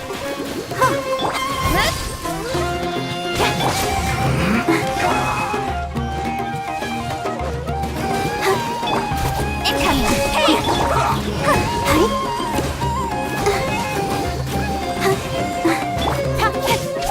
Don't blink! Let's end this quickly!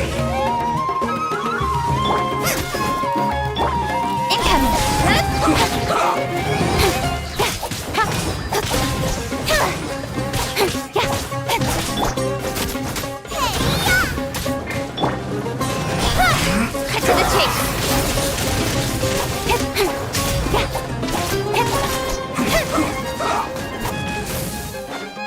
Don't blink! Hey!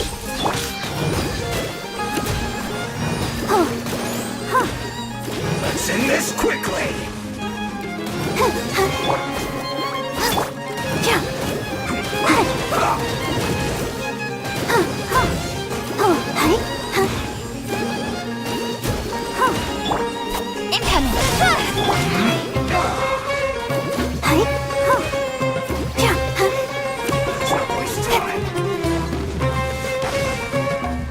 Speed of light! Go, Barbara, go! Got lucky that time. Booba, get them! Don't blink! Nowhere to hide! Let's end this quickly!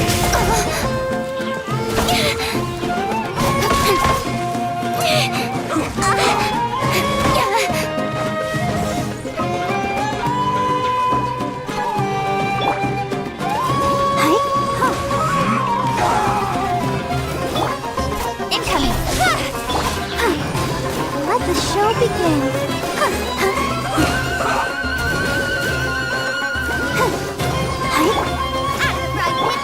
Speed of light! With swords and shadow!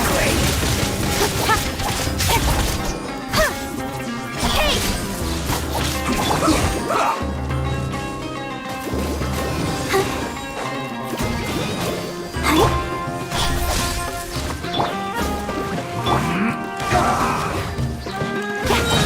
Cut to the chase! Don't blink! I'll protect us. Speed of light! Let's end this quickly! Let's waste time! Don't blink! Booba, get them! Hey!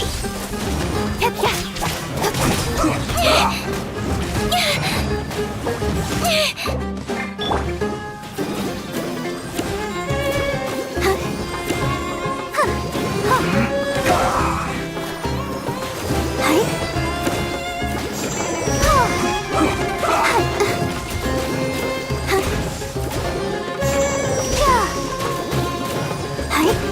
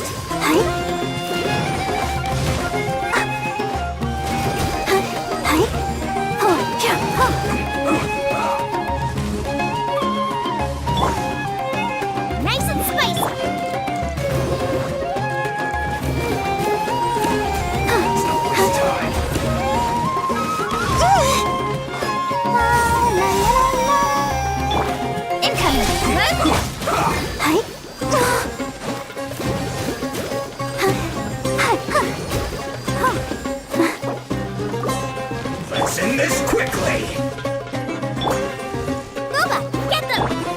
Don't blink! Nowhere to hide!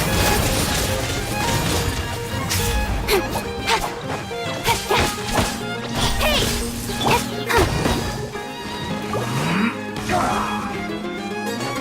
I'll protect us.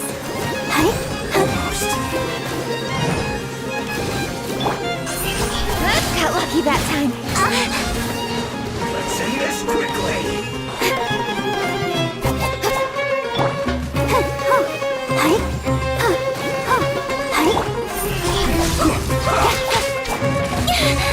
I'll be fine.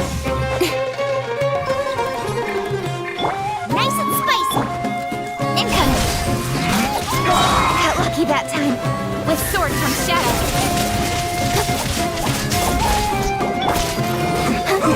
Go, Barbara, go!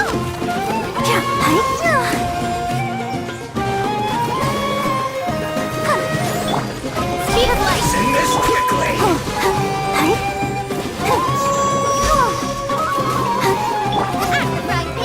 The doctor's orders are absolute. Yeah? You've been someone's lapdog for so long that you don't know anything else now.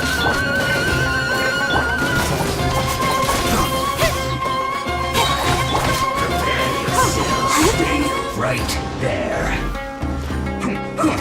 So soon. Let the show begin.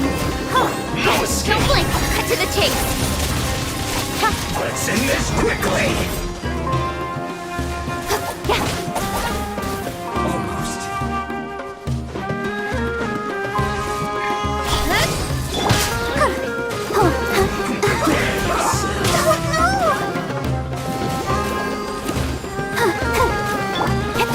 Speed of light!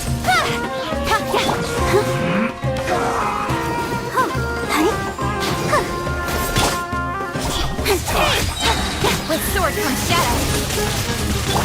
Nice and spicy. Let's end this quickly. Incoming. I'll protect us. Don't blink. Nowhere to hide.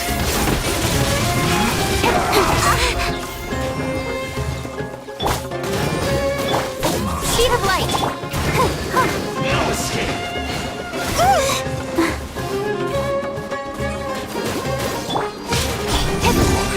Can't run from death.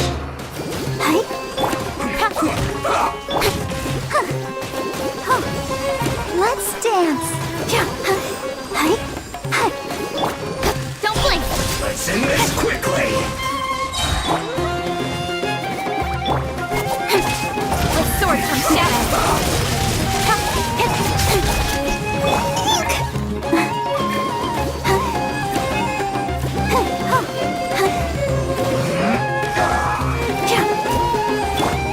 Speed of light.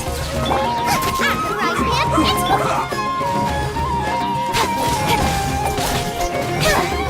Hey! Let's not waste time. Booba, get them!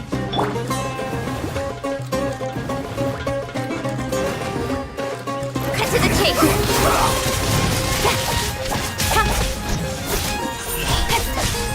Nice and spicy. Let's end this quickly. Incoming. Let the show begin.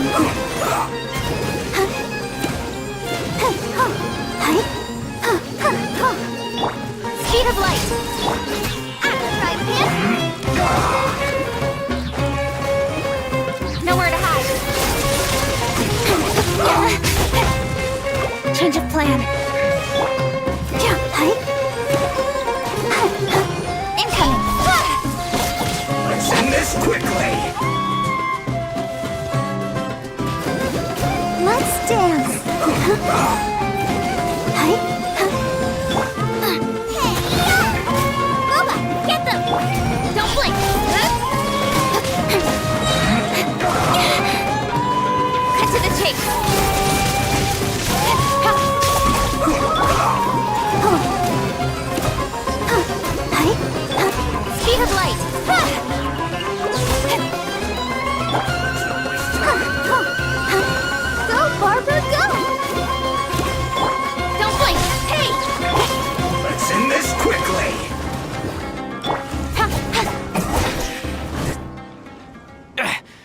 we're not getting anywhere. Traveler, Paimon, please go to Hypatia. We need to make sure they don't try to sneak around and attack from behind. Got it!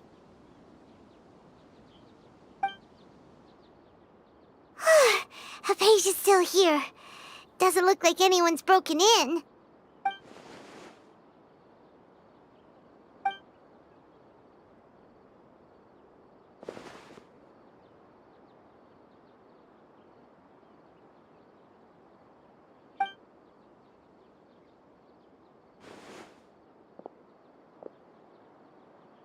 Well, how is she?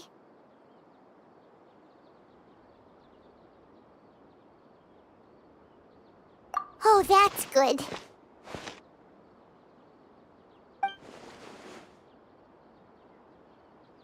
So, you think this is over?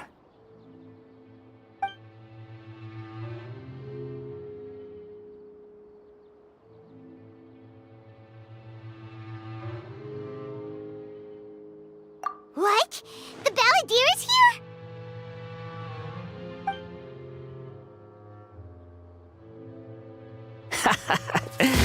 I've missed that look of abject horror. You've given me that look every time we meet. But, where is he?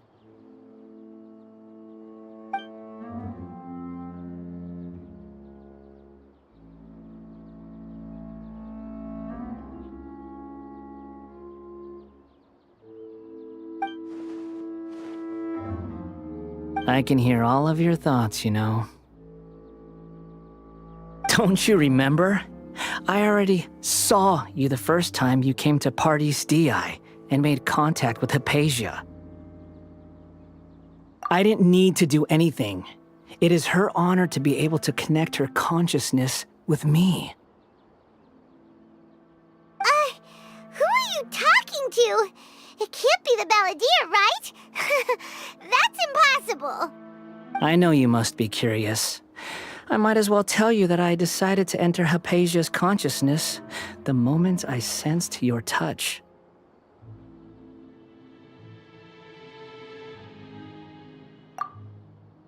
I wanted to observe you on a fool's errand. Hey, Traveler! What are you doing?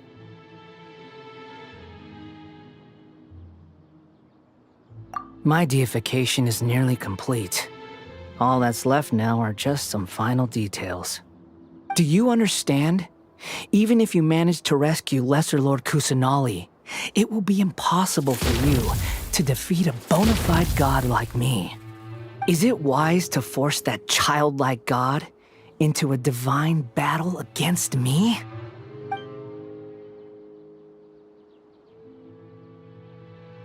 Scholars consider the God of Wisdom to be the sum total of their faith. It's how they can justify reverence for a god as they construct it. But this also shows that humanity's worship of gods is a combination of blasphemy and exaltation. It's truly laughable.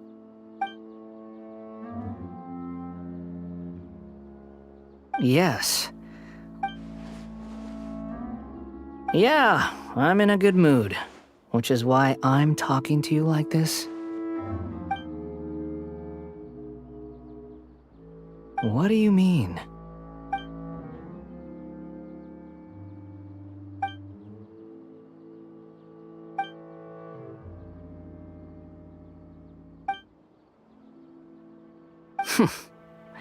Those words, but you're wrong.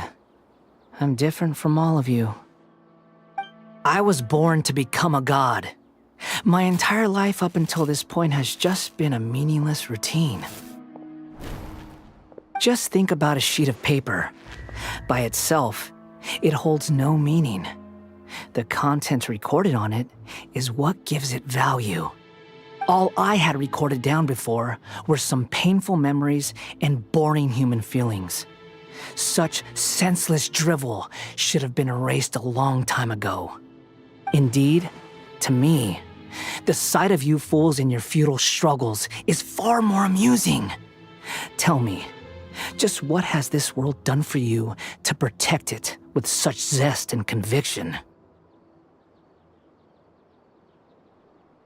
I'm connected to your consciousness, so I can hear what you're thinking and sense the depth of your determination. This is a good conversation we're having. So here's a word of advice. Let go of your misguided guardian complex. You know nothing about the truth. It'll be for your own good, as well as everyone else's. Humans are a species that can only find bliss in ignorance.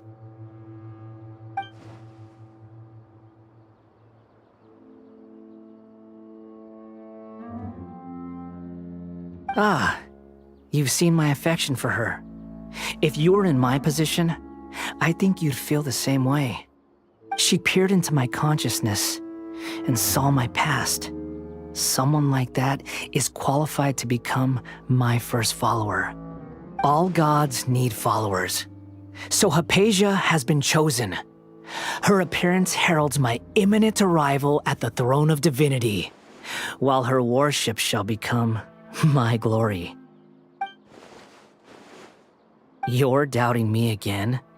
No matter. Soon, you'll know what kind of authority you're challenging. Who wants to hurt my devout follower?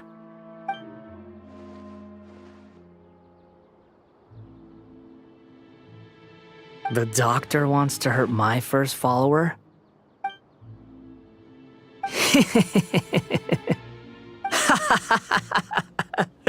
How very amusing.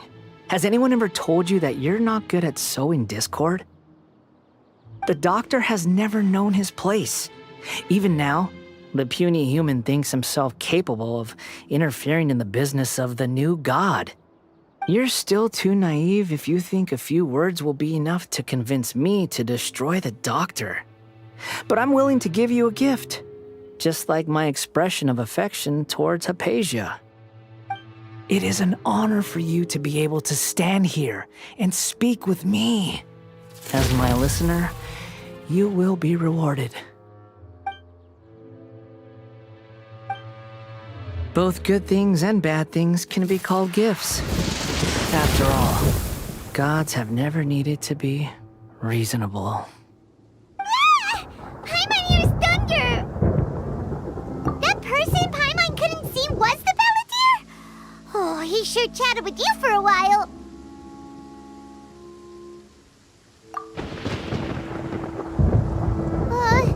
Where is the storm headed? That means anyone outside is in danger! Let's go! Tainari and Dia still must be fighting!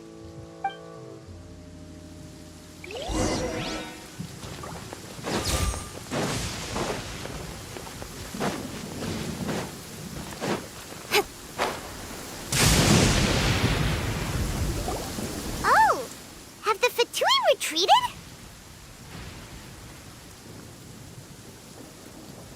Hey! What happened to you? He's hurt. I'm fine. Ow! Don't move. I've seen eremites get struck by lightning before. You need to rest. Struck by lightning? We were fighting, and just as things started looking grim, the weather suddenly became extremely strange. Lightning started attacking everyone, almost as if it were alive. Luckily, there were only two of us, and both of us were nimble enough to dodge most of the strikes. There were a lot of Fatui, though, and they were being torn to shreds by the bolts of lightning. With that, all the Fatui soldiers were forced to retreat. Why are you sorry? It's all right. I'm sure you also never expected this to happen. Don't blame yourself.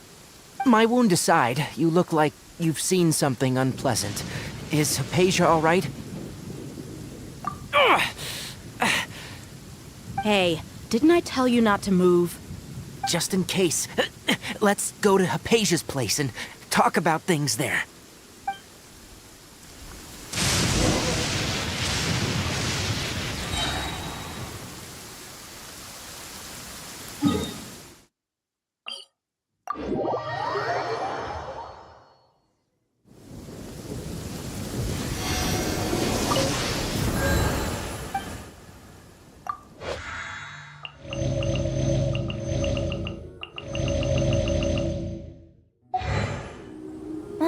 The sun is out.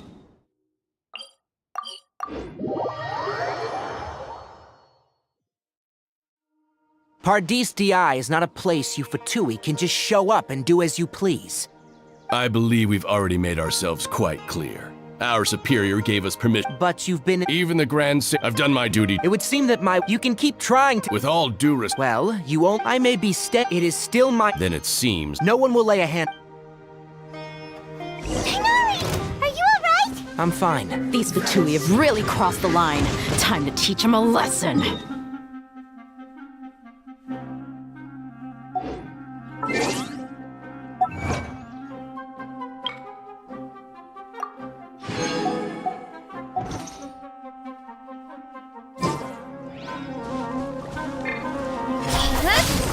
With sword from shadow.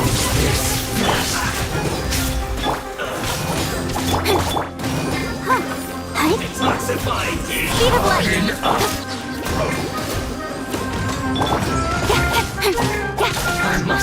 You need to hurry up! Don't blink. Hey! This wheel's clogged! Come on, we can do it! Speed of light. Nowhere to hide. At the frying pan, into the fire! Don't blink.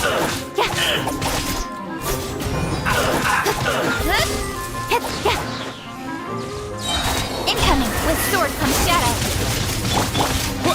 Scatter! Hey! Nice and spicy! Don't blink. There's no use resisting! Give us Hypatia! Keep dreaming. Yeah, Tighnari, beat him up!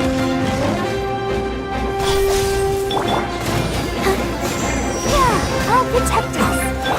This!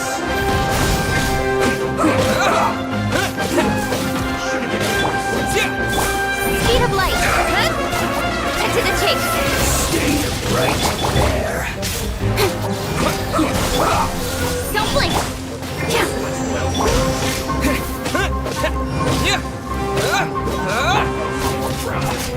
Speed of light. Send this quickly! This was well done. Nowhere to hide. Propagate! Loba, get them. Don't blink. Change of plan. Let the show begin.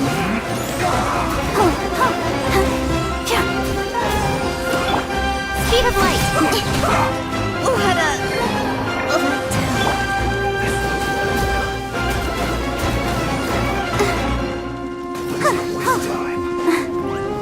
Ouchie!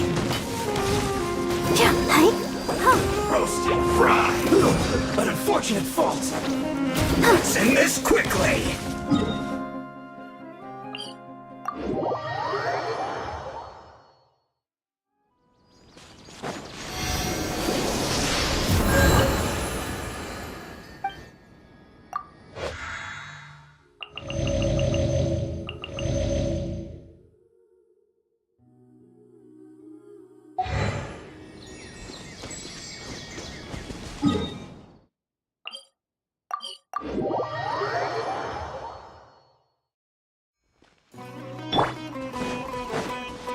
Have a load of this!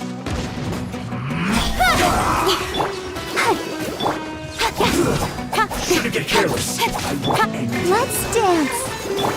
Don't blink.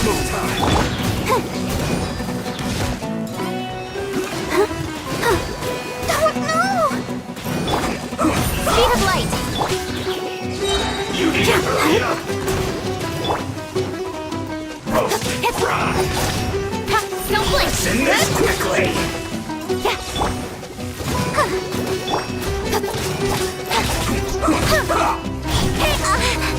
I'll be fine. Shouldn't get careless! Have a load of this! Speed of light.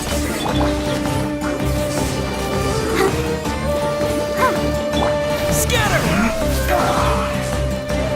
Spring forth!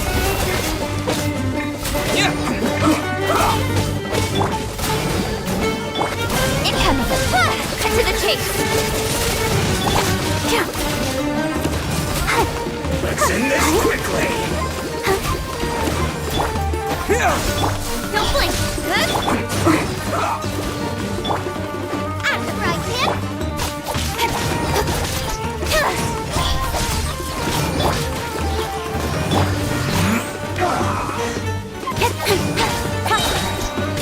Hey! Eat this! Boba, get them! Speed of light! With sword comes shadow! Let's end this quickly! Scatter! Incoming!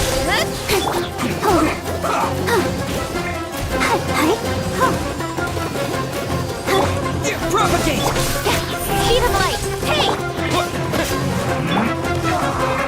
Nice and spicy! Don't blink! Got lucky that time. Nowhere to hide.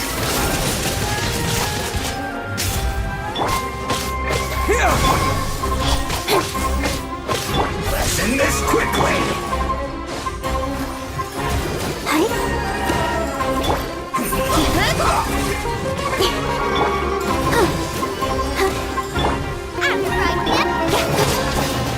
Speed of light! Hey!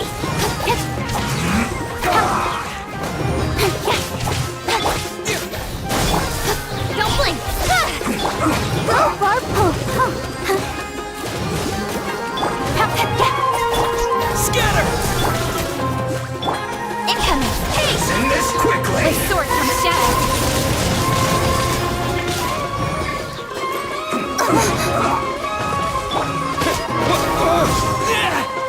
Propagate!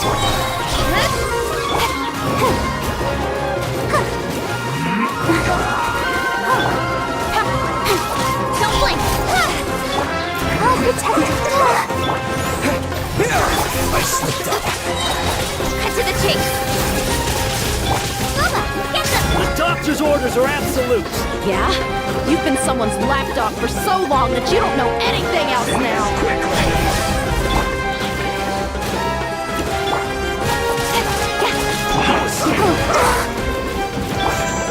Leaving so soon! Speed of light! With sword comes shadow! Right there!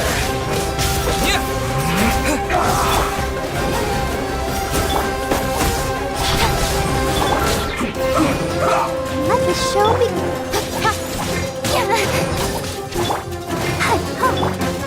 Hey! Oh no! Go, Barbara, go! Don't blink!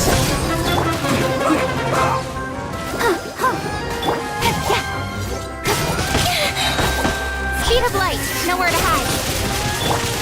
Let's end this quickly! This is not the end. Let's not waste time!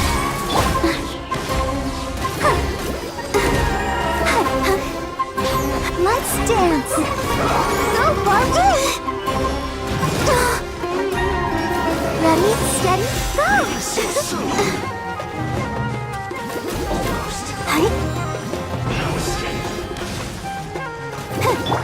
Incoming! Hey!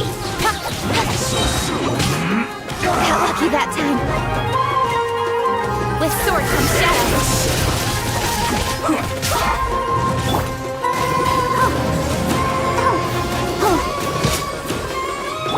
Speed of light! Let's end this quickly! I'll protect us. Yeah, don't blink!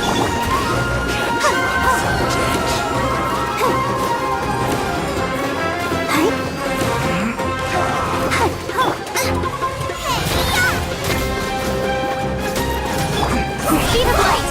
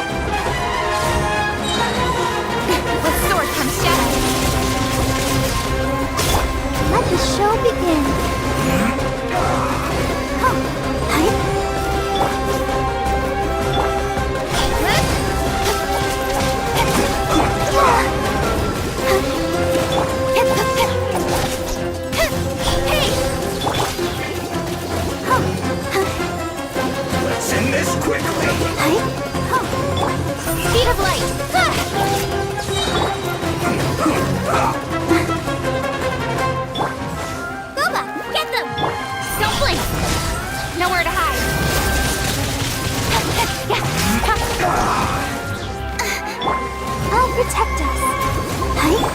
Speed of light! Hey!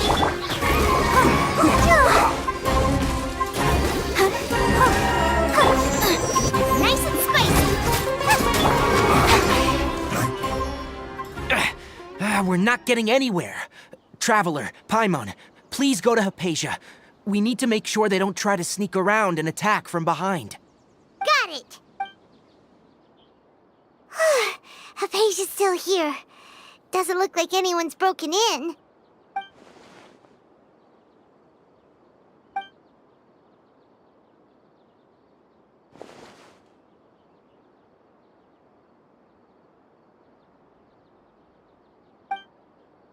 Well, how is she? Oh, that's good.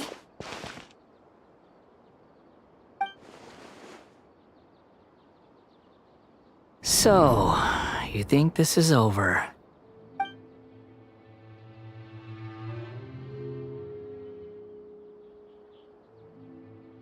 What?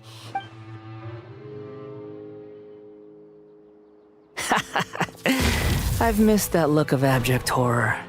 You've given me that look every time we meet.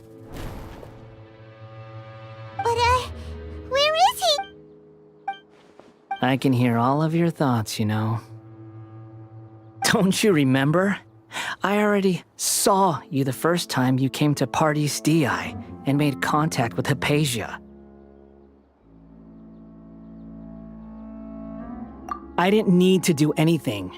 It is her honor to be able to connect her consciousness with me. I know you must be curious. I might as well tell you that I decided to enter Hypatia's consciousness the moment I sensed your touch.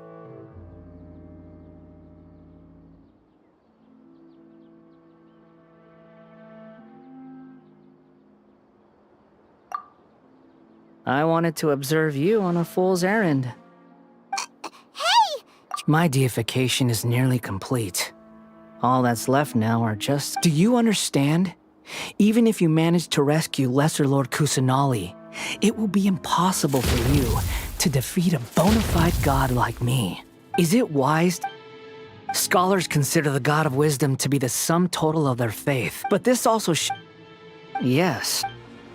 Yeah, I'm in a good mood, which is why I'm talking to you like this. What do you mean? But you're wrong. I'm different from all of you. I was born to become a god. My entire life up until this point has just been a meaningless routine. Just think about a sheet of paper. By itself, it holds no meaning. The content recorded on it is what gives it value.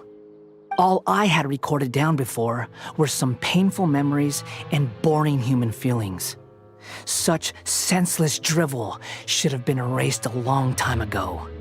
Indeed, to me, the sight of you fools in your futile struggles is far more amusing. Tell me, just what has this world done for you to protect it with such... I'm connected to your This is a good conversation we're having. So here's a word of advice. Let go of your misguided guardian complex. It'll be for your own good, as well as... She peered into all gods need followers. So Hypatia has been chosen. Her appearance heralds my imminent arrival at the throne of divinity, while her worship shall become... You're doubting me again. Who wants to hurt... The doctor... How very amusing. Has anyone ever told... The doctor has never known his place. You're still too naive if you think a few words will be enough to convince me. It is an honor for you to be able to stand here and speak with me. As my listener, you will be rewarded.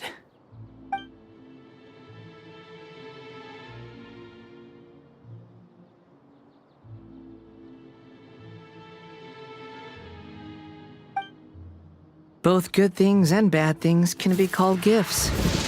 After all, gods have never needed to be reasonable.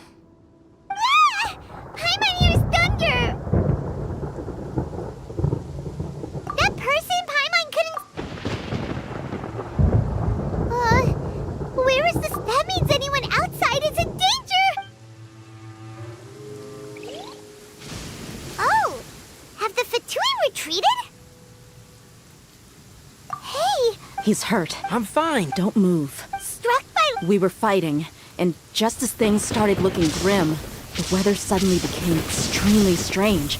Lightning started to tap. Luckily, there were only two of us, and both of us With that, all the Fatui soldiers were forced. Why are you sorry? My wound aside, you look like you've seen Hey, didn't I tell you? Just in case.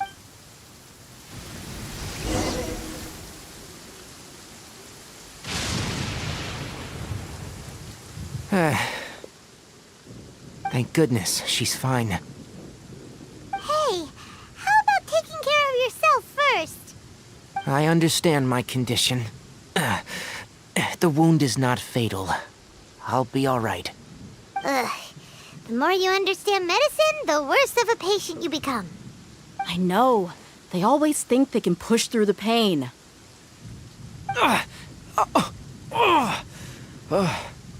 Oh, he sat down. Let me rest for a bit.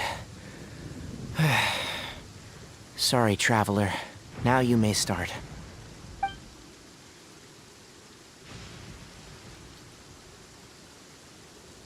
So that's what you were talking to the balladeer about? Oh, Paimon can't believe what he's thinking. The Academia's God creation plan. How ridiculous. That sounds, ambitious, I guess? Anyway, this is all way beyond me. As long as I can enjoy every day with a drink in my hand, tasty food in my stomach, and a good night's rest, that's enough. I'll only work when I have to. I must be the least ambitious person who's ever set foot in Party's DI. Don't say that. I haven't even thanked you for your help back there. Don't mention it. Well, if nothing else, all this proves that the doctor really did have some urgent matter to attend to, and left Sumeru in a hurry.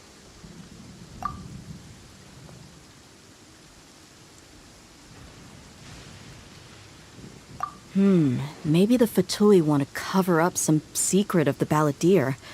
Is that why they tried to seize Hypatia? You said the balladeer claimed that Hypatia has seen his past. So... Have you noticed? The balladeer is not happy with the doctor's actions. He thinks the doctor has no right to consider himself as his equal. So, if the doctor was to show up again, would the balladeer zap him with lightning? Based on what the traveler has said, I think he would. Having the doctor gone benefits him as well as us. In other words, we've successfully completed this stage of the plan. The doctor is out of the picture now. Yay! That's a big accomplishment! I'm also happy for you. Thank you for the help, Tainari. Make sure you rest up for now.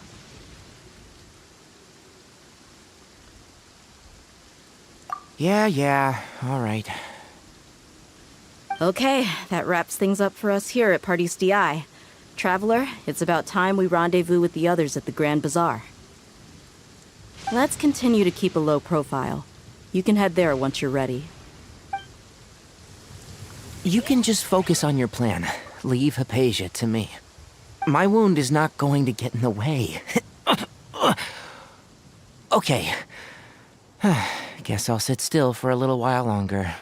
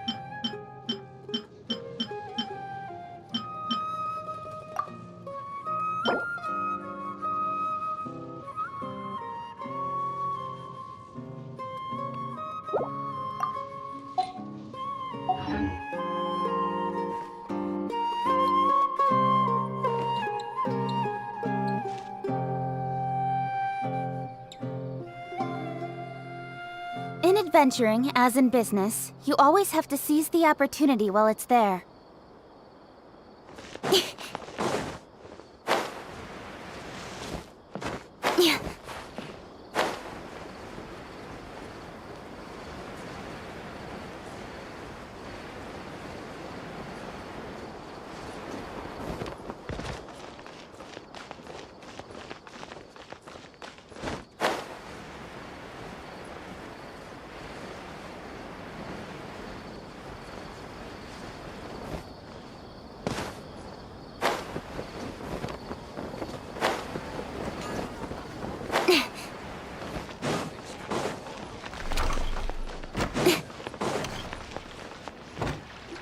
All right, everyone is here. How did everything go? Any luck with your missions? Let's report back one by one. I'll start first. We've made the necessary modifications to the Akasha terminal. In addition, the props required are also ready. I'll go next. The Traveler and I went to Party's DI. The situation was a bit complicated, but we found Tainari. Unfortunately, he was wounded during a fight. Who was behind it? Well, that's the tough part. What should I say, Traveler? The Fatui or the Balladeer?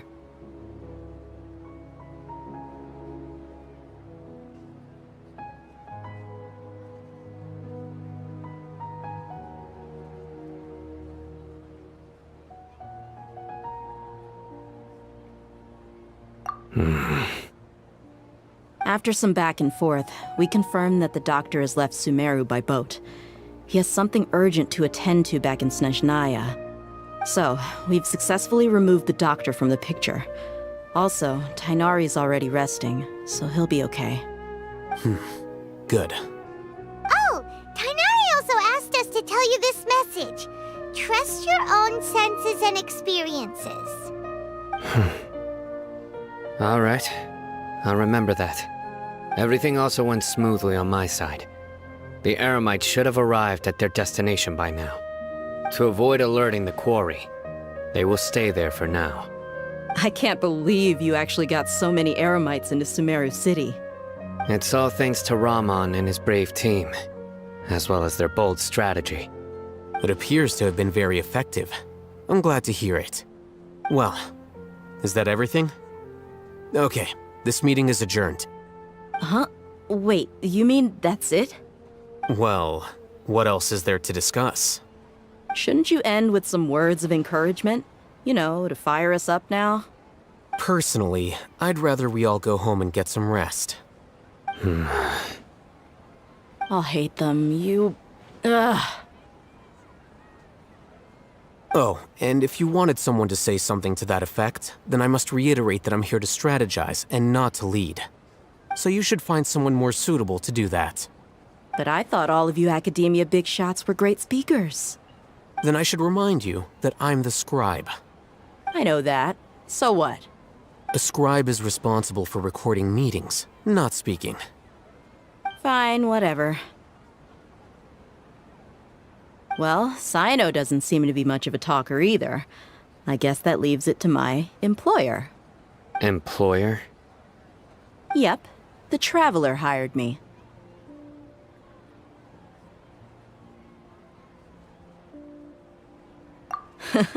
That's right. So come on, boss. What do you have to say for the team? Yeah, say something to boost morale.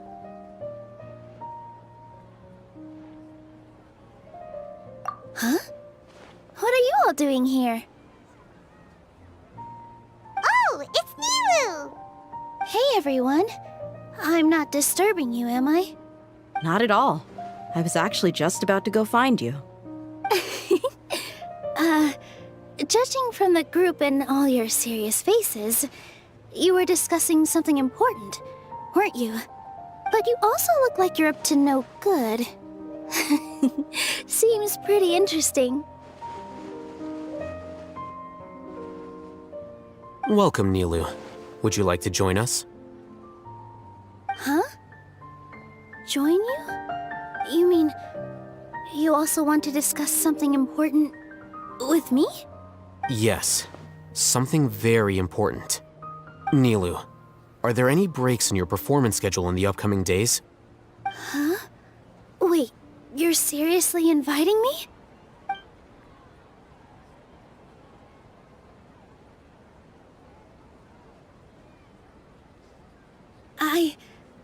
I can't believe my ears. You are truly the bravest and most passionate people of Sumeru, well, that I've ever met. Ahem. Oh, right. The Traveler and Paimon are not from Sumeru, but you are awesome as well.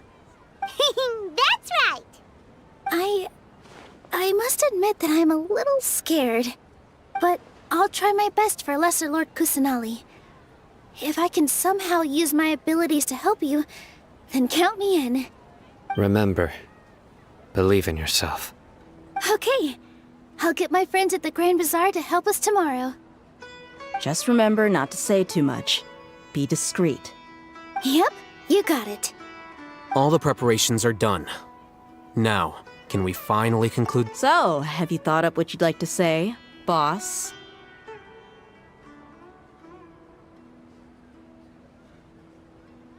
Yep. It's a grand plan and we're all super awesome.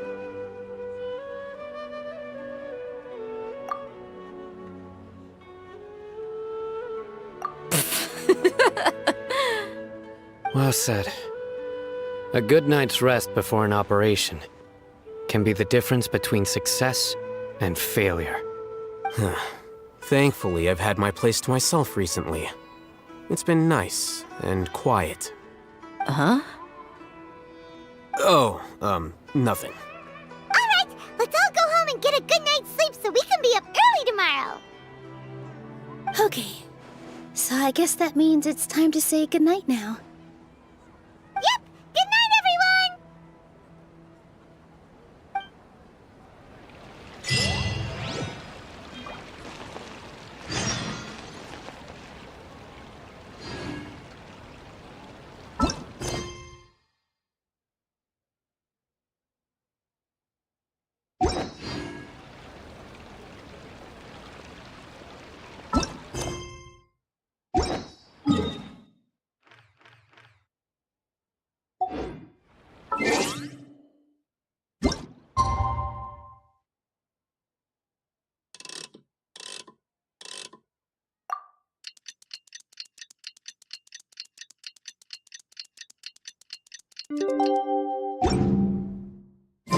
Today is the Academia's Nia Garbaha Day. We can find...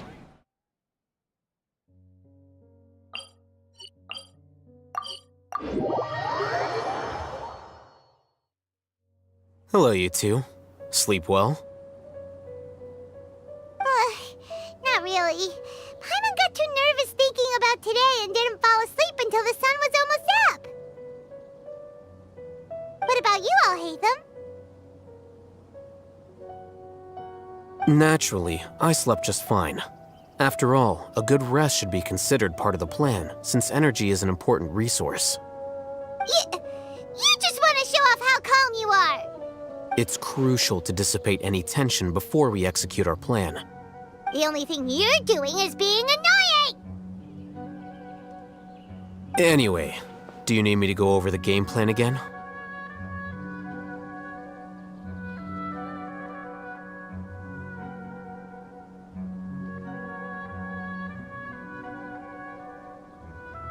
Our target is Grand Sage Azar's office. Everyone in the Academia knows that's where the Grand Sage's console is. Only they can operate it. Many restricted commands and operations are executed via that console. I'm sure that console has a way to free Lesser Lord Kusanali. You know, Paimon's been thinking, what kind of technology could let the sages imprison even a god? That isn't something they could have accomplished with their scholarly talents alone. In the Sanctuary of Suristhana, there's a device of Greater Lord Rukkhadevata's that she once used to isolate herself while meditating. 500 years ago, the Grand Sage at the time modified the device so that it could no longer be controlled from the inside. They were effectively trapping one god with the power of another. So, Grand Sage's office? Don't forget, today is Nyargarbaha Day, arguably the most important day to the Academia. The sages and core Academia personnel are busy loading the latest batch of research developments and legal decrees into knowledge capsules so that they can be entered into the Akasha. All the Darshan's researchers have their noses to the grindstone, and the Academia's grounds are flowing with all sorts of people. It's the perfect time for an infiltration. When the Grand Sage leaves his office to supervise the entering process, that's our cue to access the console and free the Dendro Archon.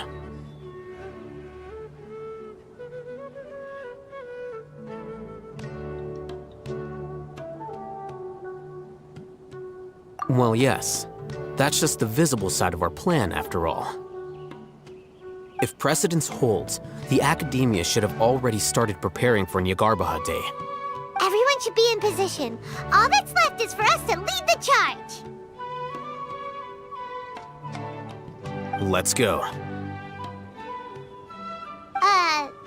So are we just gonna walk in through the front door, or...?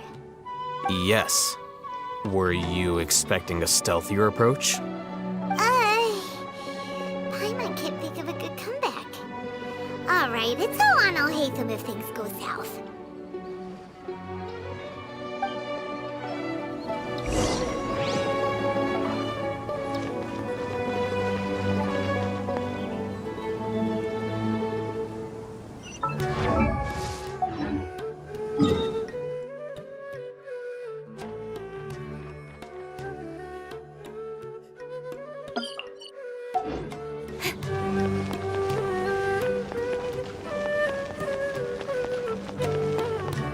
Let's dance!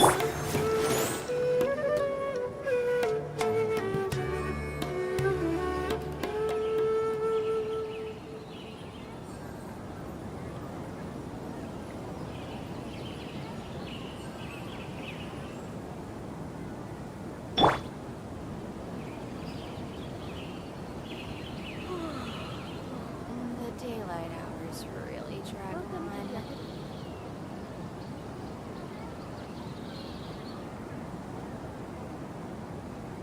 I wonder when I'll be as tall as... Let the show be...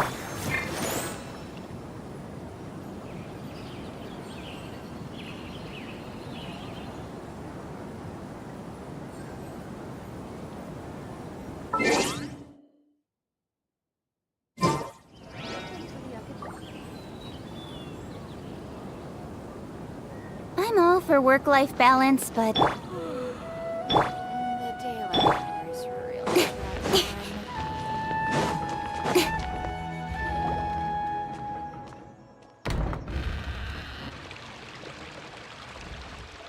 Scribe? Please, wait. Are you Scribe Alhaitham?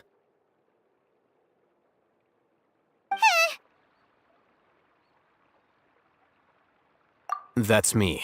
Is something the matter? I'm in a hurry. No. I was just surprised to see you here. I had heard that the sages were looking for you not long ago, but I didn't know what for. And, also, please don't bring outside guests into the Academia.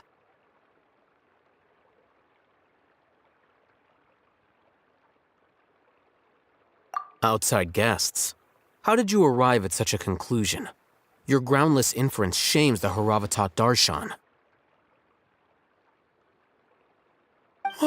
What did you say? I'm the top student in Haravatat, and I earned 3rd place at the last Inter-Darshan debate. Don't look down on me! That wasn't my intention. As your Haravatat senior, I just assumed that you possessed a greater aptitude for critical thinking. Look, based on what you already know, the purpose of my return and the reason they're here should be obvious. Is that so? Wait a moment.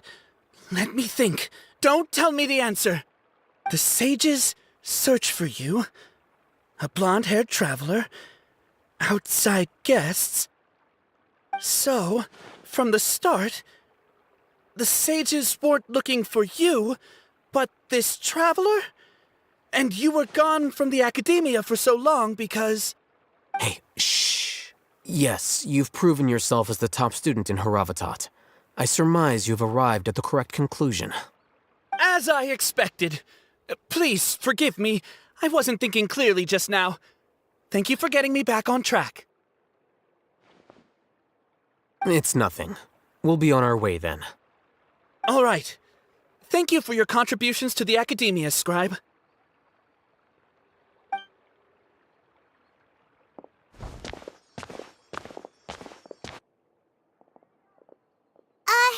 What the heck just happened now? What did he just guess? I'm afraid I don't know either. You have no idea? Mm-hmm. He convinced himself of whatever truth he came up with. That is the so-called pride of a scholar. If someone questions their academic facility, they will instantly feign understanding to keep up appearances. Nowadays, the academia is rampant with this type of scholar. Their obvious farces of intellect only serve to highlight themselves as fools. Wow, so there are special ways to deal with smart people. We don't even need to make up our own excuses. We shouldn't waste any more time. It would be problematic if we missed our window of opportunity. Let's go.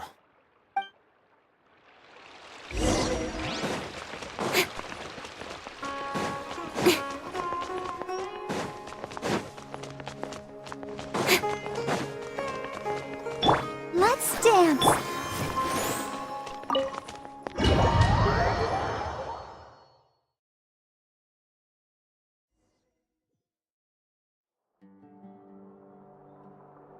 Is this the Academia's library? Indeed. Known as the House of Dana, it is quite possibly the most extensive special collections library in Teyvat. There are a lot of students going through here. Is it really okay just to waltz right in? The Academia marches to a fast beat, especially since it's Nyagarbaha Day. They're all occupied with their own matters. Just act natural. Now, hurry along.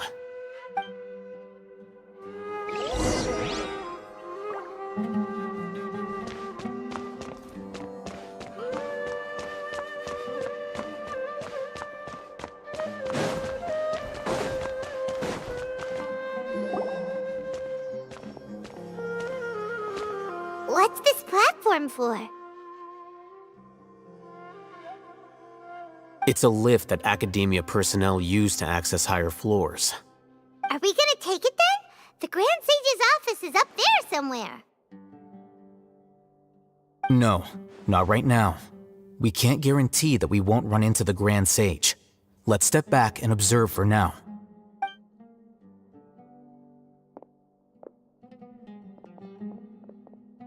You think the Grand Sage will exit from there? And after he does, we'd sneak past him? Oh, Paimon thinks that's really dangerous. Who knows? However, if we can confirm Azar's current location, our operation will be much safer if we... Allow me to offer you a hint. If you wish to know his location, look behind you. What's Grand Sage Azar doing here?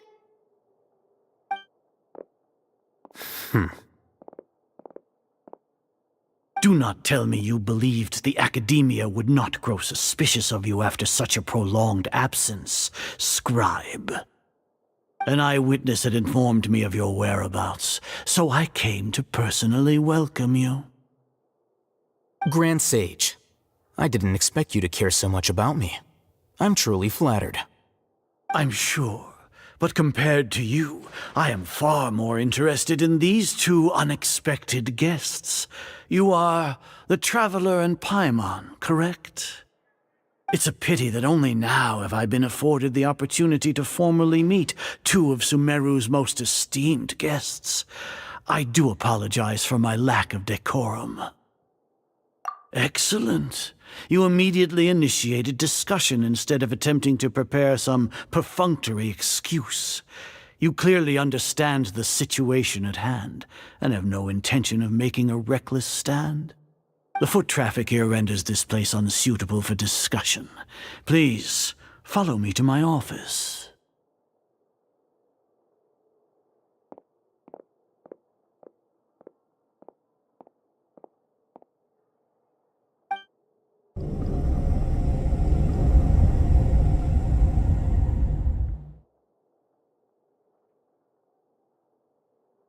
This place is crawling with guards. There's no way out for us. All right then, traveler. What did you wish to discuss with me? Today is Niagarbaha Day, so I still have many responsibilities to attend to. There is little time for idle chit-chat before I detain you all. You seem to know quite a bit about our endeavors. If that is so, then you should be praising our great work, rather than using your trivial misgivings in a futile attempt to sway me. Trivial? Then tell me, what do the Fatui want from me?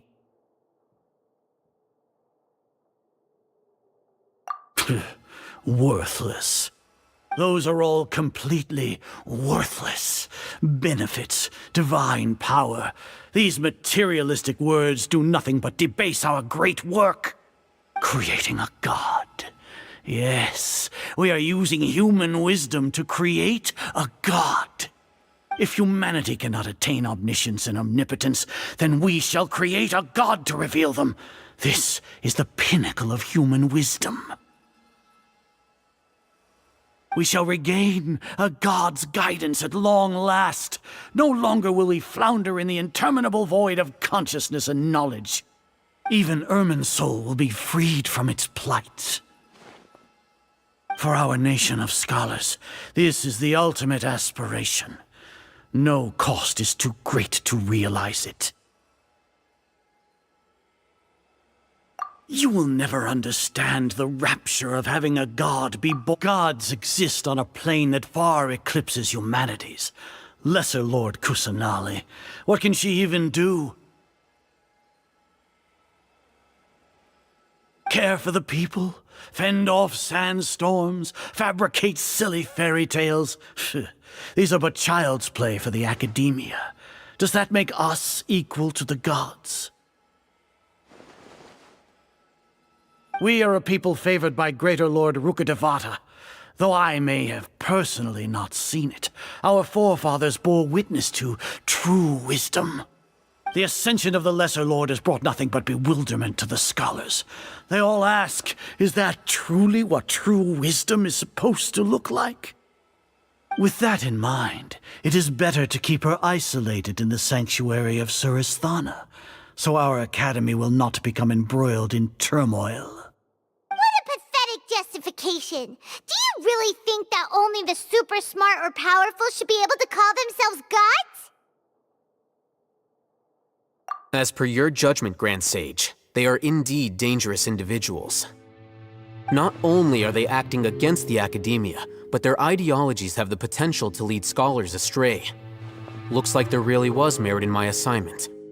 Oh, Hatham? Are you talking about us? Anyway, I've brought them to the academia as ordered, but it took some time and trouble. Oh, that reminds me. Here's the investigation report you had requested. It's a summary of my time spent with the Traveler, an array of information about him ready for your perusal. Oh, Hatham! So you're still on the academia side! We finally started to trust you!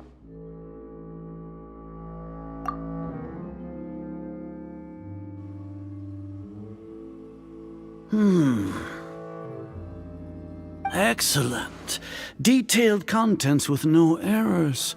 I would expect nothing less than an immaculate report from the scribe. As it is Niagarbaha Day, I'll enter the information on you into the Akasha. Surely you know what that means. We'll be monitored, just like Sino. With the Akasha's calculation prowess, all of your actions will be predicted with an accuracy of at least 98%. Furthermore, your data will be updated in real time whenever new information presents itself. To put it into words you can understand, wherever you go, you will be walking under an invisible leash. This is Sumeru's greatest penalty for dishonest persons. Are you not familiar with the concept that great responsibility begets an equally great suspicion? In any case, you are Sumeru's most concerning external variable.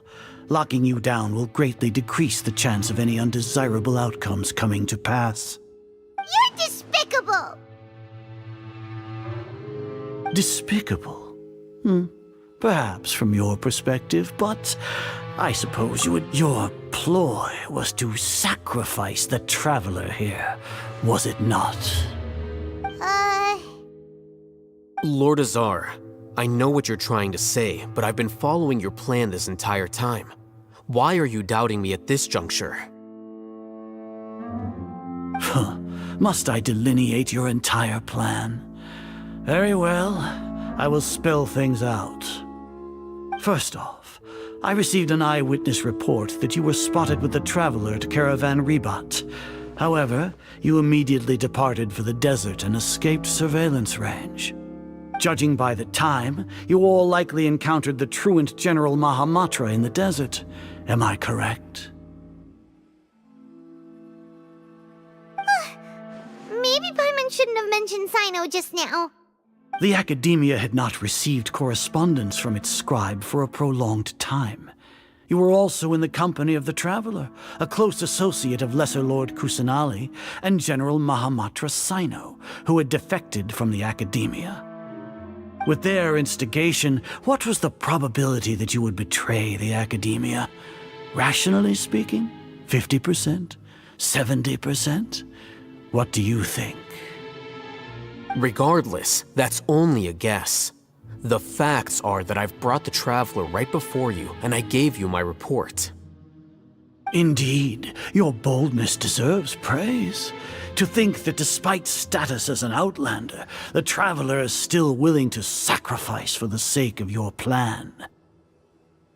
If I'm correct, you have a contingency plan to save Lesser Lord Kusanali and ruin our great work.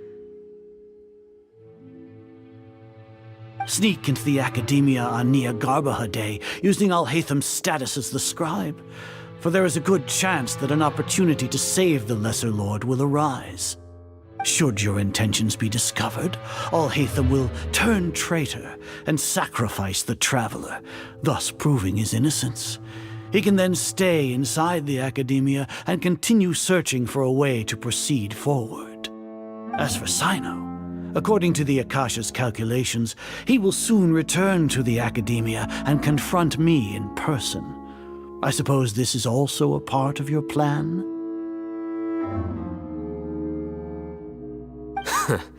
You'll see me as a traitor regardless of what I say, no? Even if you impugn me, it would have little effect on you all. You misunderstand. Losing our scribe would irreparably damage the Academia's regular operations and the development of Sumeru's future academic systems. However, under the current circumstances, even that is trivial compared to what we stand to gain from our great work. You said that I betrayed the Academia, but you, Azar, you've betrayed all of Sumeru, betrayed its Archon. So flight is turned to fight at long last. Guards!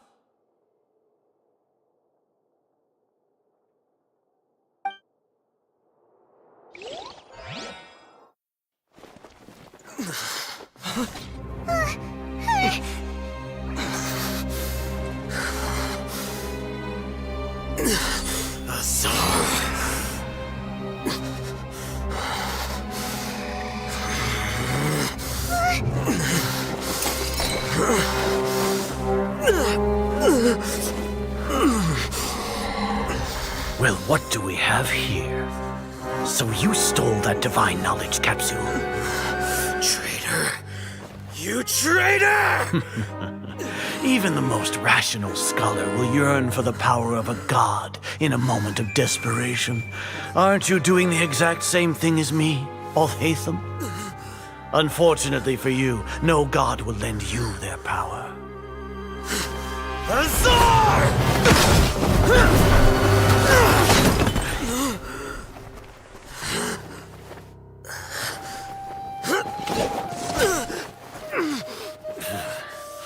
He has gone completely insane.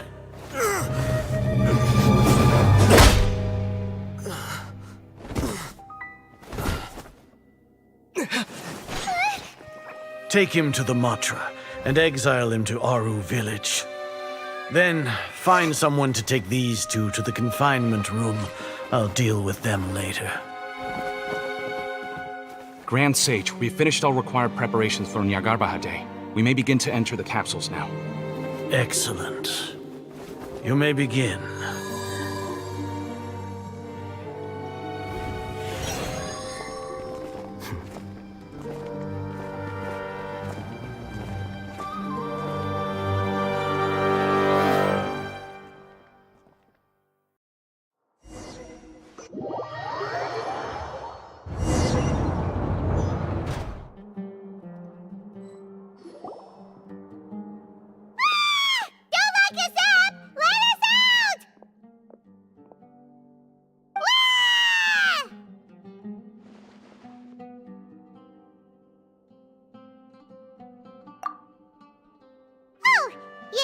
Paimon got a bit carried away there.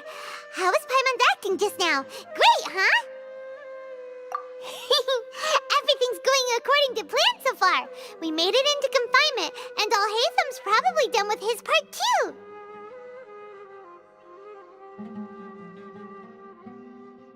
We even managed to trick Grand Sage Azar. Alhaitham sure knows how to cook up a plan. What are we doing next? Paimon has trouble remembering things when she's worked up.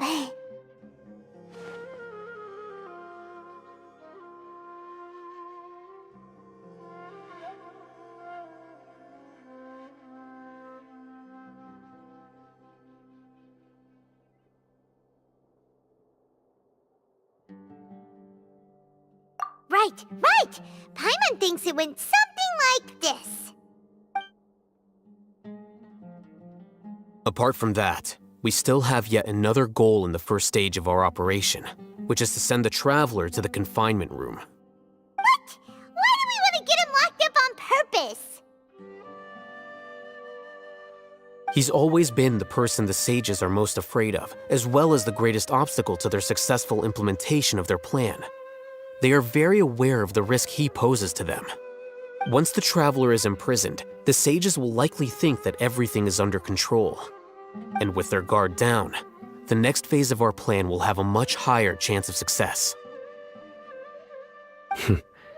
I can already see the pompous looks on their faces. Oh, that's a super tricky plan. But Paimon still thinks it's not really worth it. That isn't the only reason, of course. He has a more important task once he's in confinement. According to the Academia scholars in Ramon's custody, Lesser Lord Kusanali has sealed off her consciousness in the Akasha ever since she was captured by the Doctor. That way, they can't pry any more information from her. Even if we break into the sanctuary of Surasthana, it will take time to awaken Lesser Lord Kusanali's consciousness. We need to do that in advance. So our job is to wake up Nahida! Okay, totally worth getting thrown in jail for. The confinement room is inside the Academia, close to the sanctuary of Surasthana. It's a completely enclosed space, and you won't be receiving any visitors. I'll work with Ramon's scholars to make some modifications to your Akasha terminal. Once you're in, get as close as you can to Lesser Lord Kusanali and try to connect to her consciousness. However, as for whether she'll actually wake up, that will depend on our luck.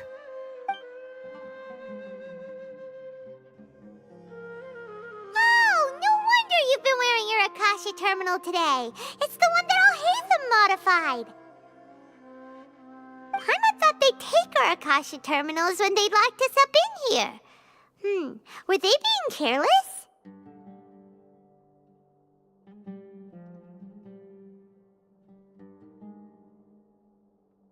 Alright, so what now?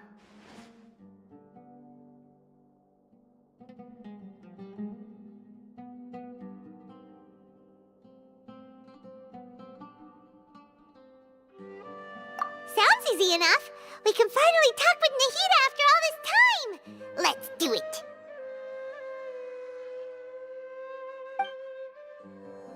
There's a light!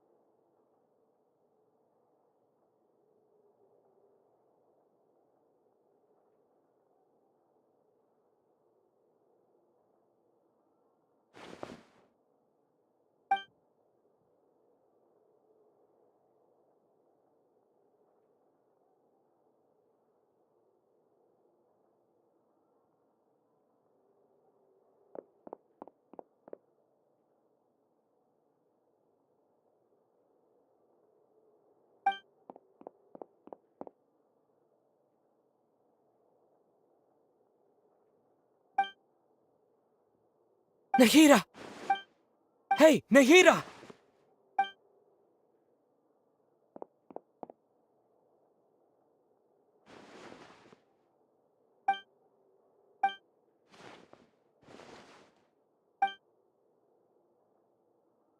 When did it first start? Oh, right. It started from the moment I was born.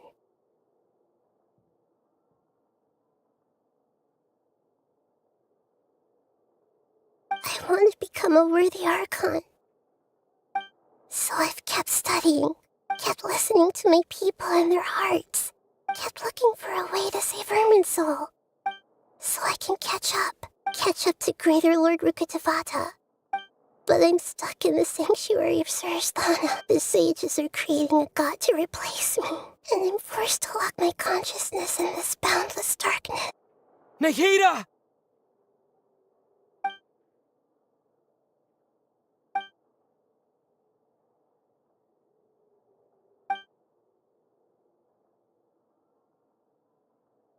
Nahida!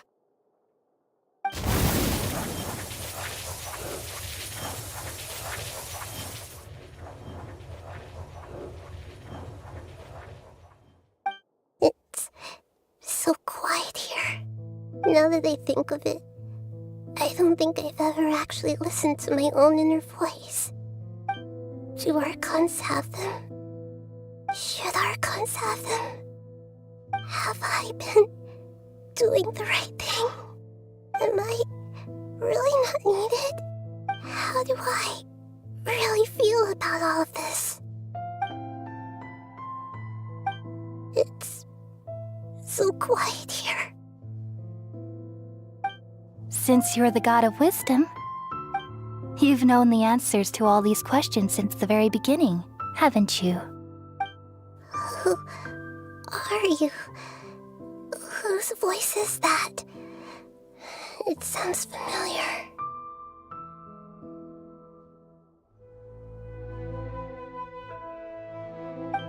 You're right, though. I won't ignore my own voice anymore.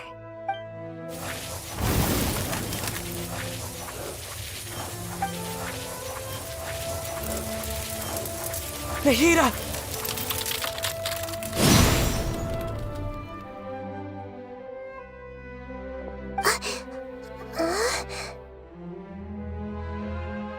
Nahida? Did you wake me up? Thank you. We're here to rescue you. Are you alright? I'm fine. It's just... when I think of everything that's happened to me, I feel really angry now.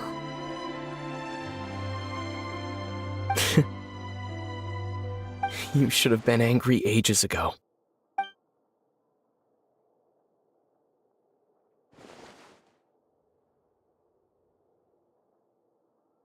Huh? Oh, you're back! How's everything? That's wonderful news! Great! We weren't locked up for nothing! When you went to wake up Nahida, Paimon was listening for any sounds outside. You were out for a long time. There are fewer and fewer scholars going about now.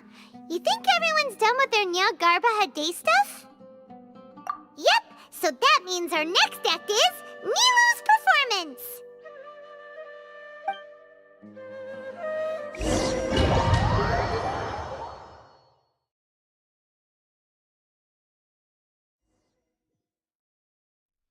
Nilou, are you sure about this? You're taking such a great risk for them. I'm sure, and I'm going. You know that I don't like to pass up any opportunity to dance, and this one is especially important. All right. You seem to have a lot of trust in them, so I won't say more on the subject. But if anything happens, the few of us here may not be able to help you. Don't worry. They've been through worse. Everything's going to be fine. All right.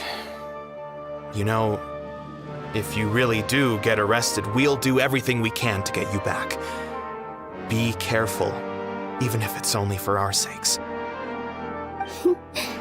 Thanks, Mr. Zubair. You're so very kind.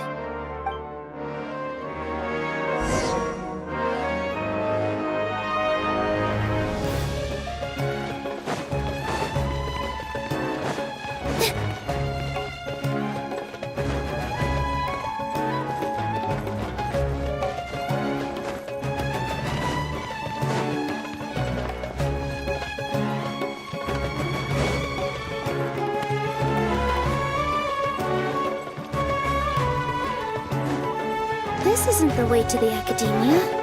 Better stick to the plan.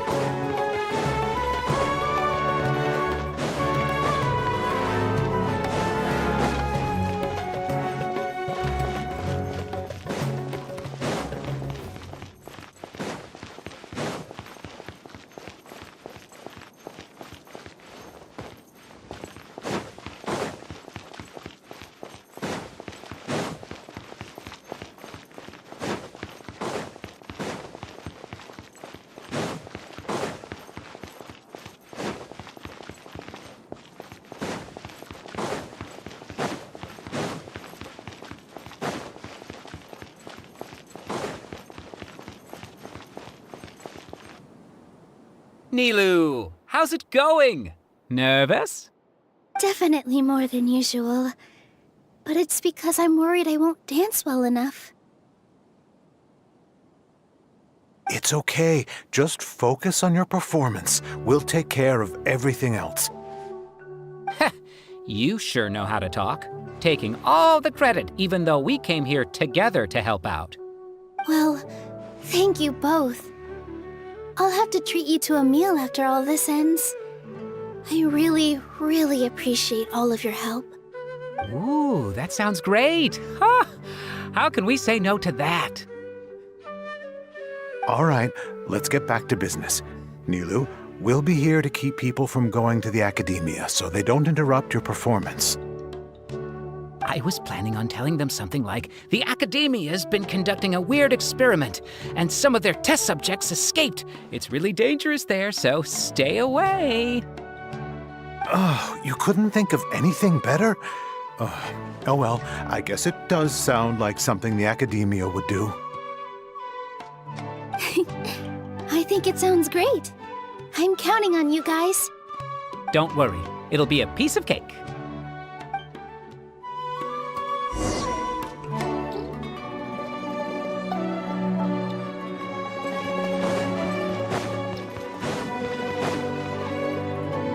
Hey, Nilou! Sorry, it's great to see you, but I'm really busy right now. Our Bait People Away with Yalda Candies plan is working beautifully. Do you want some candy? We have more than we can give out. Vihar, thank you so much for doing all of this. And even dressed up as the Knight of Flowers, no less. I'll pass on the candy, though. I cut back on sweets in the period leading up to a performance, and I'm about to start one. You have a point. The stage is cleared and everything's ready, so you can start your performance at any time. Yeah, thanks to you. I'm really grateful. All right, time to hit the stage. You're welcome. The honor's all mine, since I'll have such a great view of the show.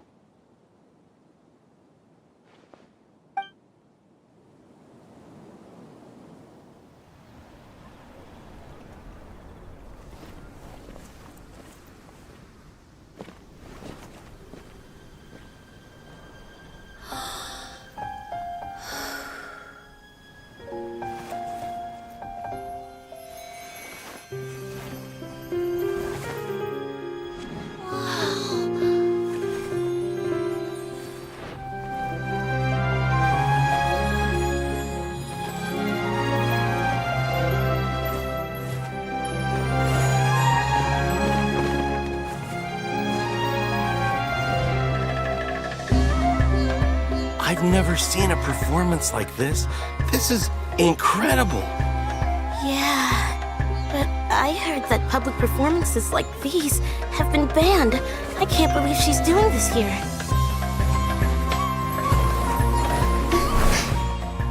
Grand Sage, there's some commotion outside. How uninteresting. Issue the new Prohibition Act from the Akasha to the guards. They'll know what to do. Do you think we should, stop her? Let's just watch for a little bit longer.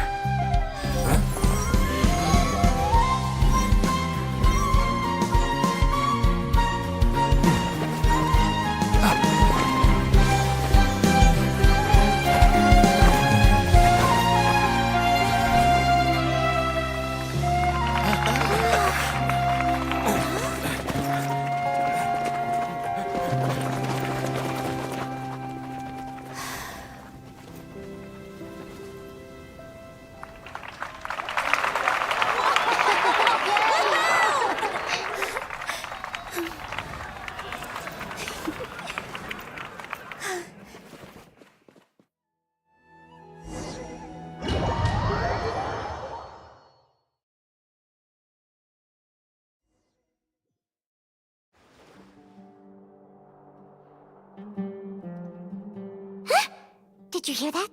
It sounds like a lot of guards just ran by. Does this mean the plan has moved on to the next stage? Yep. It's great that everything seems to be going well. Come to think of it, when did Alhaitham replace the knowledge capsule that was about to be entered into the Akasha? Oh, so that's when he did it! Paimon was too nervous to notice. Speaking of, didn't Alhaitham also yoink the divine knowledge capsule from that mercenary leader in Port Ormos when everyone else was distracted? It's a time-tested trick of his. Why are we complimenting him? Yeah, he's smart and all, but he still makes Paimon's blood boil. Let's review our plan for this stage again. It's not like we have anything else to do right now anyway, and it'll help us feel more confident. Paimon remembers that Nilou's task was supposed to go a bit like this.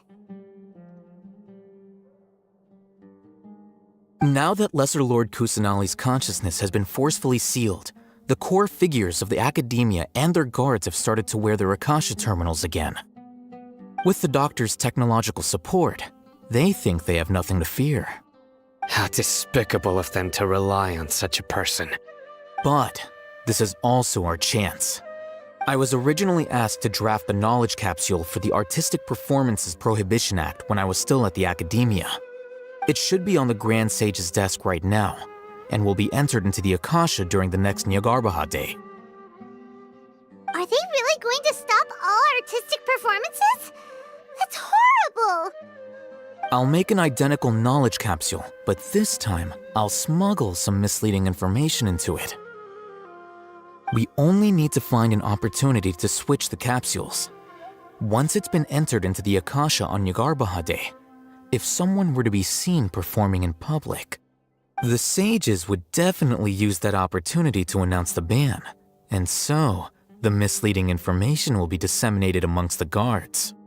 Sure sounds complicated, but it seems like if everything goes well, we'll be able to get rid of all the guards in the Academia without any effort. That's pretty clever, getting right into their heads. I just have one question.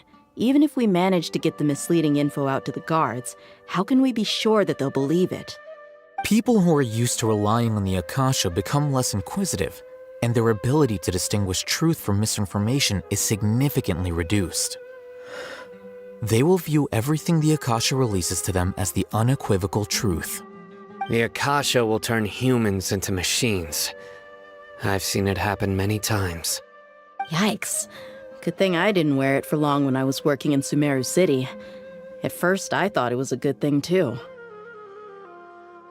By the way, this plan still requires a performer, right?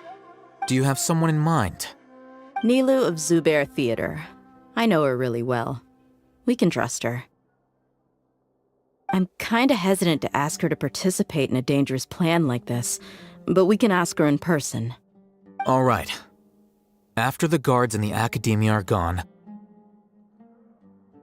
then it'll be time for me and my stowaway brothers to shine.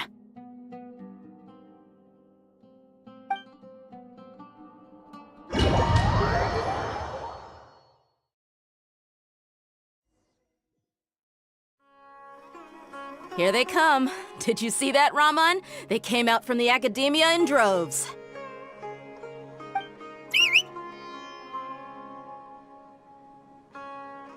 After laying low in the city for so long, this is the moment we've been waiting for. My brothers have already sprung into action. We couldn't do anything to them inside their coop, but outside the Academia, this is our hunting ground. With a lioness like you, the prey sure won't be able to run far. We still need to eliminate the guards as soon as possible. If we give the sages enough time to realize what's happening, the plan's doomed. Yeah, all they've done is to sit on their cushy salaries and twiddle their thumbs all day while we fought and struggled every day in the desert. The only advantage they might have is their numbers. Speaking of which, most of the guards who report directly to the 6 sages belong to the Corps of 30, but they have a completely different reputation. Following those blasted sages every whim, throwing away all the principles of being a mercenary. As someone in the same profession, I'm obligated to teach him a good lesson today. Indeed, the trap has been set. All we need to do is lead them there. All right, let's each take a road and herd those scattered guards back into one place. Make sure to attract their attention. Isak will be the key. You gave such an important task to that child. Will he be okay? It'll be fine. Isak was so determined to help, so let's put our faith in him.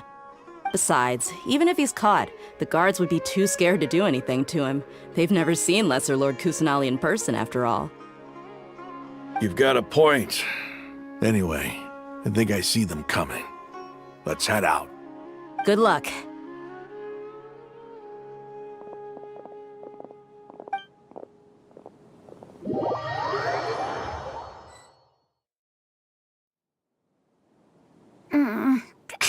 This outfit. Hey, do you remember what you need to do, Isak? When the guards get here, you'll pretend to be Lesser Lord Kusanali and run away from them. Oh, yeah, I remember. Of course I do. I'm just a little nervous. Relax. Don't think about getting caught. Even if that happens, we won't leave you behind.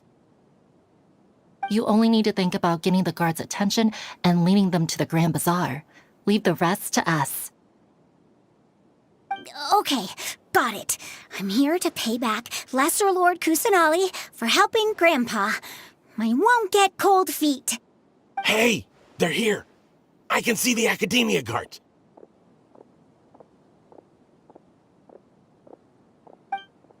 All right, it's time, Isak. Take a deep breath and go. You can do this.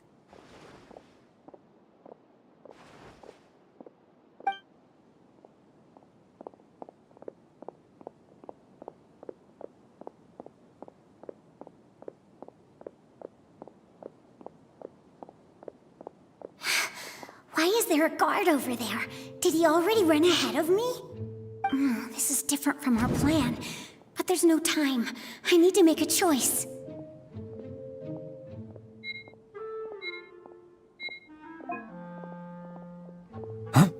Did I just see something dart by? I'd better go have a look.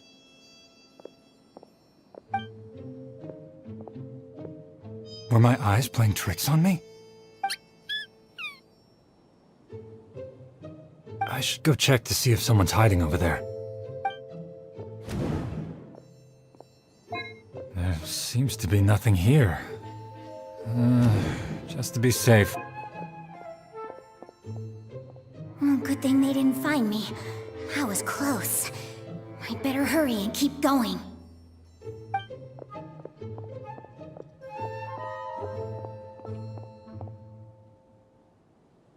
Hey! Lesser Lord Kusanali's over there! Stop! What? Lesser Lord Kusanali? How did I not see anything just now? Oh no, they found me. Where should I go? The target suspected to be Lesser Lord Kusanali has escaped into the Grand Bazaar. Assemble and arrest her!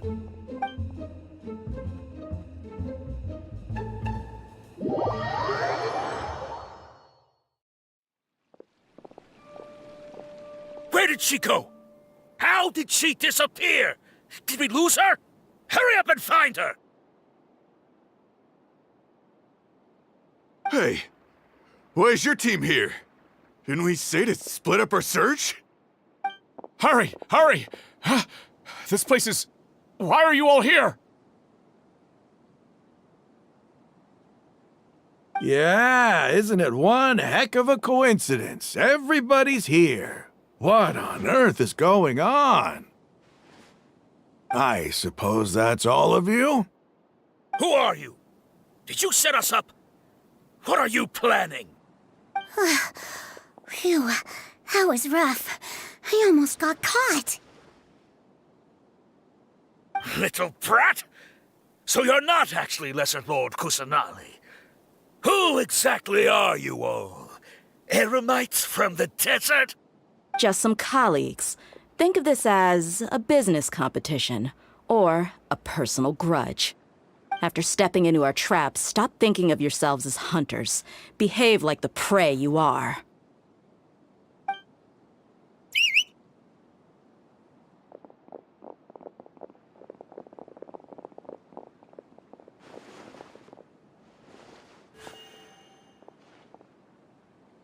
An ambush? How's that possible? This is Sumeru City, but mercenaries from the desert somehow ambushed us! You've spent all your time hiding away in the academia. This place has long since become our hunting ground. Brace yourselves!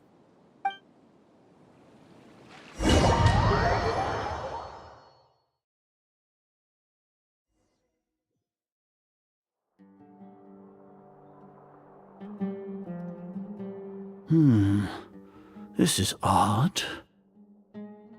The academia has quieted down after the conclusion of the Nyagarbha Day ceremonies, but it's much quieter than usual.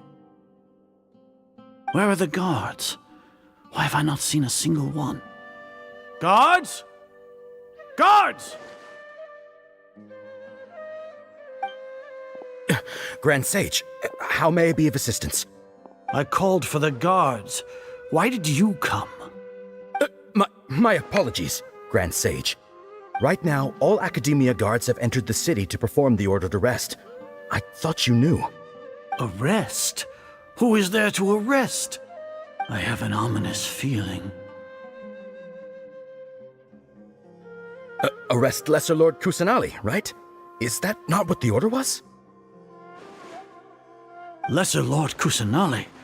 You mean she has disappeared? Yes. I wouldn't dare make up something like that. Right now, everyone is in a panic, and many are saying that Lesser Lord Kusanali will take revenge on us. What happened? Just what is going on? Lesser Lord Kusanali somehow escaped? Was it Alhaitham and his party that freed her? That's impossible. The Academia is heavily guarded today, and any order to release Lesser Lord Kusanali would be strictly confidential. Besides, Alhaitham and the Traveler are already in our hands. What manner of trickery did they employ? How could Lesser Lord Kusanali disappear into thin air? Disappear? Wait. How was the arrest order distributed to the guards? It was issued by the Akasha earlier today. Only you have the authority to send messages like that, so I thought it was your order. Let me check.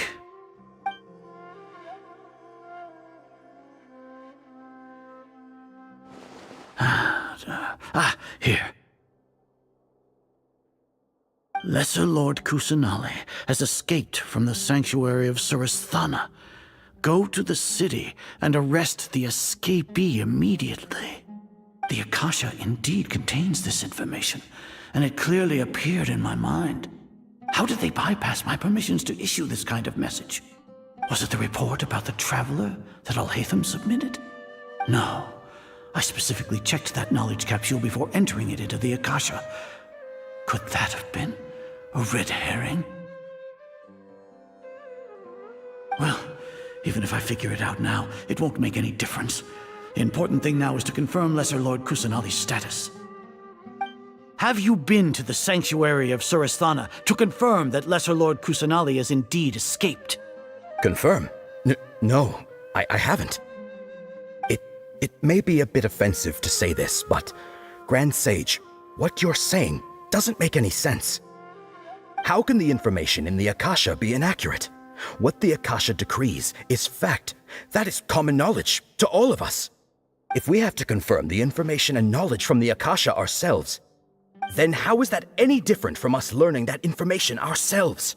Wouldn't Greater Lord Rukkhadevata's legacy lose its meaning that way? In the beginning, it was I who asked you to believe in the Akasha, to believe in the legacy left by Greater Lord Rukkhadevata. Are you trying to use my words against me? No, Grand Sage. I'm merely confused because I believe in you. I never meant to refute you. Stay here and see if there are any suspicious people around. I'll go to the sanctuary of Surasthana on my own. Yes, Grand Sage.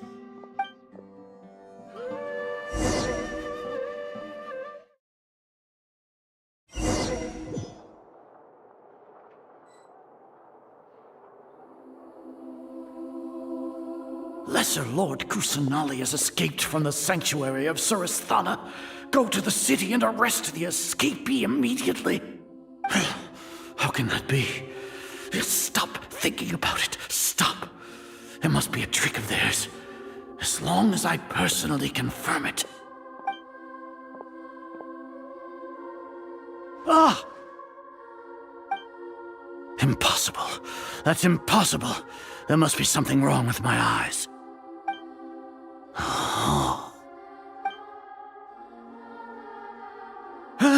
She really appeared again? What is the meaning of this? What a comical sight, Azar. Once the Akasha has put certain thoughts into your head, even the Grand Sage can no longer see what's right in front of him. You all can only see the world in your mind, the one you think you know. And precisely because of this, you disregarded Lesser Lord Kusanali's existence. She has been a wise and worthy Archon. Sino, have you been waiting for a chance like this? The Akasha predicted that you would return to the Academia to confront me, but I didn't expect it to turn out like this. I was careless. No, you were blinded. Your faults stem from your reliance on the Akasha. You're still the same as always. I truly did not expect a proud person like you to cooperate with Alhaitham and the Traveler.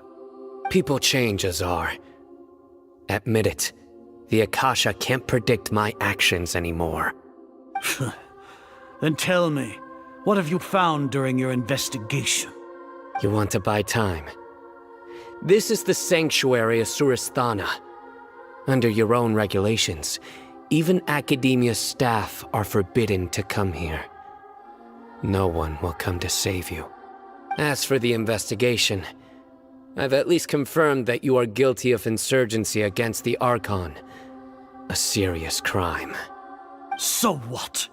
Did you do all of this so I would plead guilty in front of you, General Mahamatra? No. I want you to plead guilty in front of the Archon herself. You once said that I had no standing to judge you. So now, how about judgment in the name of a god?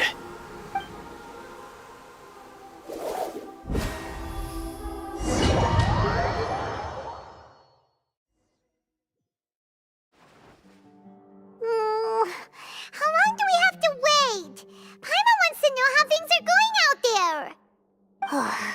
Paimon hasn't heard any sounds outside for a while. Hopefully something bad didn't happen. Yeah, but aren't you scared that we might be locked up in here for the rest of our lives? Thinking about it, at least Paimon has you. We could still chat like this. When Paimon thinks of Nahida being imprisoned alone in the sanctuary of Surasthana, Paimon can't help but feel sorry for her.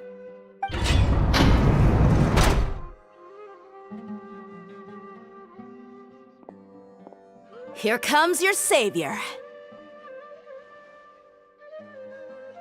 Dia! Paimon just knew you would come to rescue us! You two really owe me some big thanks. I had to search through who knows how many guards to find the key here. It felt even more tiring than whacking them. I'm exhausted. Thanks a lot.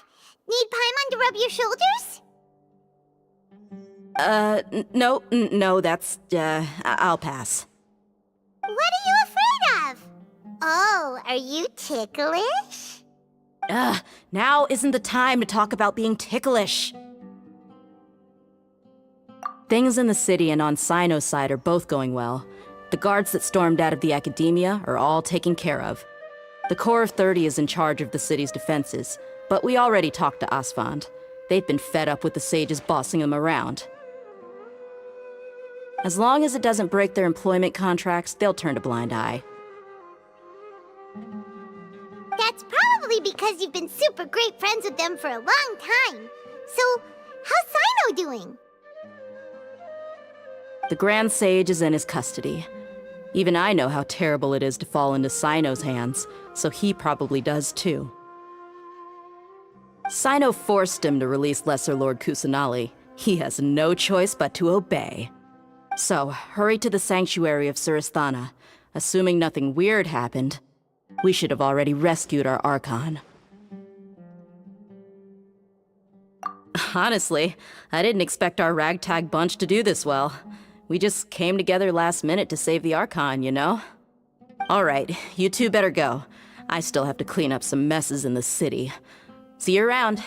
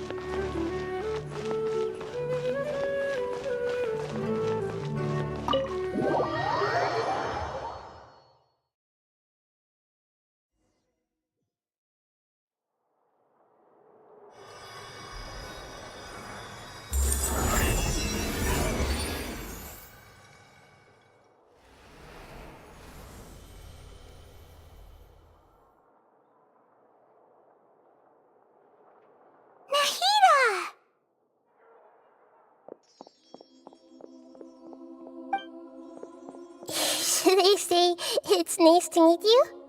This is the first time we've met in real life. Before, we've only met in dreams, consciousness, or when I was in someone else's body.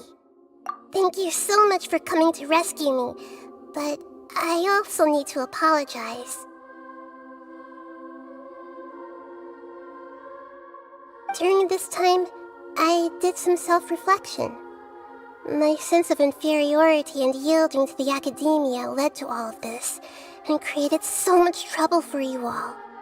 Exactly! We're here because you're a good Archon and one of our friends! Thanks, you too. Amazing. So this is how it feels to walk out of that cage with my own body. It's like I just had an endlessly long dream.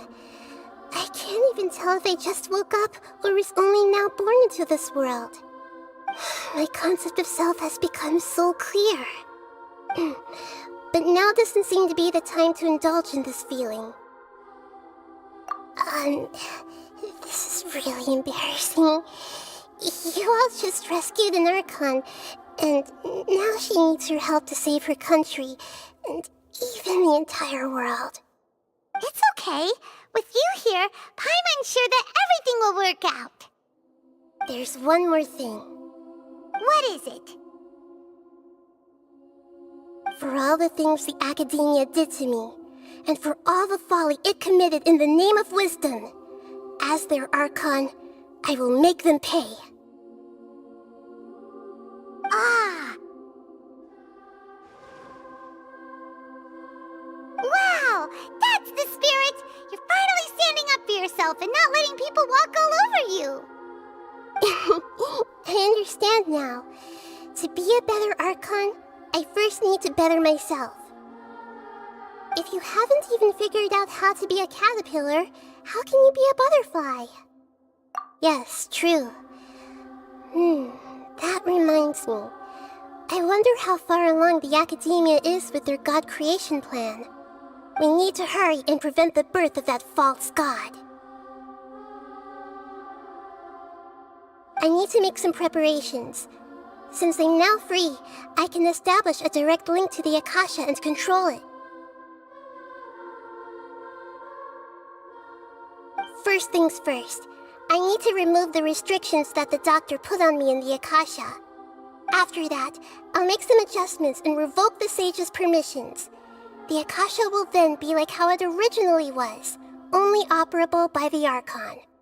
After all, the Academia betrayed Greater Lord Rukkhadevata's trust. This might take some time. In the meantime, you should also work on your own preparations. If we don't stop the god creation plan in time, we'll be in for a tough fight.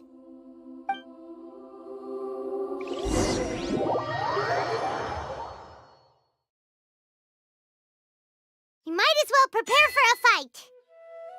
When we're done, we can take a walk around. After all, we missed out on a lot of stuff when we were locked up.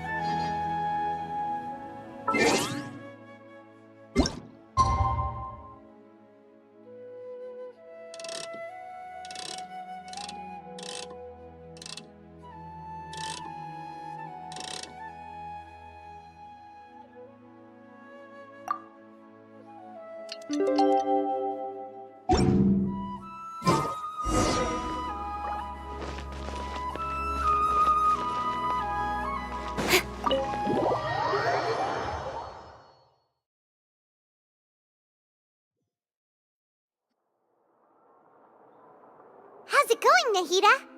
I'm done with the parts that needed my involvement to complete. Although it's my first time working with the Akasha like this, its internal structure and operation procedures are easy for me to understand. Greater Lord Rukkhadevata's design is truly brilliant. Oh, also, this is for you. Huh? What's this little floaty thingy? It's a small device I put together just now. You can think of it as an upgraded Akasha terminal. You may not need it right now, but it should be helpful in certain situations. Wait! This thing has the same characteristics as Paimon! We're both small things that float! Oh, all the things that make Paimon special got copied! When Paimon appears with the Traveler from now on, people won't remember Paimon because she isn't unique anymore! It's alright, Paimon. It can't replace you. It's only a flying device, but you're the Traveler's irreplaceable friend. You're so good at comforting people, Nahida. If only the Traveler was as smart as you. I was simply telling you what I feel to be the truth. I wasn't trying to comfort you. Nahida, you're natural at this. What you just said made Paimon even happier. By the way, there's something I need to confess. Even though I'm the Archon and in control of myself again, I'm not very good at fighting. You may have heard that an Archon's power is derived from their people's faith. However, I'm not as well loved as Greater Lord Rukkhadevata. If we get into a situation where combat is our only option, I'll have to count on you, and I'll do my best to provide support. I'm glad I can rely on you. So the God of Wisdom isn't good at fighting? That actually sounds about right. I've located where the false god is. Time is of the essence, so let's skip to it.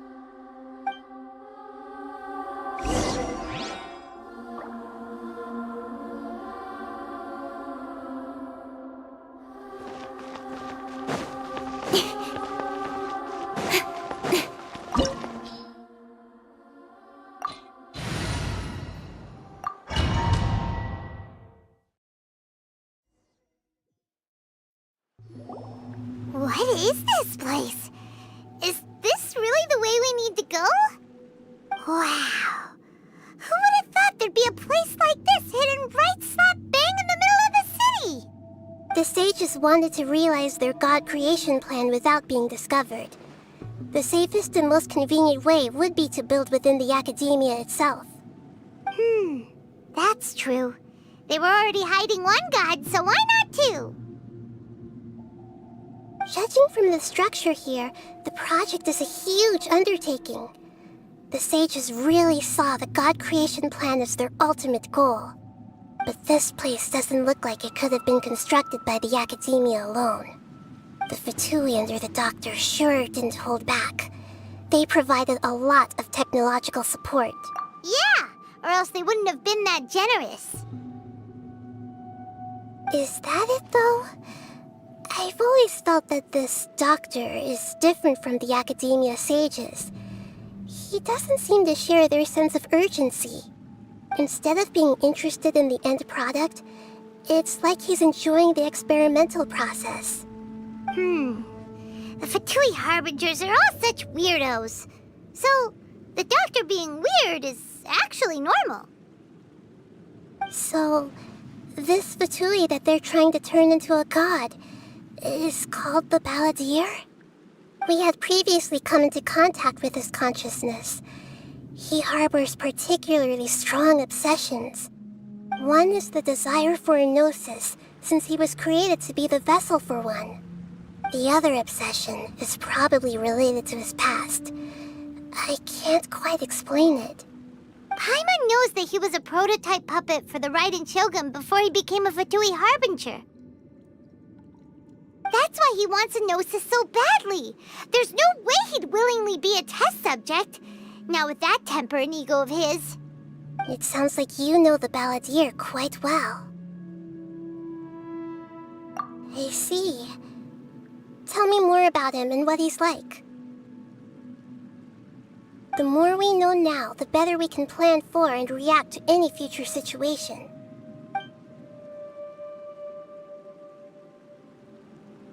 Ah, I see. How fascinating. Alright, time to go. Let's get through here and meet him in person.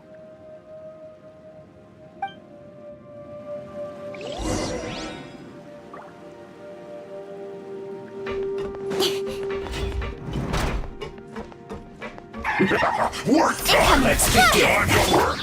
Put your back into it!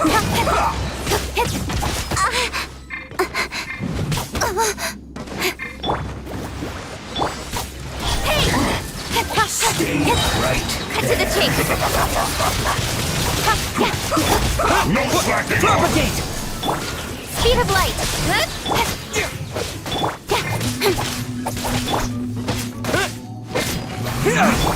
Incoming! Not this is bad! I'll protect us. Got lucky that time. My duty! Let's end this quickly!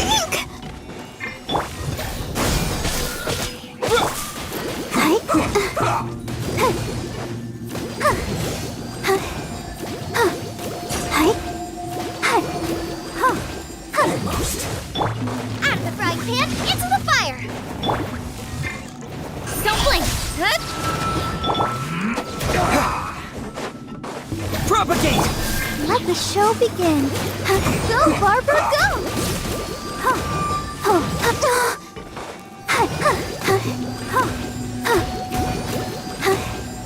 Let's end this quickly! Scatter!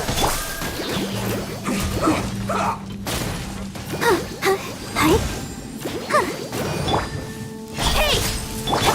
Propagate!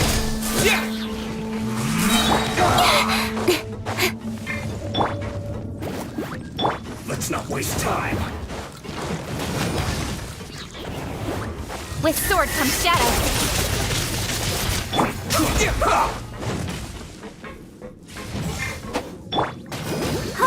Let's dance. Let's end this quickly! Spring forth!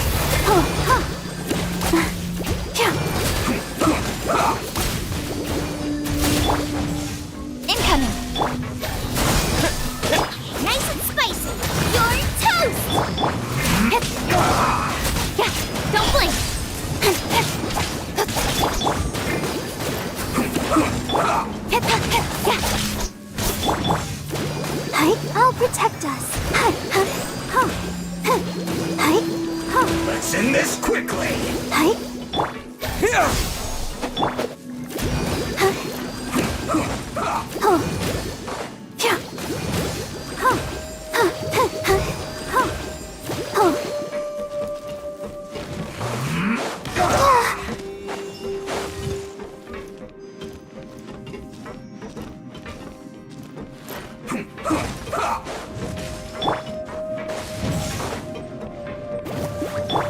Incoming.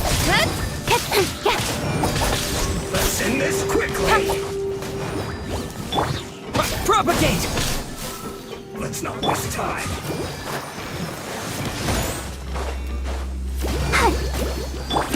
Speed of light.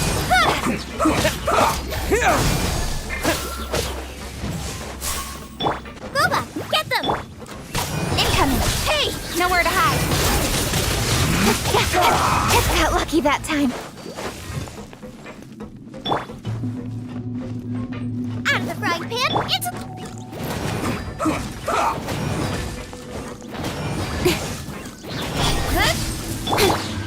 Let's dance. Scatter! Let's end this quickly. Almost. Speed of light.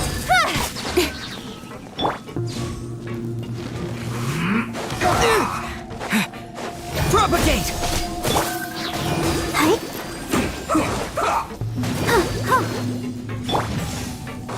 Don't blink. Cut to the chase. Boba, get them. Let's end this quickly. Scatter! Hey! Let the show begin.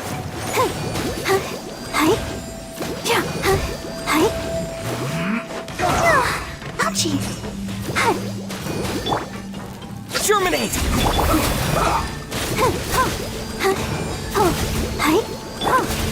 Speed of light.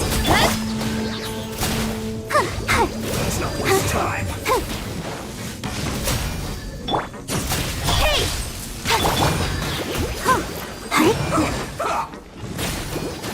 Let's dance. Ink! Oh!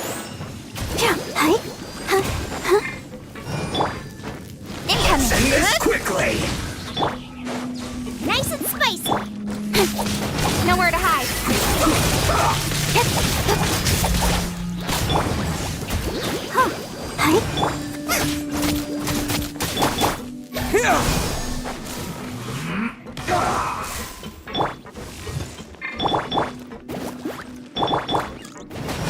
Don't blink.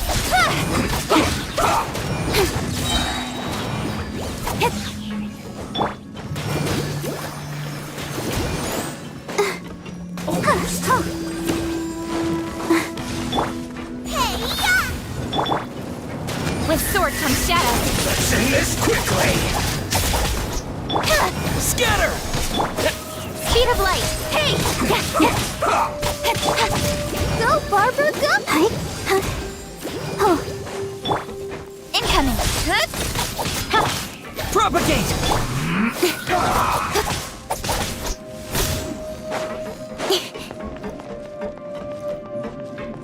Let's not waste time.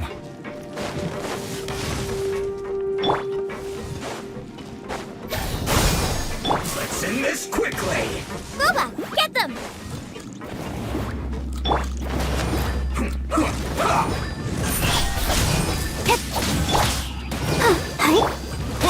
Scatter!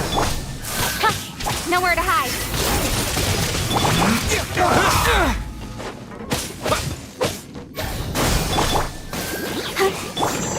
Speed of light. I'll protect us. Don't blink. Hey! Propagate! Let's end this quickly.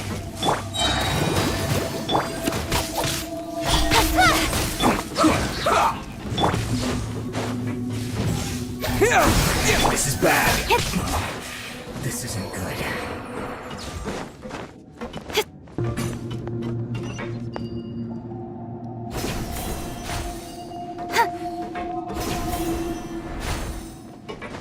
It looks like we can climb up these pipes.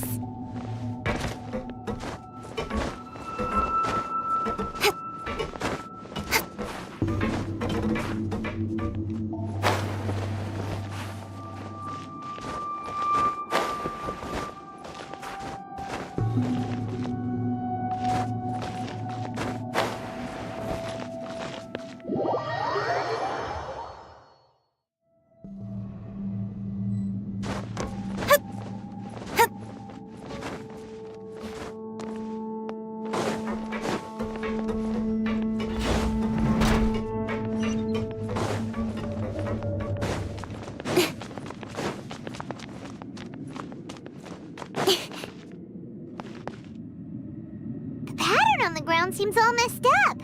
Let's go around and see if there's a way to fix it.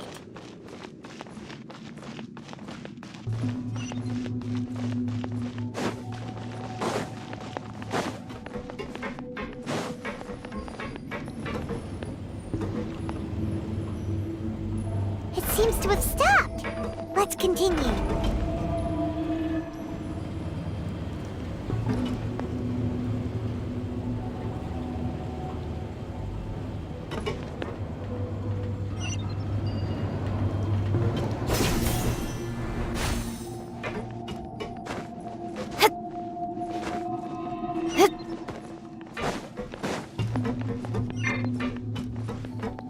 Let's begin. Speed of light.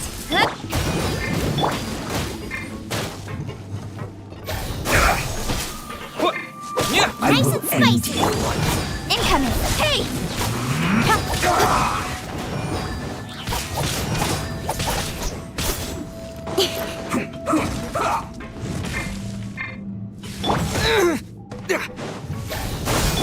Let's dance. Let's end this quickly. Don't blink. Scatter!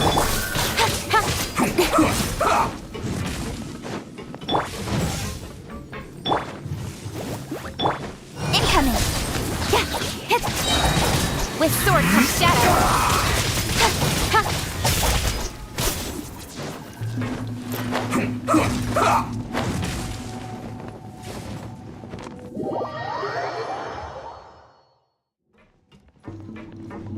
Let's end this quickly. Out of the frying pan. It's... Don't blink.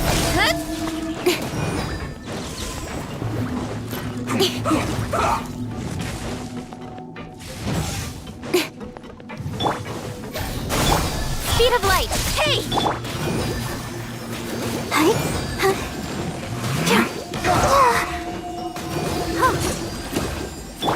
Goba, get the... Incoming.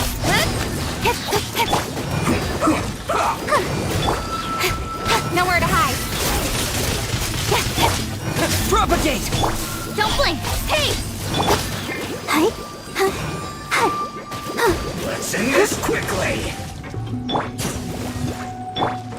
Speed of light.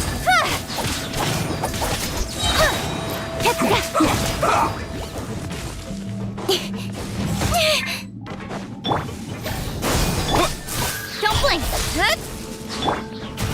I'll protect us.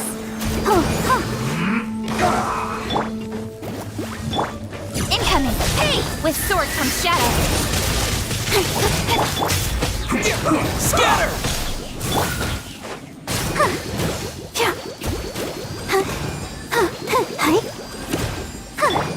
Speed of light.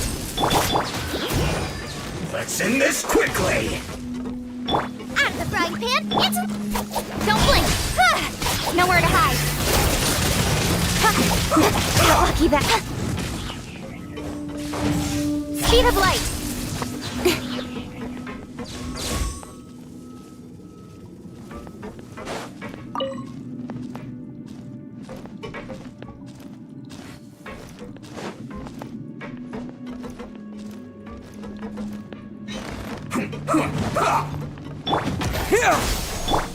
Incoming.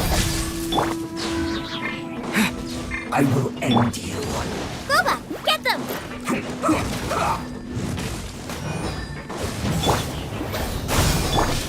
Speed of light. With sword comes shadow. Let the show begin.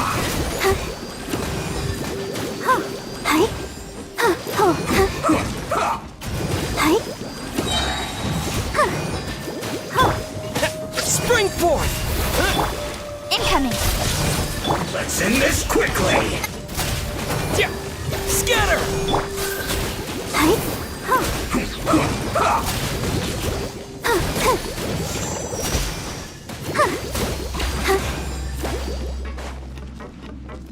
Almost. Eat this! Speed of light.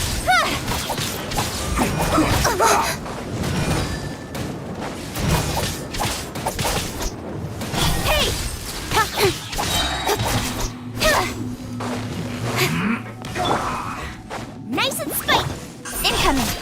chase!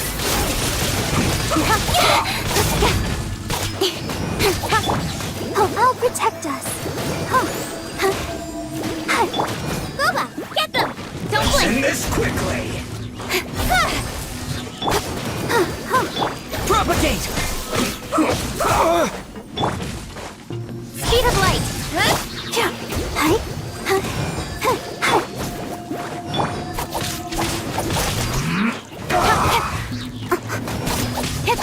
Incoming!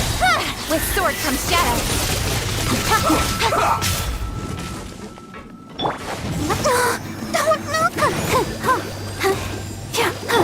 Don't blink! Hey! Send this quickly! Out of the frying pan, into the...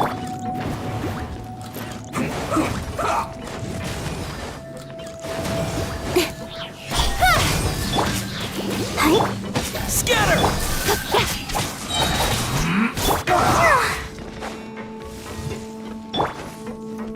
Hey! La la la la. Speed of light! To the chase!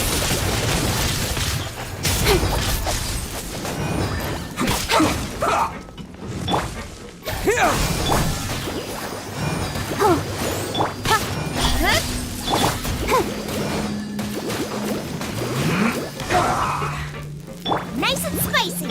Don't blink! Hey!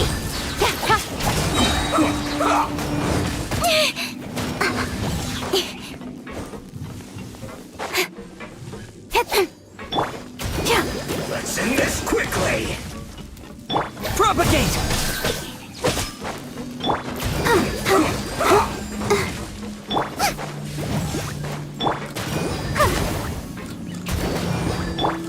Germinate! Let's not waste time! Incoming! Nowhere to hide!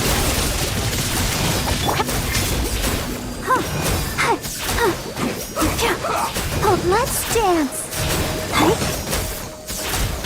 Speed of light! Booba, get them!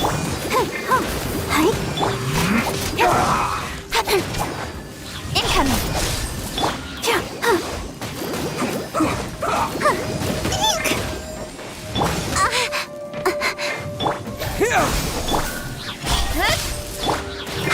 Let's end this quickly!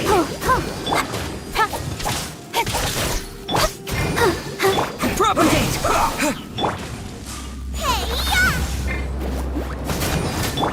Don't blink! With sword comes shadow! Scatter!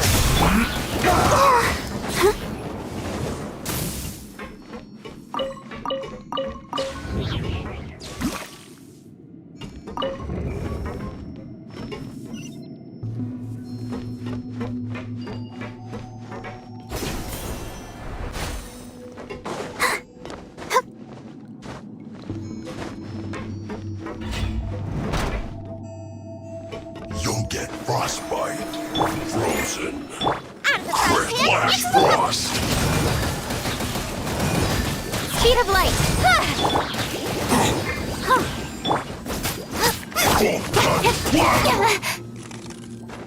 Nowhere to hide! It's time for a flash freeze. Propagate! Hey! It's no problem. I'll protect us. Don't blink! Booba, get them! Cut to the chase! Cooked food. Just stay still. Scatter! Speed of light! Hey!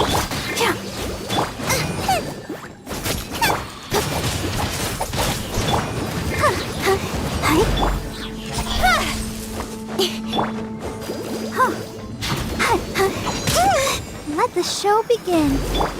Don't blink! Leaving so soon. Propagate!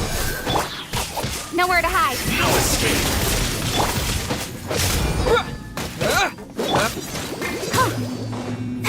Ready, steady, go! Scatter!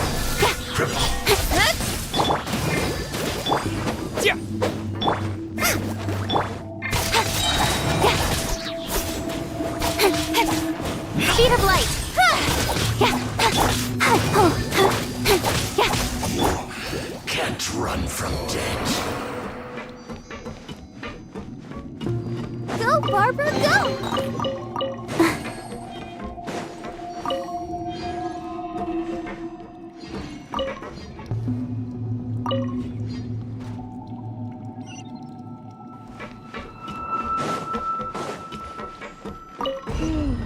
The cart is stuck.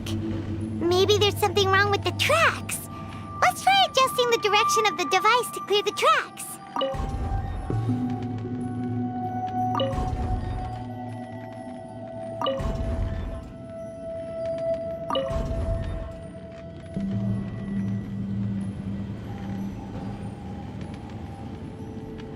I wonder when I'll be as tall as my big sister.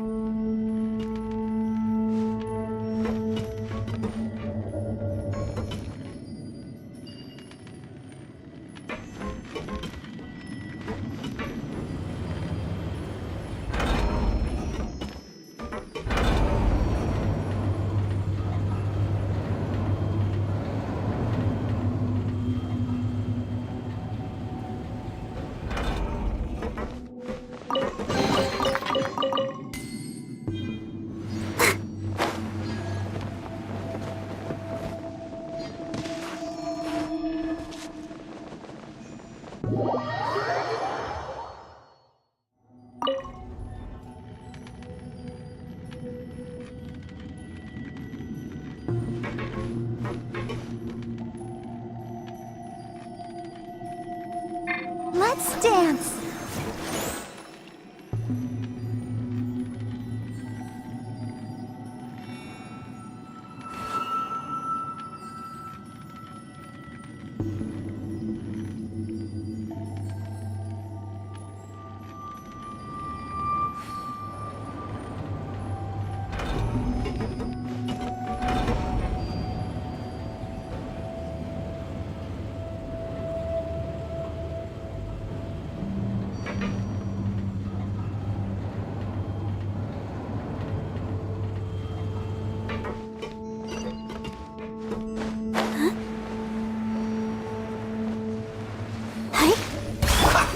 Have a load of this!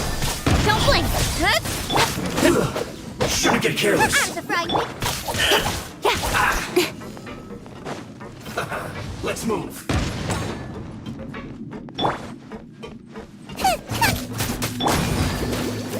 You need to hurry up. I'll protect us. I'll put you on high heat. Have a load of this. Incoming!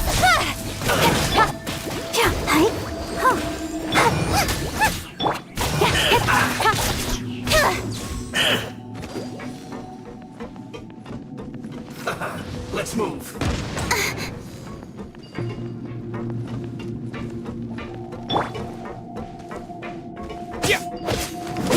Scatter! Shouldn't get careless.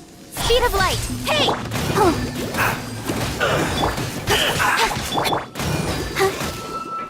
Detoxifying heat. You need to hurry up. Feels close. Propagate! Don't blink!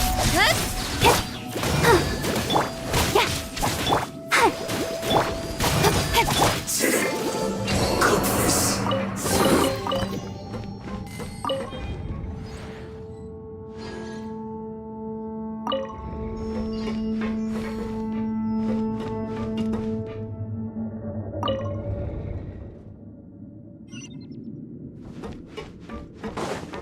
Go, Barbara, go!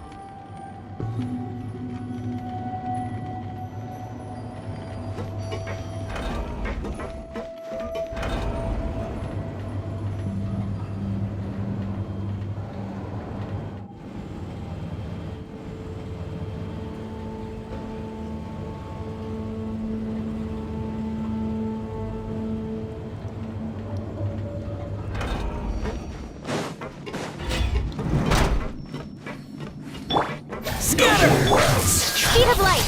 With sword comes shadow. Nice and spicy! Let's dance! Don't blink! I will end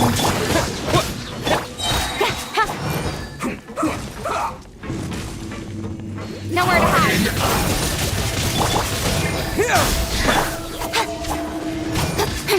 Let's end this quickly! That seemed to work. Out of the frying pan!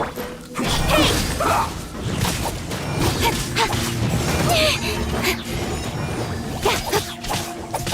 Incoming! Let the show begin. Speed of light!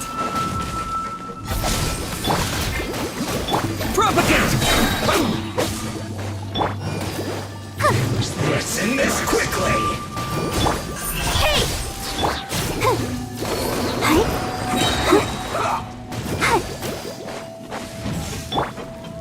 Springboard!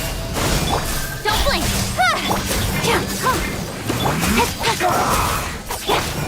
I'll protect us. Cut to the chase! Scatter!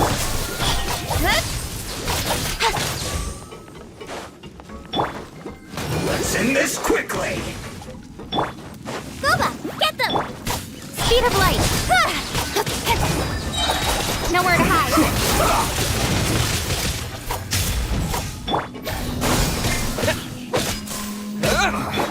I guess this is Don't be a killjoy! We've only just begun! Incoming! Let's cut to the chase!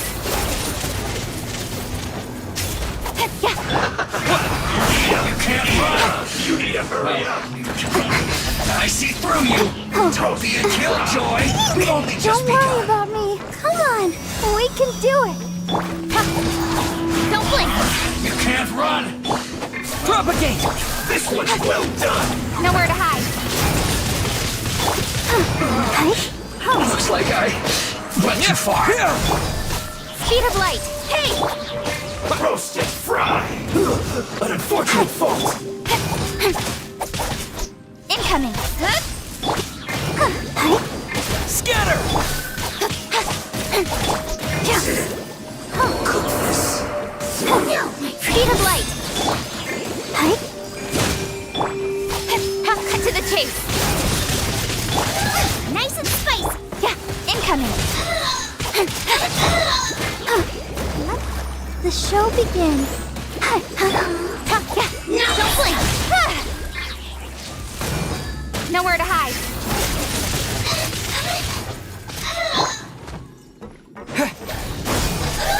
Germinate!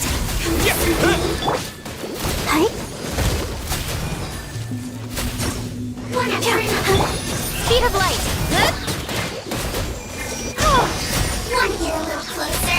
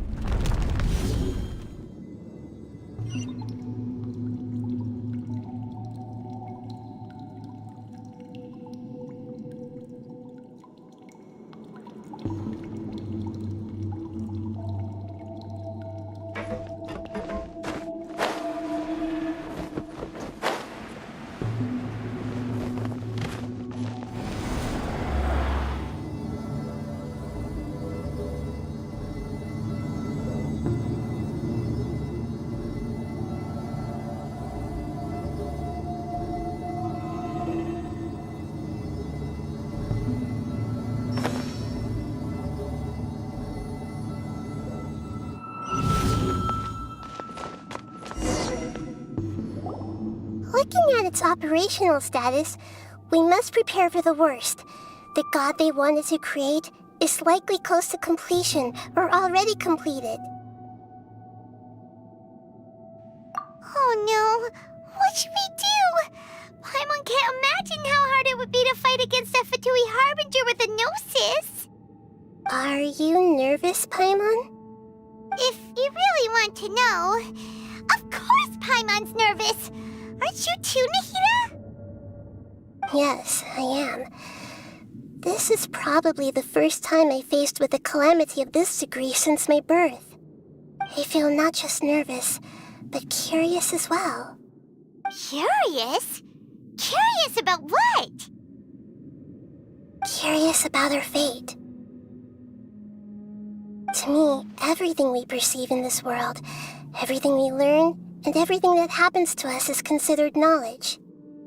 And if it's a form of knowledge, then it can be understood. However, only fate is about that which has yet to occur, so it has always drawn my curiosity. So to me, fate is the ultimate knowledge.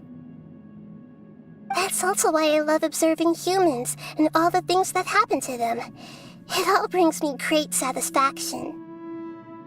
And now, at long last, I'm not just an observer anymore. I will personally experience my own fate with you by my side. Isn't this such a wonderfully exciting thing? Ah, so that's what you mean. Paimon thinks she understands what you're feeling.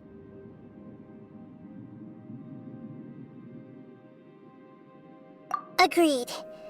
Okay, let's continue on. I can sense his aura from here.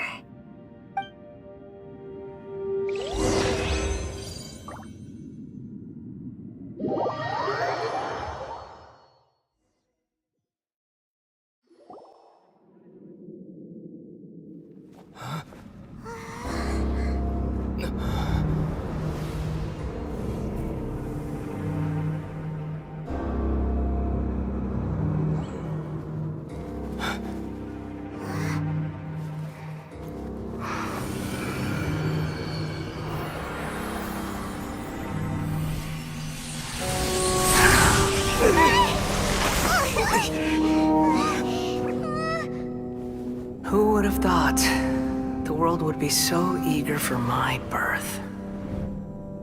I remember you, Booer, the god of wisdom, and standing beside you, the traveler. Is he all-knowing and powerful now like Greater Lord Rukkhadevata? No, I can't feel the same kind of divinity I felt from the Greater Lord.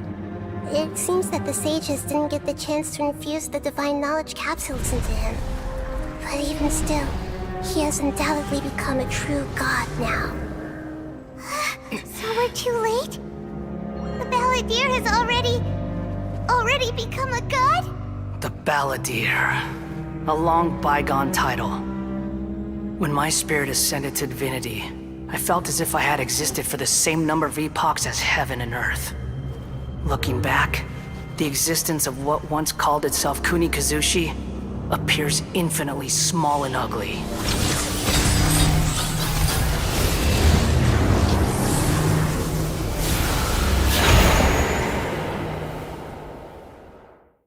This imposing aura, it really feels like a god's. A body that capitalizes on the Balladeer's original construction as a mechanical puppet, with the Gnosis serving as a constant power supply. How much effort and resources did the sages put into this? From a purely technological perspective, it's a commendable achievement indeed. It's no exaggeration to say, this is the culmination of human wisdom.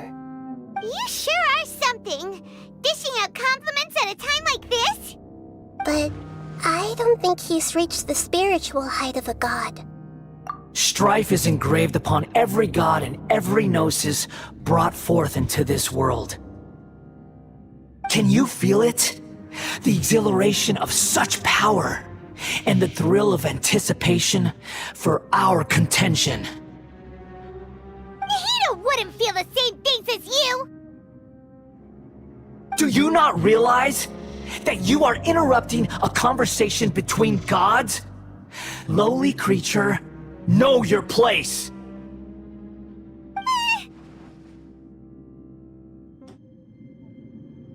The strife engraved upon a gnosis.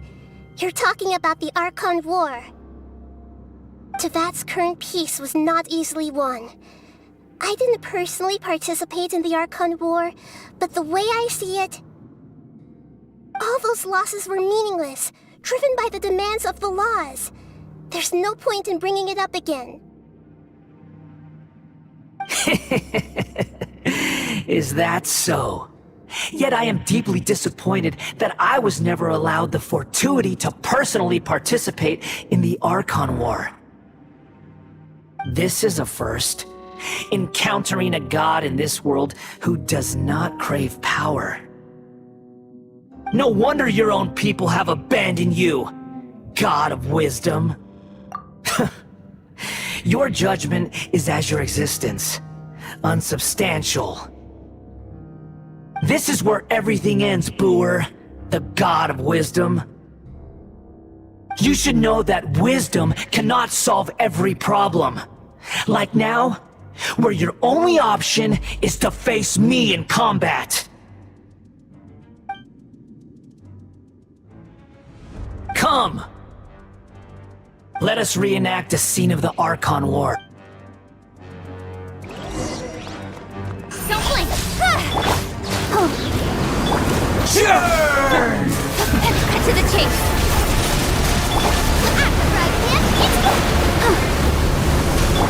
Propagate! Incoming! Hey!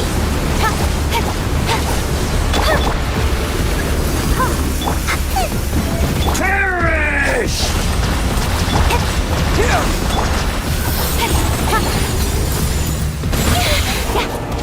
Don't blink! My endless cycle begins! Sheet of light! Hey! With sword from shadow! Get them! Incoming! Turn! Nowhere to hide!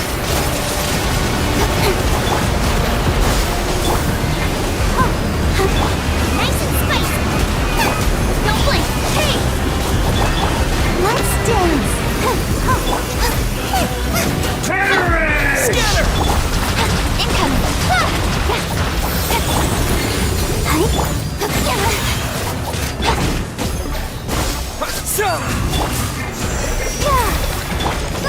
At my command, Don't blink! you shall fall! Cut to the chase!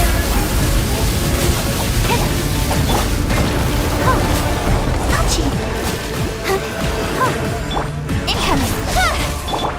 Propagate! Sure! Let the show begin!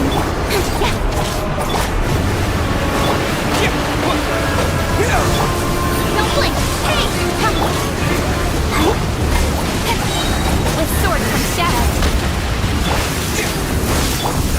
Sheet of light! Perish!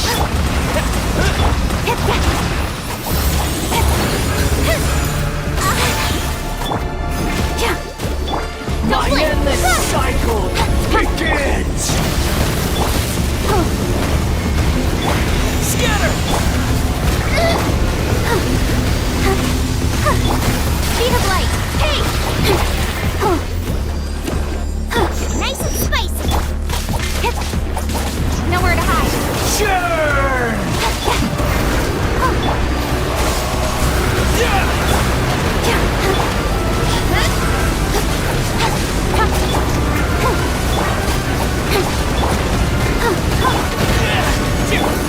Don't blink! Perish! With sword from shadow!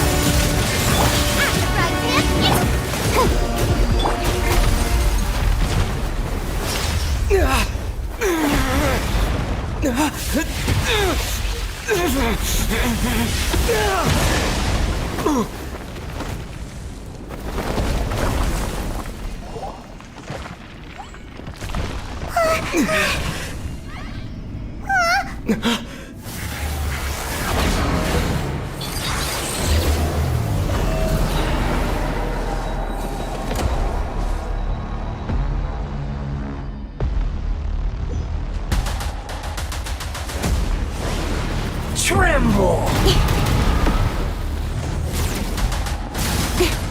Speed of light! Burn to oblivion! Lauma, get them! Incoming! Hey! Kneel! Got lucky that time.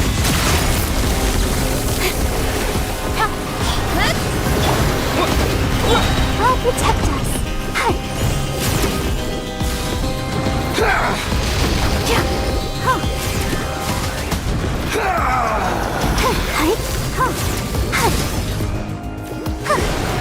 Tremble! Go, Barber! Speed of light! Nowhere to hide!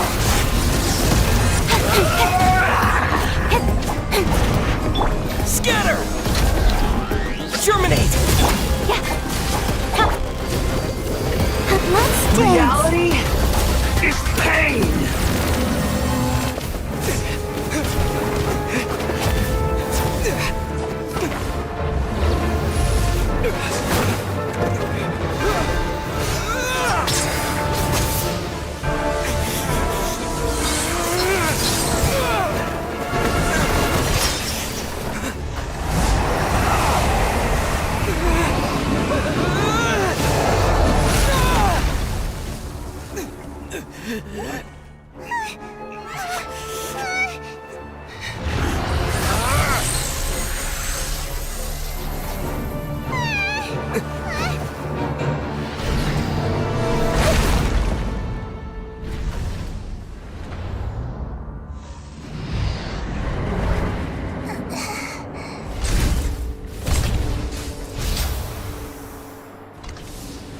This is supposed to be a battle between gods, yet you choose to hide behind a mortal. And now, you're acting like you'd sacrifice yourself for a human. Are you having fun proving a false sense of heroism to yourself, Booer?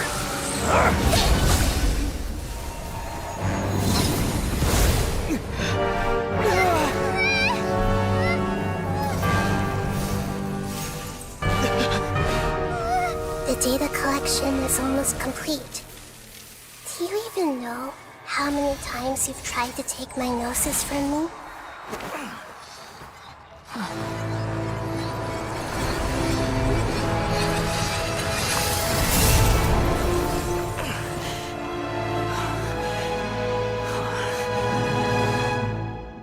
We just concluded the 168th loop.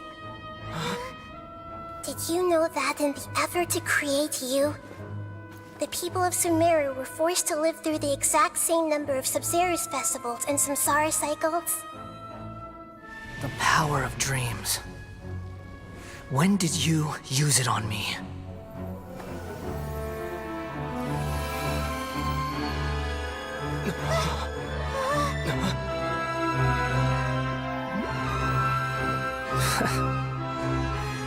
You can't even defeat me in a dream. What do you hope to achieve with this little trick? Come, Traveler. Just like before. Allow me to awaken the memories in your dreams. All that battle experience! It's more than that. Compile everyone's wisdom in the name of the Archon. That is the original function of the Akasha. I've sent everything that happened just now to the people of Sumeru in the form of knowledge. I've asked them to help you find a way to defeat the false god.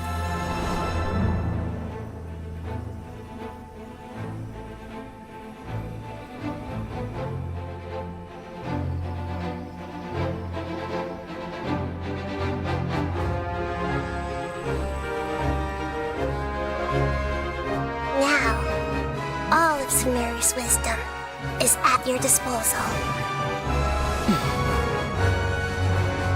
Meaningless tricks won't save you.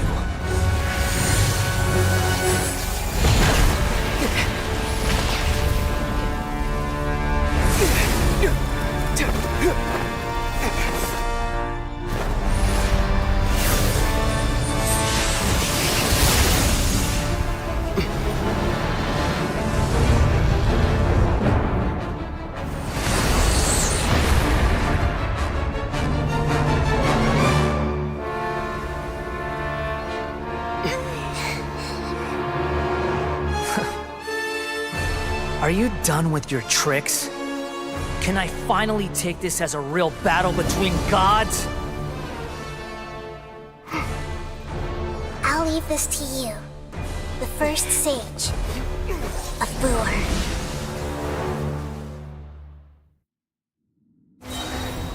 1,000 eons, mine to dominate! Don't blink! Hey! Propagate! Share my knowledge! Burn to oblivion! With sword comes shadow!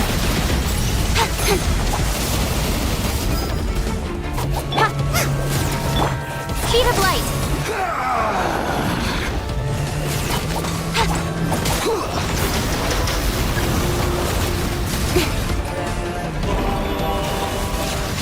Kneel! Don't blink!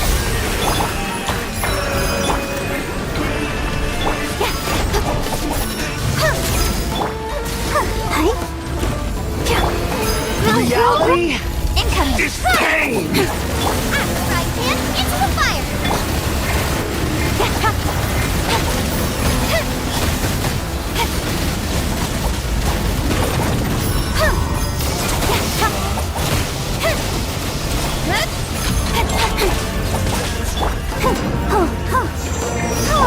This may hurt a little. Speed of light! Burn to oblivion! Nice and spicy! Tremble!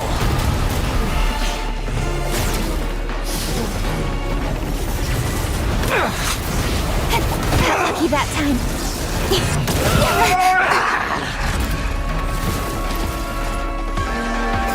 Good riddance, cruel world. Incoming! Let the show begin. Scatter! Speed of light! Grow! Committed to memory.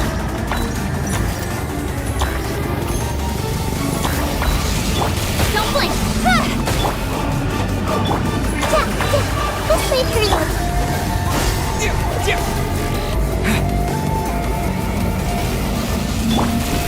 Incoming! Propagate! Your new god awakens! Now, your eyes have been opened.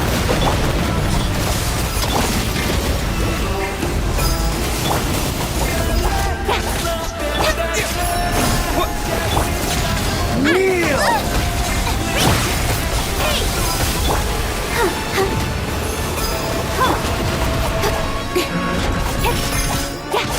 Speed of... Go, Barbara, go! Nice and spicy! Don't blink!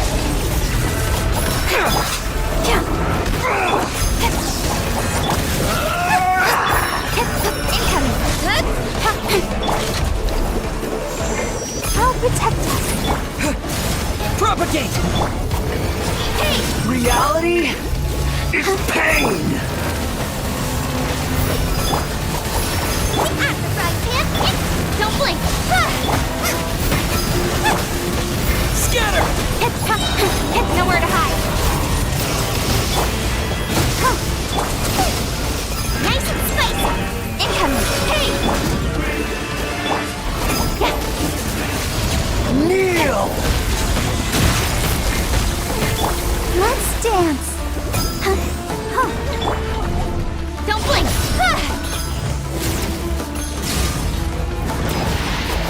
Burn to oblivion! Speed of light! Hey!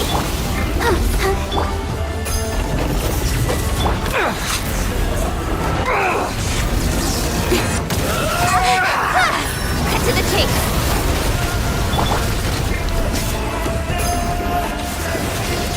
Kneel! Got lucky that time! Incoming! Scatter!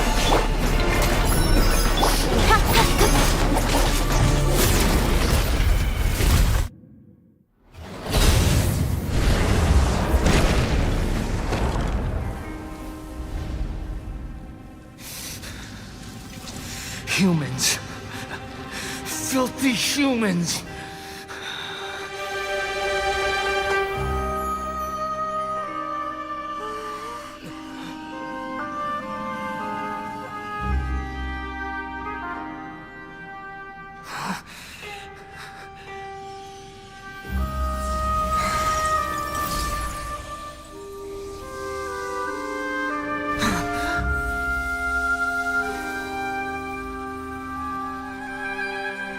No!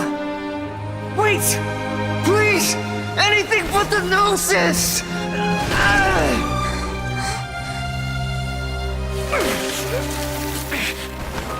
That's mine! Don't even try! I'll never go back!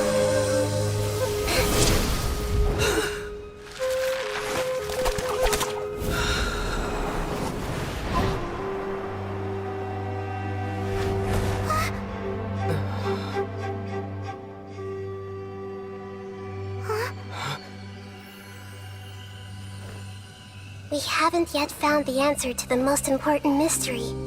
Irminsul is still waiting to be saved. With the power of another Gnosis, we may now finally understand the last memory of Greater Lord Rukkhadevata.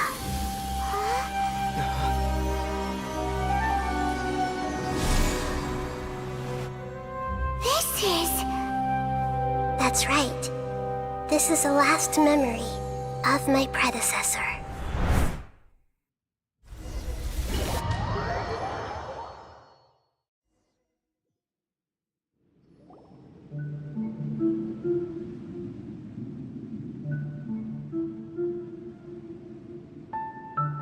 Huh.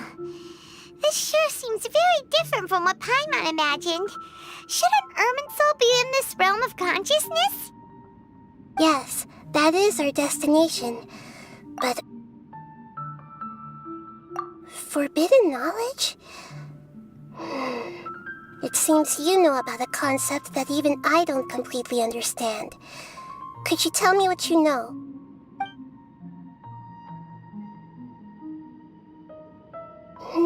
Your inference seems logical enough.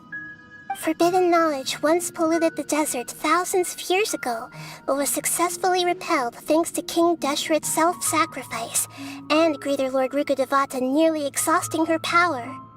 Then, a second instance of forbidden knowledge pollution occurred during the Conria Cataclysm 500 years ago. But I'm afraid it is much more serious this time, with Irminsul itself already in danger. So, if we're in the remaining consciousness of Greater Lord Rukkhadevata, and it's also been affected by forbidden knowledge pollution, then does that mean, in order to save us, Greater Lord Rukkhadevata?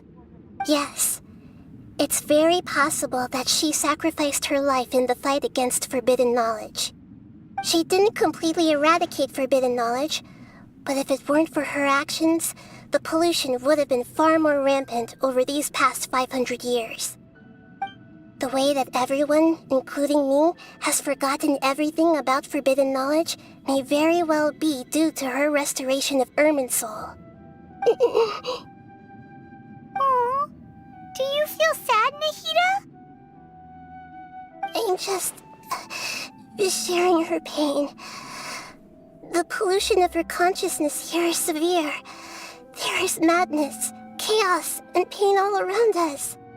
Did she fight to resist the forbidden knowledge pollution in such terrible conditions, all the way up to her last breath? She even used her last remnant of lucid consciousness to leave a clue for us to follow.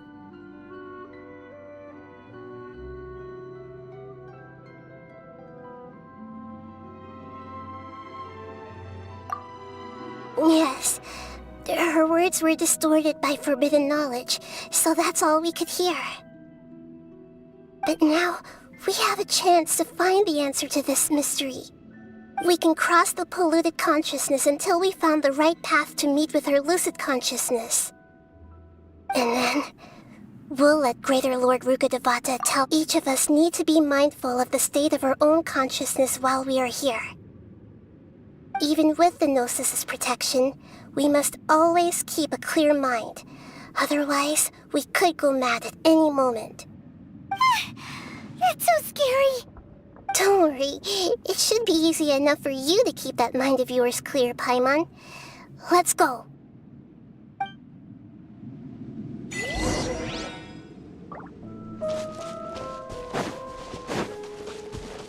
Are we in the air? And why is there a huge boat? That's the boat of consciousness, which symbolizes reason here. Wow. What are these? The monsters seem to have been affected by them.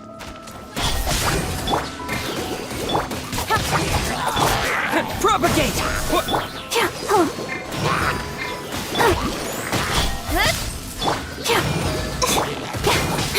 Nowhere to hide.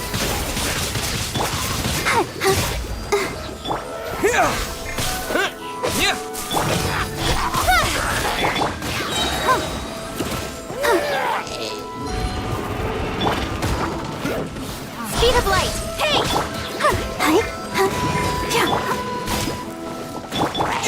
Scatter! Cut to the chase. Let the show begin. Propagate! Spring forth!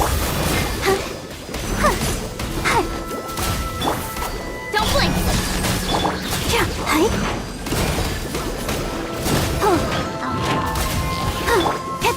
Incoming. With sword comes shadow. Hey!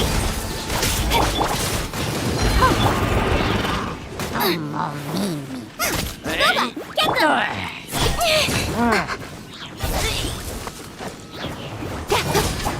Let's dance.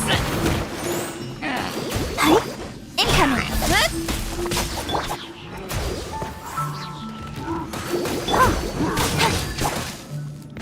Speed of light. Hey! Nowhere to hide.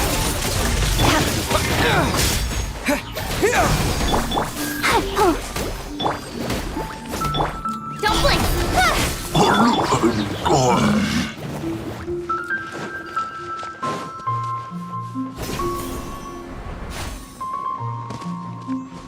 I'll protect her. Incoming. Hey!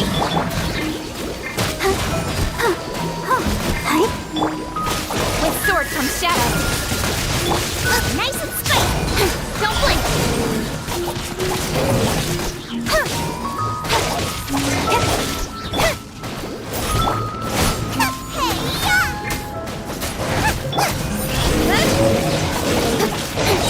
Cut to the chase.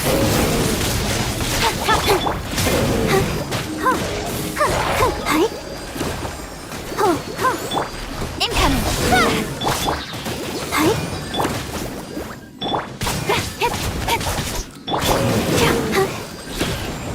Propagate!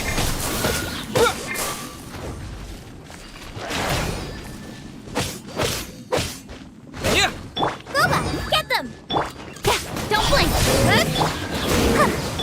Scatter! Speed of light. Hey! Let the show begin. Nowhere to hide.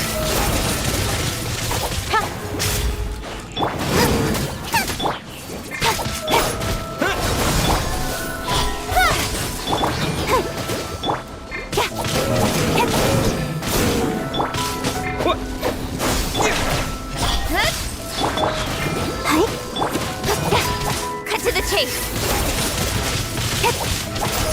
Don't blink. Look! Four-leaf sigils have appeared in the sky!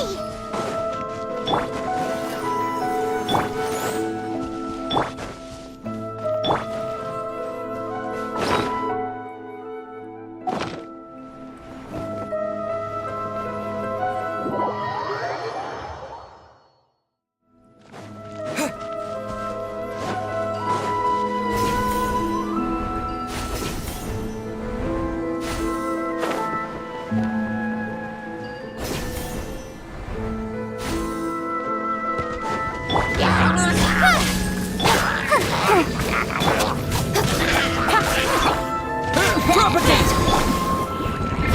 Incoming. Hey!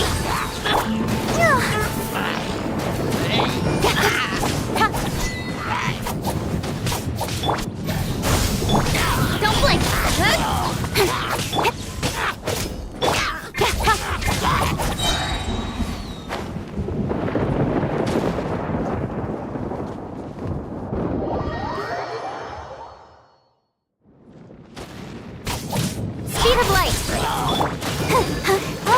protect us.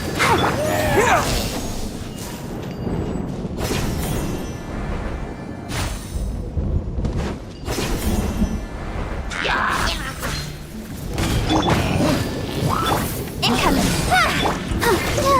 Don't move! Hey! Scatter!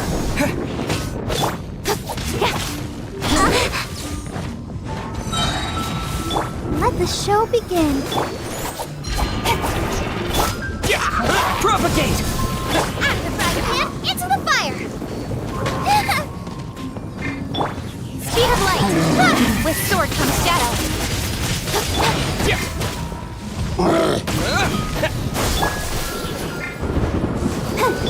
Incoming!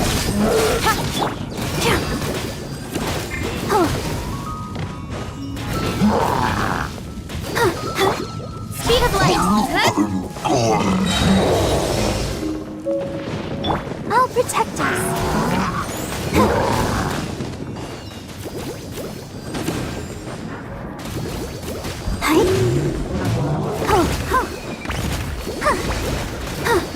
Incoming! Nowhere to hide! Boba, get them!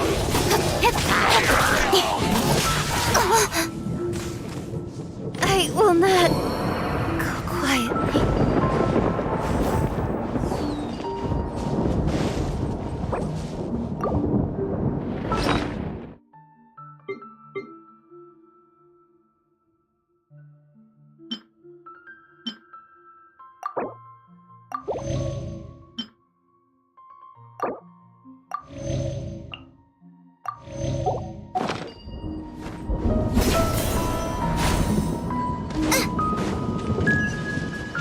Race you!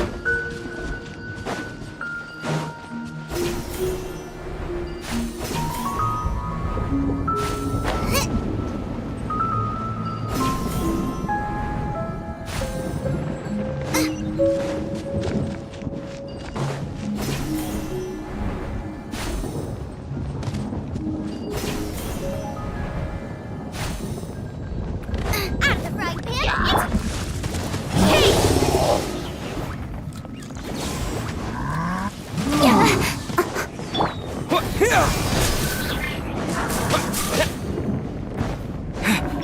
Let the show begin.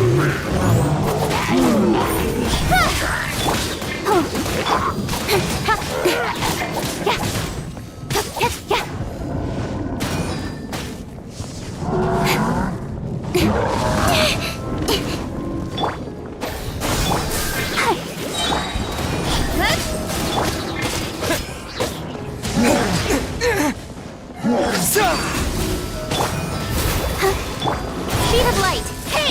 Ready, steady, go! Cut to the chase! Nice and spicy!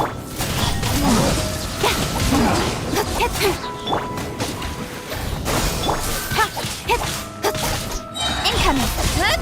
Nowhere to hide! You're toast!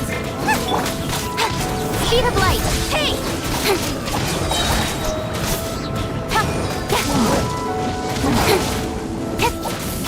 With sword comes shadow.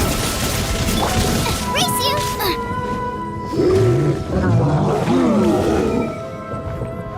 I'll protect us. Out of the frying pan! Don't blink! Propagate!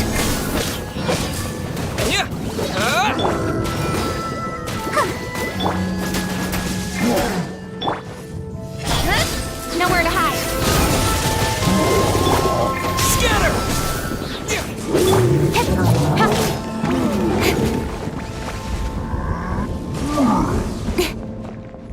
Boba, get them!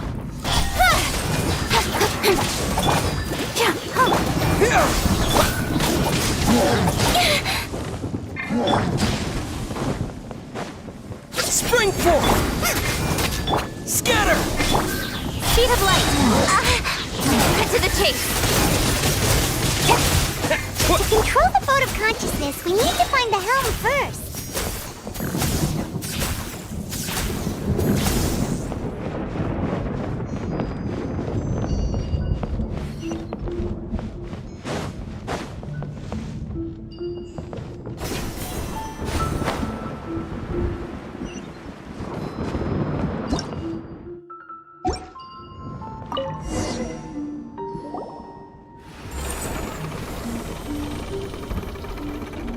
changed direction.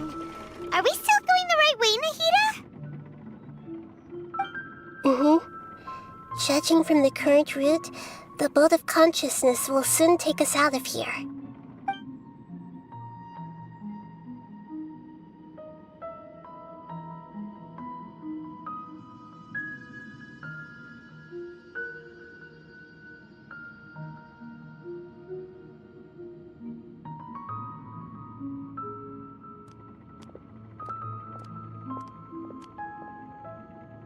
We'll be arriving at our destination soon. How are you feeling? Are your minds still intact? Huh? But everything's been completely normal for Paimon. Hopefully there won't be any more interruptions. This time, we should be able to meet Greater Lord Rukkhadevata. Are you saying you've never met Greater Lord Rukkhadevata before? No. It seems that my birth and her death took place at the same time. Otherwise, I think she would have given me a little more guidance, and I could have done a better job. Hey, you've done a great job, Nahida. Let's get out of this creepy place and go meet her.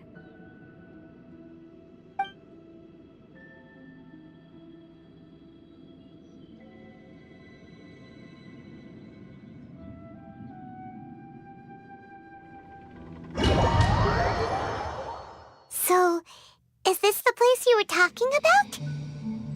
The base of Irminsul?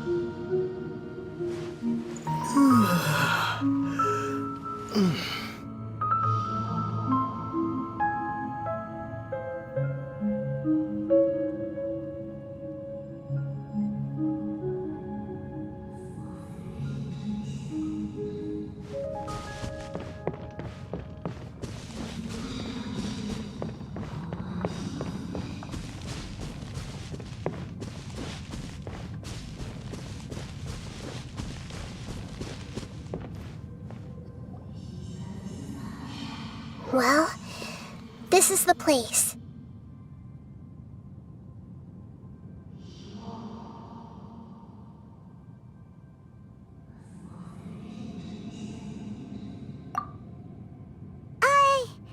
We're here to find Greater Lord Rukkhadevata, right?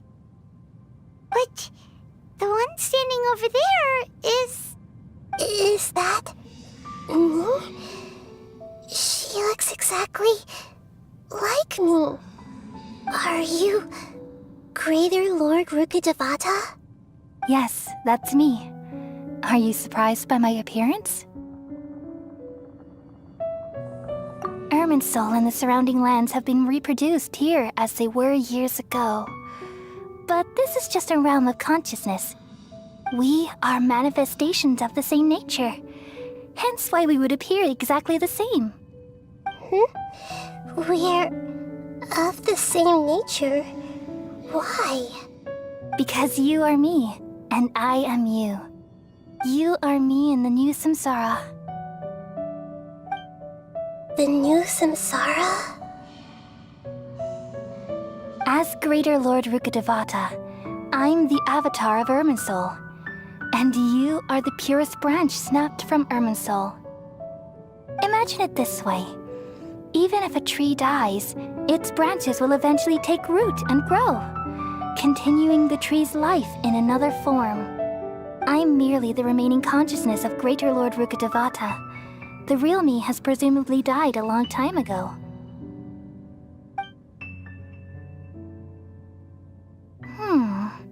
Judging from your appearance, I've probably been dead for 500 years. But you're finally here, My new self in the samsara.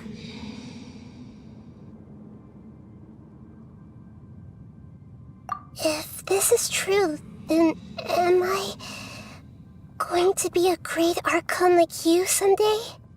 Though we share the same nature, our fates are bound to be different. All things have their own fate. When a branch grows into a mature tree, it won't be the same as the original tree.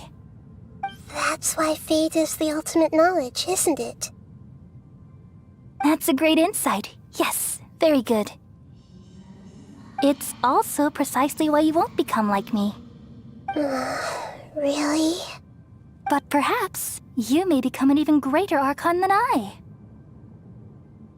I already see a determination in you that I didn't possess in my time, and the future that it leads you to will be yours alone. Along with the blessings from your past experiences. Don't worry. The growth of wisdom is like that of a plant. You only need to wait quietly for the flower to bloom. Come to think of it, the sages never had the faintest inkling of the meaning of wisdom. Thank you. Nothing makes me happier than discovering that the Archon I always admired was in fact myself in another fate.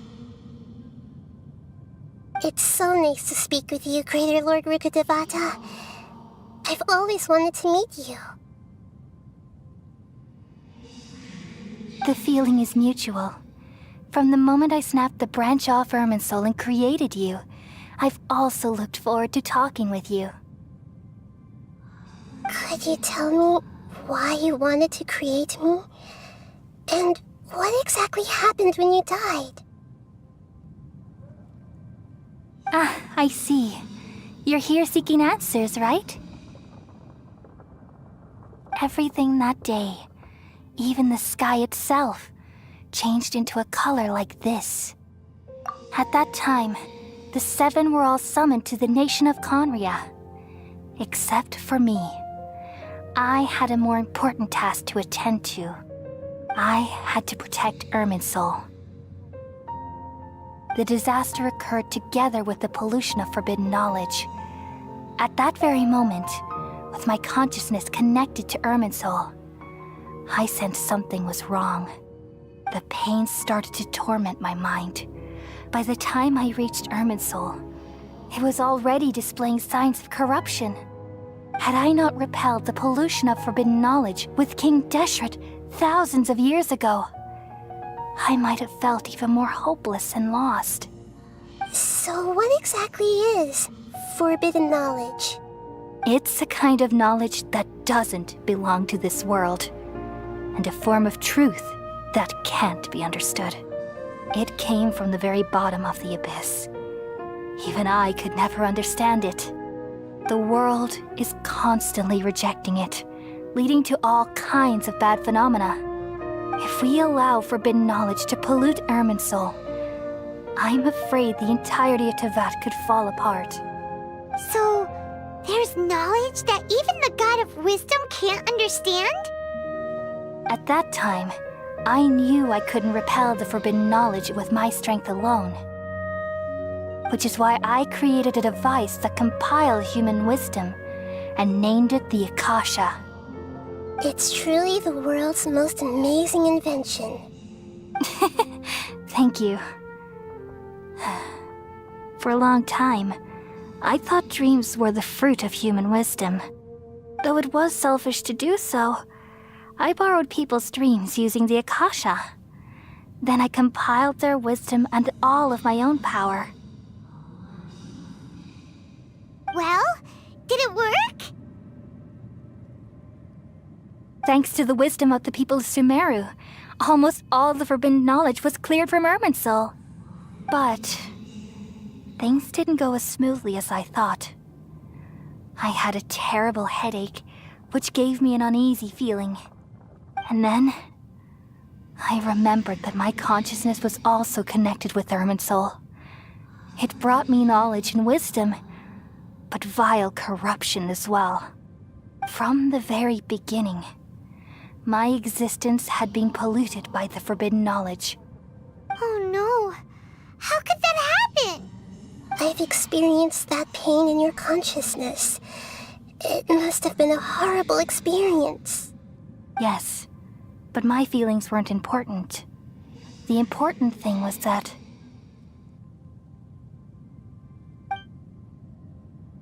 even if I died, my existence and everything related to me would continue to exist in Irminsul as memories and knowledge, meaning that the forbidden knowledge couldn't ever be permanently eradicated. And there's no way for me to eliminate myself. It would be a sort of paradox. So, I took the purest branch of Irminsul as my incarnation in the next samsara, and left a trail of clues, all in hopes that you would come here and remove me and my pollution from Irminsul forever. Wait, no, I can't. So you realize what that implies. You are very smart indeed. Irminsul has all the knowledge and memories of this world. And as you've realized just now, removing me from Irminsul means I essentially will never have existed in this world. But this is the only way to save Irminsul. People love you so much, and they've missed you so much over the past 500 years. I am exactly the same. So how can we just forget you like this? Is there really no other way? There must be something else I can do. You're the god of wisdom, Boer. You should know that there is no other way. But this is so cruel. I don't want to forget you. No need to feel so sad, Boer. As someone who delights in wisdom, you should feel joy at finally finding the answer. These are the words in their entirety. The answer you've been seeking all along. Let the world completely forget me. We all nestle under the great tree of wisdom, peering out to perceive the world. From the earth and from the rain, we perceive its wonders until we become a white bird to perch atop a branch and finally snap off the most important leaf. Once upon a time, I alone dreamed in this world. In my dreams, everybody would also dream after they fell asleep. Wild and wonderful thoughts would emerge from their minds. Some tumbled to the ground, and others floated to the sky, connecting all things in the world into one dazzling net. Among a plethora of worlds were numerous smaller worlds, all of fate, finding within the tapestry their brilliant glow. I gradually understood that these indescribable and constantly changing things are the most profound things in the world. Only they can completely repel the madness. Only dreams can awaken consciousness from the deepest darkness.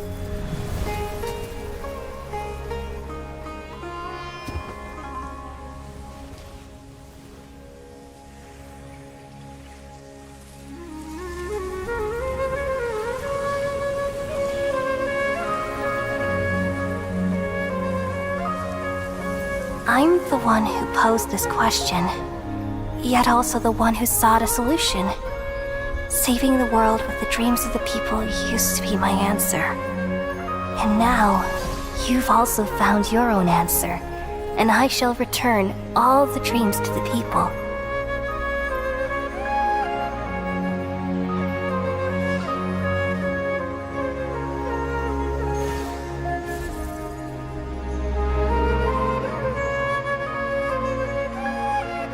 Goodbye, people of Sumeru. May you be blessed tonight with the sweetest of dreams.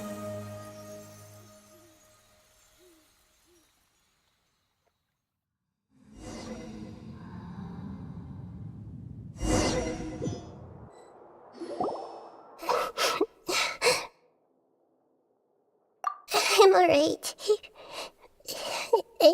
We've just saved the world, right? So I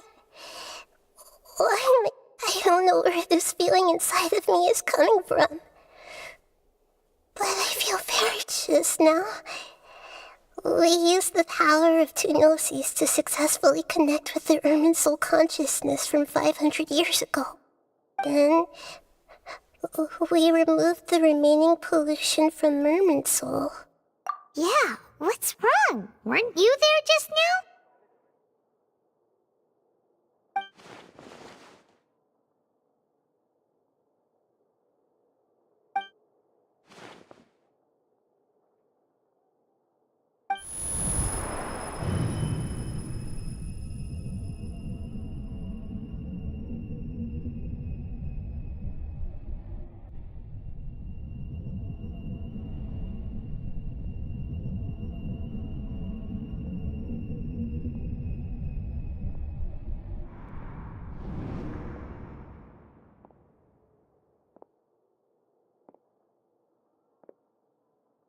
Huh? That sound. Traveler! Paimon! I've been waiting here far too long. But finally I have the chance to be alone with you. All the precious time I wasted has finally paid off. The doctor! What have you done? Just a type of sound wave that can quickly put defenseless people into a dream. As I expected, it doesn't have any effect on gods. This is the only thing of interest I found among the sage's research. I thought I'd take it for a little spin. Don't worry. I know you would never forgive me if I actually killed them. I'm here to negotiate with you. Naturally, I won't do anything dangerous that could potentially damage our relationship. Negotiate with me? I heard you had already left Sumeru. Why are you here again now? I left Sumeru, but I also stayed in Sumeru. Even the God of Wisdom is restricted by the habits of cognition. How disappointing. You mean there are many different versions of you in this world? An astute guess. Even the same individual will have different cognitions at different ages. A long time ago, I made a major decision in hopes of preserving all my perspectives of how I observed the world. Observation is the first step of any experiment, but observing the current world doesn't satisfy me. It lacks an important dimension, that of time. So I saved segments of all my ages and made them into independent individuals. That's all there is to it. Indulge me. How does the God of Wisdom find my method of seeking knowledge? It's an insult to the very concept of life. Life inherently has many rules and restrictions, each with its own significance and reason to exist. They can't be broken on a whim. Good. Amazing, even. Indeed, it's difficult for humans to make peace with themselves, not to mention oneself from a different period. Since you were in the academia, why wait until now to show up? You could very well have stopped us and helped that fake god. Simple. Let me ask you this. Would any staff member ever help the subject in the middle of an experiment? It was my experiment. So why should I interfere with the results? The academia saw the plan to create a god as their ultimate goal, yet you only saw it as an ordinary experiment. You really are crazy. If the experiment succeeded, you would have had a new god on your hands. How would you have faced your own god then? Would you still take the same stance? Would you still hold the same view of yourself? I'm first and foremost a scholar. These results should be left to the judgment of the hypothetical me confronted with that outcome. But you're right. And that's exactly why I'm disappointed with the conclusion of this experiment. As an individual, you don't have any sense of belonging. You seem to have even fewer convictions than a typical scholar. Oh no, I certainly have my own convictions. They just don't fit your standards, that's all. All right, that's enough conversation for today.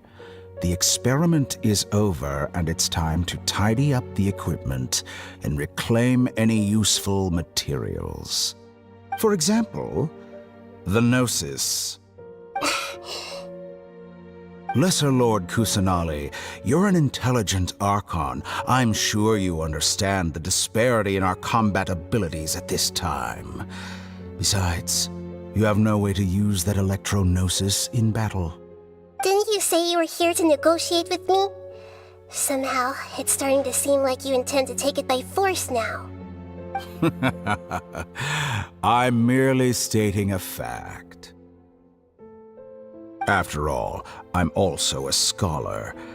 Naturally, I hope to show proper respect and dignity to the God of Wisdom. Your hypocrisy is built on absolute confidence. I understand your scheme, but... what if I were to destroy the Gnosis now and awaken the heavenly principles? Awaken the heavenly principles? Do you think that's really possible? The heavenly principles have been silent for many years, but the Gnosis are symbols of their control over Teyvat and all the laws. Will the destruction of a Gnosis attract the attention of the heavenly principles? And if so, how do the Fatui plan to deal with the consequences? Do you dare to gamble such a possibility with me? Gamble? How surprising. I thought you would show evidence or use rigorous reasoning to prove your point. The word gamble is the last thing I expected to hear from the God of Wisdom. But this is a clever move. You must have seen through me when I first captured your consciousness. As a scholar, I respect all possibilities. This has always been my principle and is an essential trait as an experimenter. Indeed, I can't ignore this possibility. So tell me then, what are your conditions? This foreign Gnosis will only lead to disaster if it stays in Sumeru. But this Electro-Gnosis is the prize I obtained after defeating one of your fellow Harbingers. Now, as the one who initiated this cascade of events, shouldn't you pay the corresponding price? Price? Interesting. What price would you have me pay? How about erasing all your other segments? So this is how you wish to restrict me, the most threatening opponent of the Nation of Wisdom. What you request of me is like plucking out the eyes I have placed in the dimension of time. Segments are extraordinarily difficult to make. They require extremely rare resources and enormous amounts of time and effort, requiring me to destroy them all here and now. Bravo. A suitably wise decision on your part. Yes, how very interesting. Can I assume that you have long been wary of me? Among all the versions of me, this segment you see now is the most selfish. If it weren't me, your idea wouldn't have worked. What did you see when you were imprisoned? You were observing me, and that's how you know I've long grown tired of their doubts and endless arguments. Like you said, it's difficult to make peace with yourself. Being as smart as you are, have you managed to do that? I see. If you think all those versions of me are worth a Gnosis, then deal.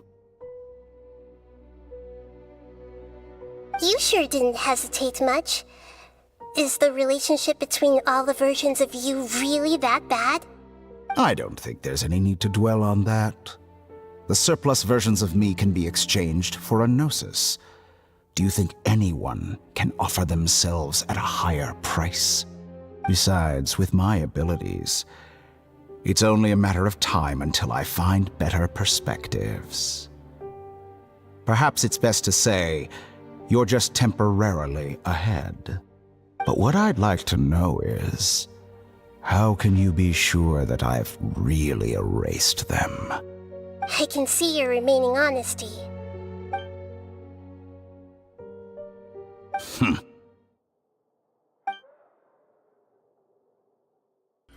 What a ridiculous decision! You can't be serious!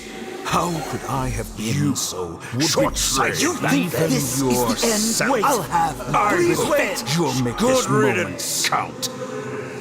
You will regret this! Well, have you confirmed that it's complete? Here, take it. The future of Sumeru City will be in my hands alone. I will shut down the Akasha and let curiosity and the thirst for knowledge drive the realm of academics once again. There won't be any further gaps for you to exploit. It truly pains me that my academic achievements have never been appreciated in my homeland. Of course, I have no interest in being rejected by this city for a third time. Another chess piece. And where is your dendronosis? Don't be greedy, Harbinger of Snezhnaya. No, this is a different transaction. If you intend to turn off the Akasha anyway, then there's no further use for the Gnosis of Sumeru, is there? Besides, isn't it the Archon's duty to deliver what's desired of the Seeker? Oh, judging from your expression, you don't seem to find the idea very agreeable. Then let's think of it this way. Since you're the god of wisdom, how about I exchange some knowledge with you? People exchanging knowledge with the God of Wisdom is the stuff of legends. Yet here you wish to exchange knowledge for the God of Wisdom's property. Arrogant as that is, it has piqued my interest. Let me ask you, have you in all your mighty knowledge ever heard the rumor that the skies of Tevat are fake? Huh? That's the secret hidden by Irminsul concerning the truth of this world. Once I finish telling you about this, it will be time for me to say goodbye. With negotiations, we've all gotten what we wanted. I'm very glad I got to meet you like this. Your arrogance may know no bounds, and convictions may mean nothing to you. But I'll still listen to what you have to say.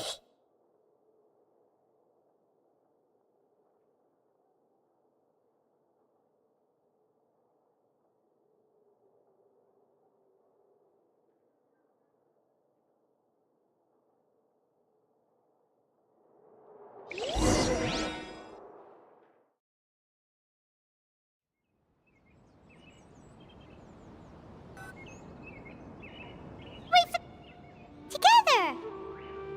Okay. Wake him up.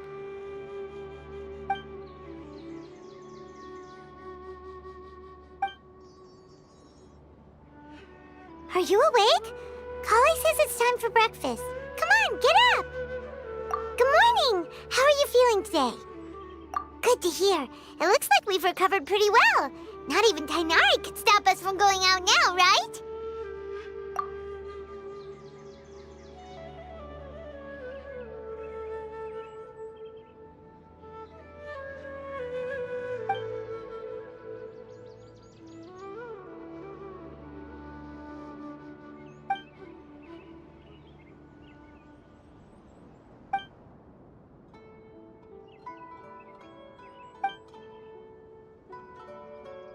Come on, Traveler. Let's...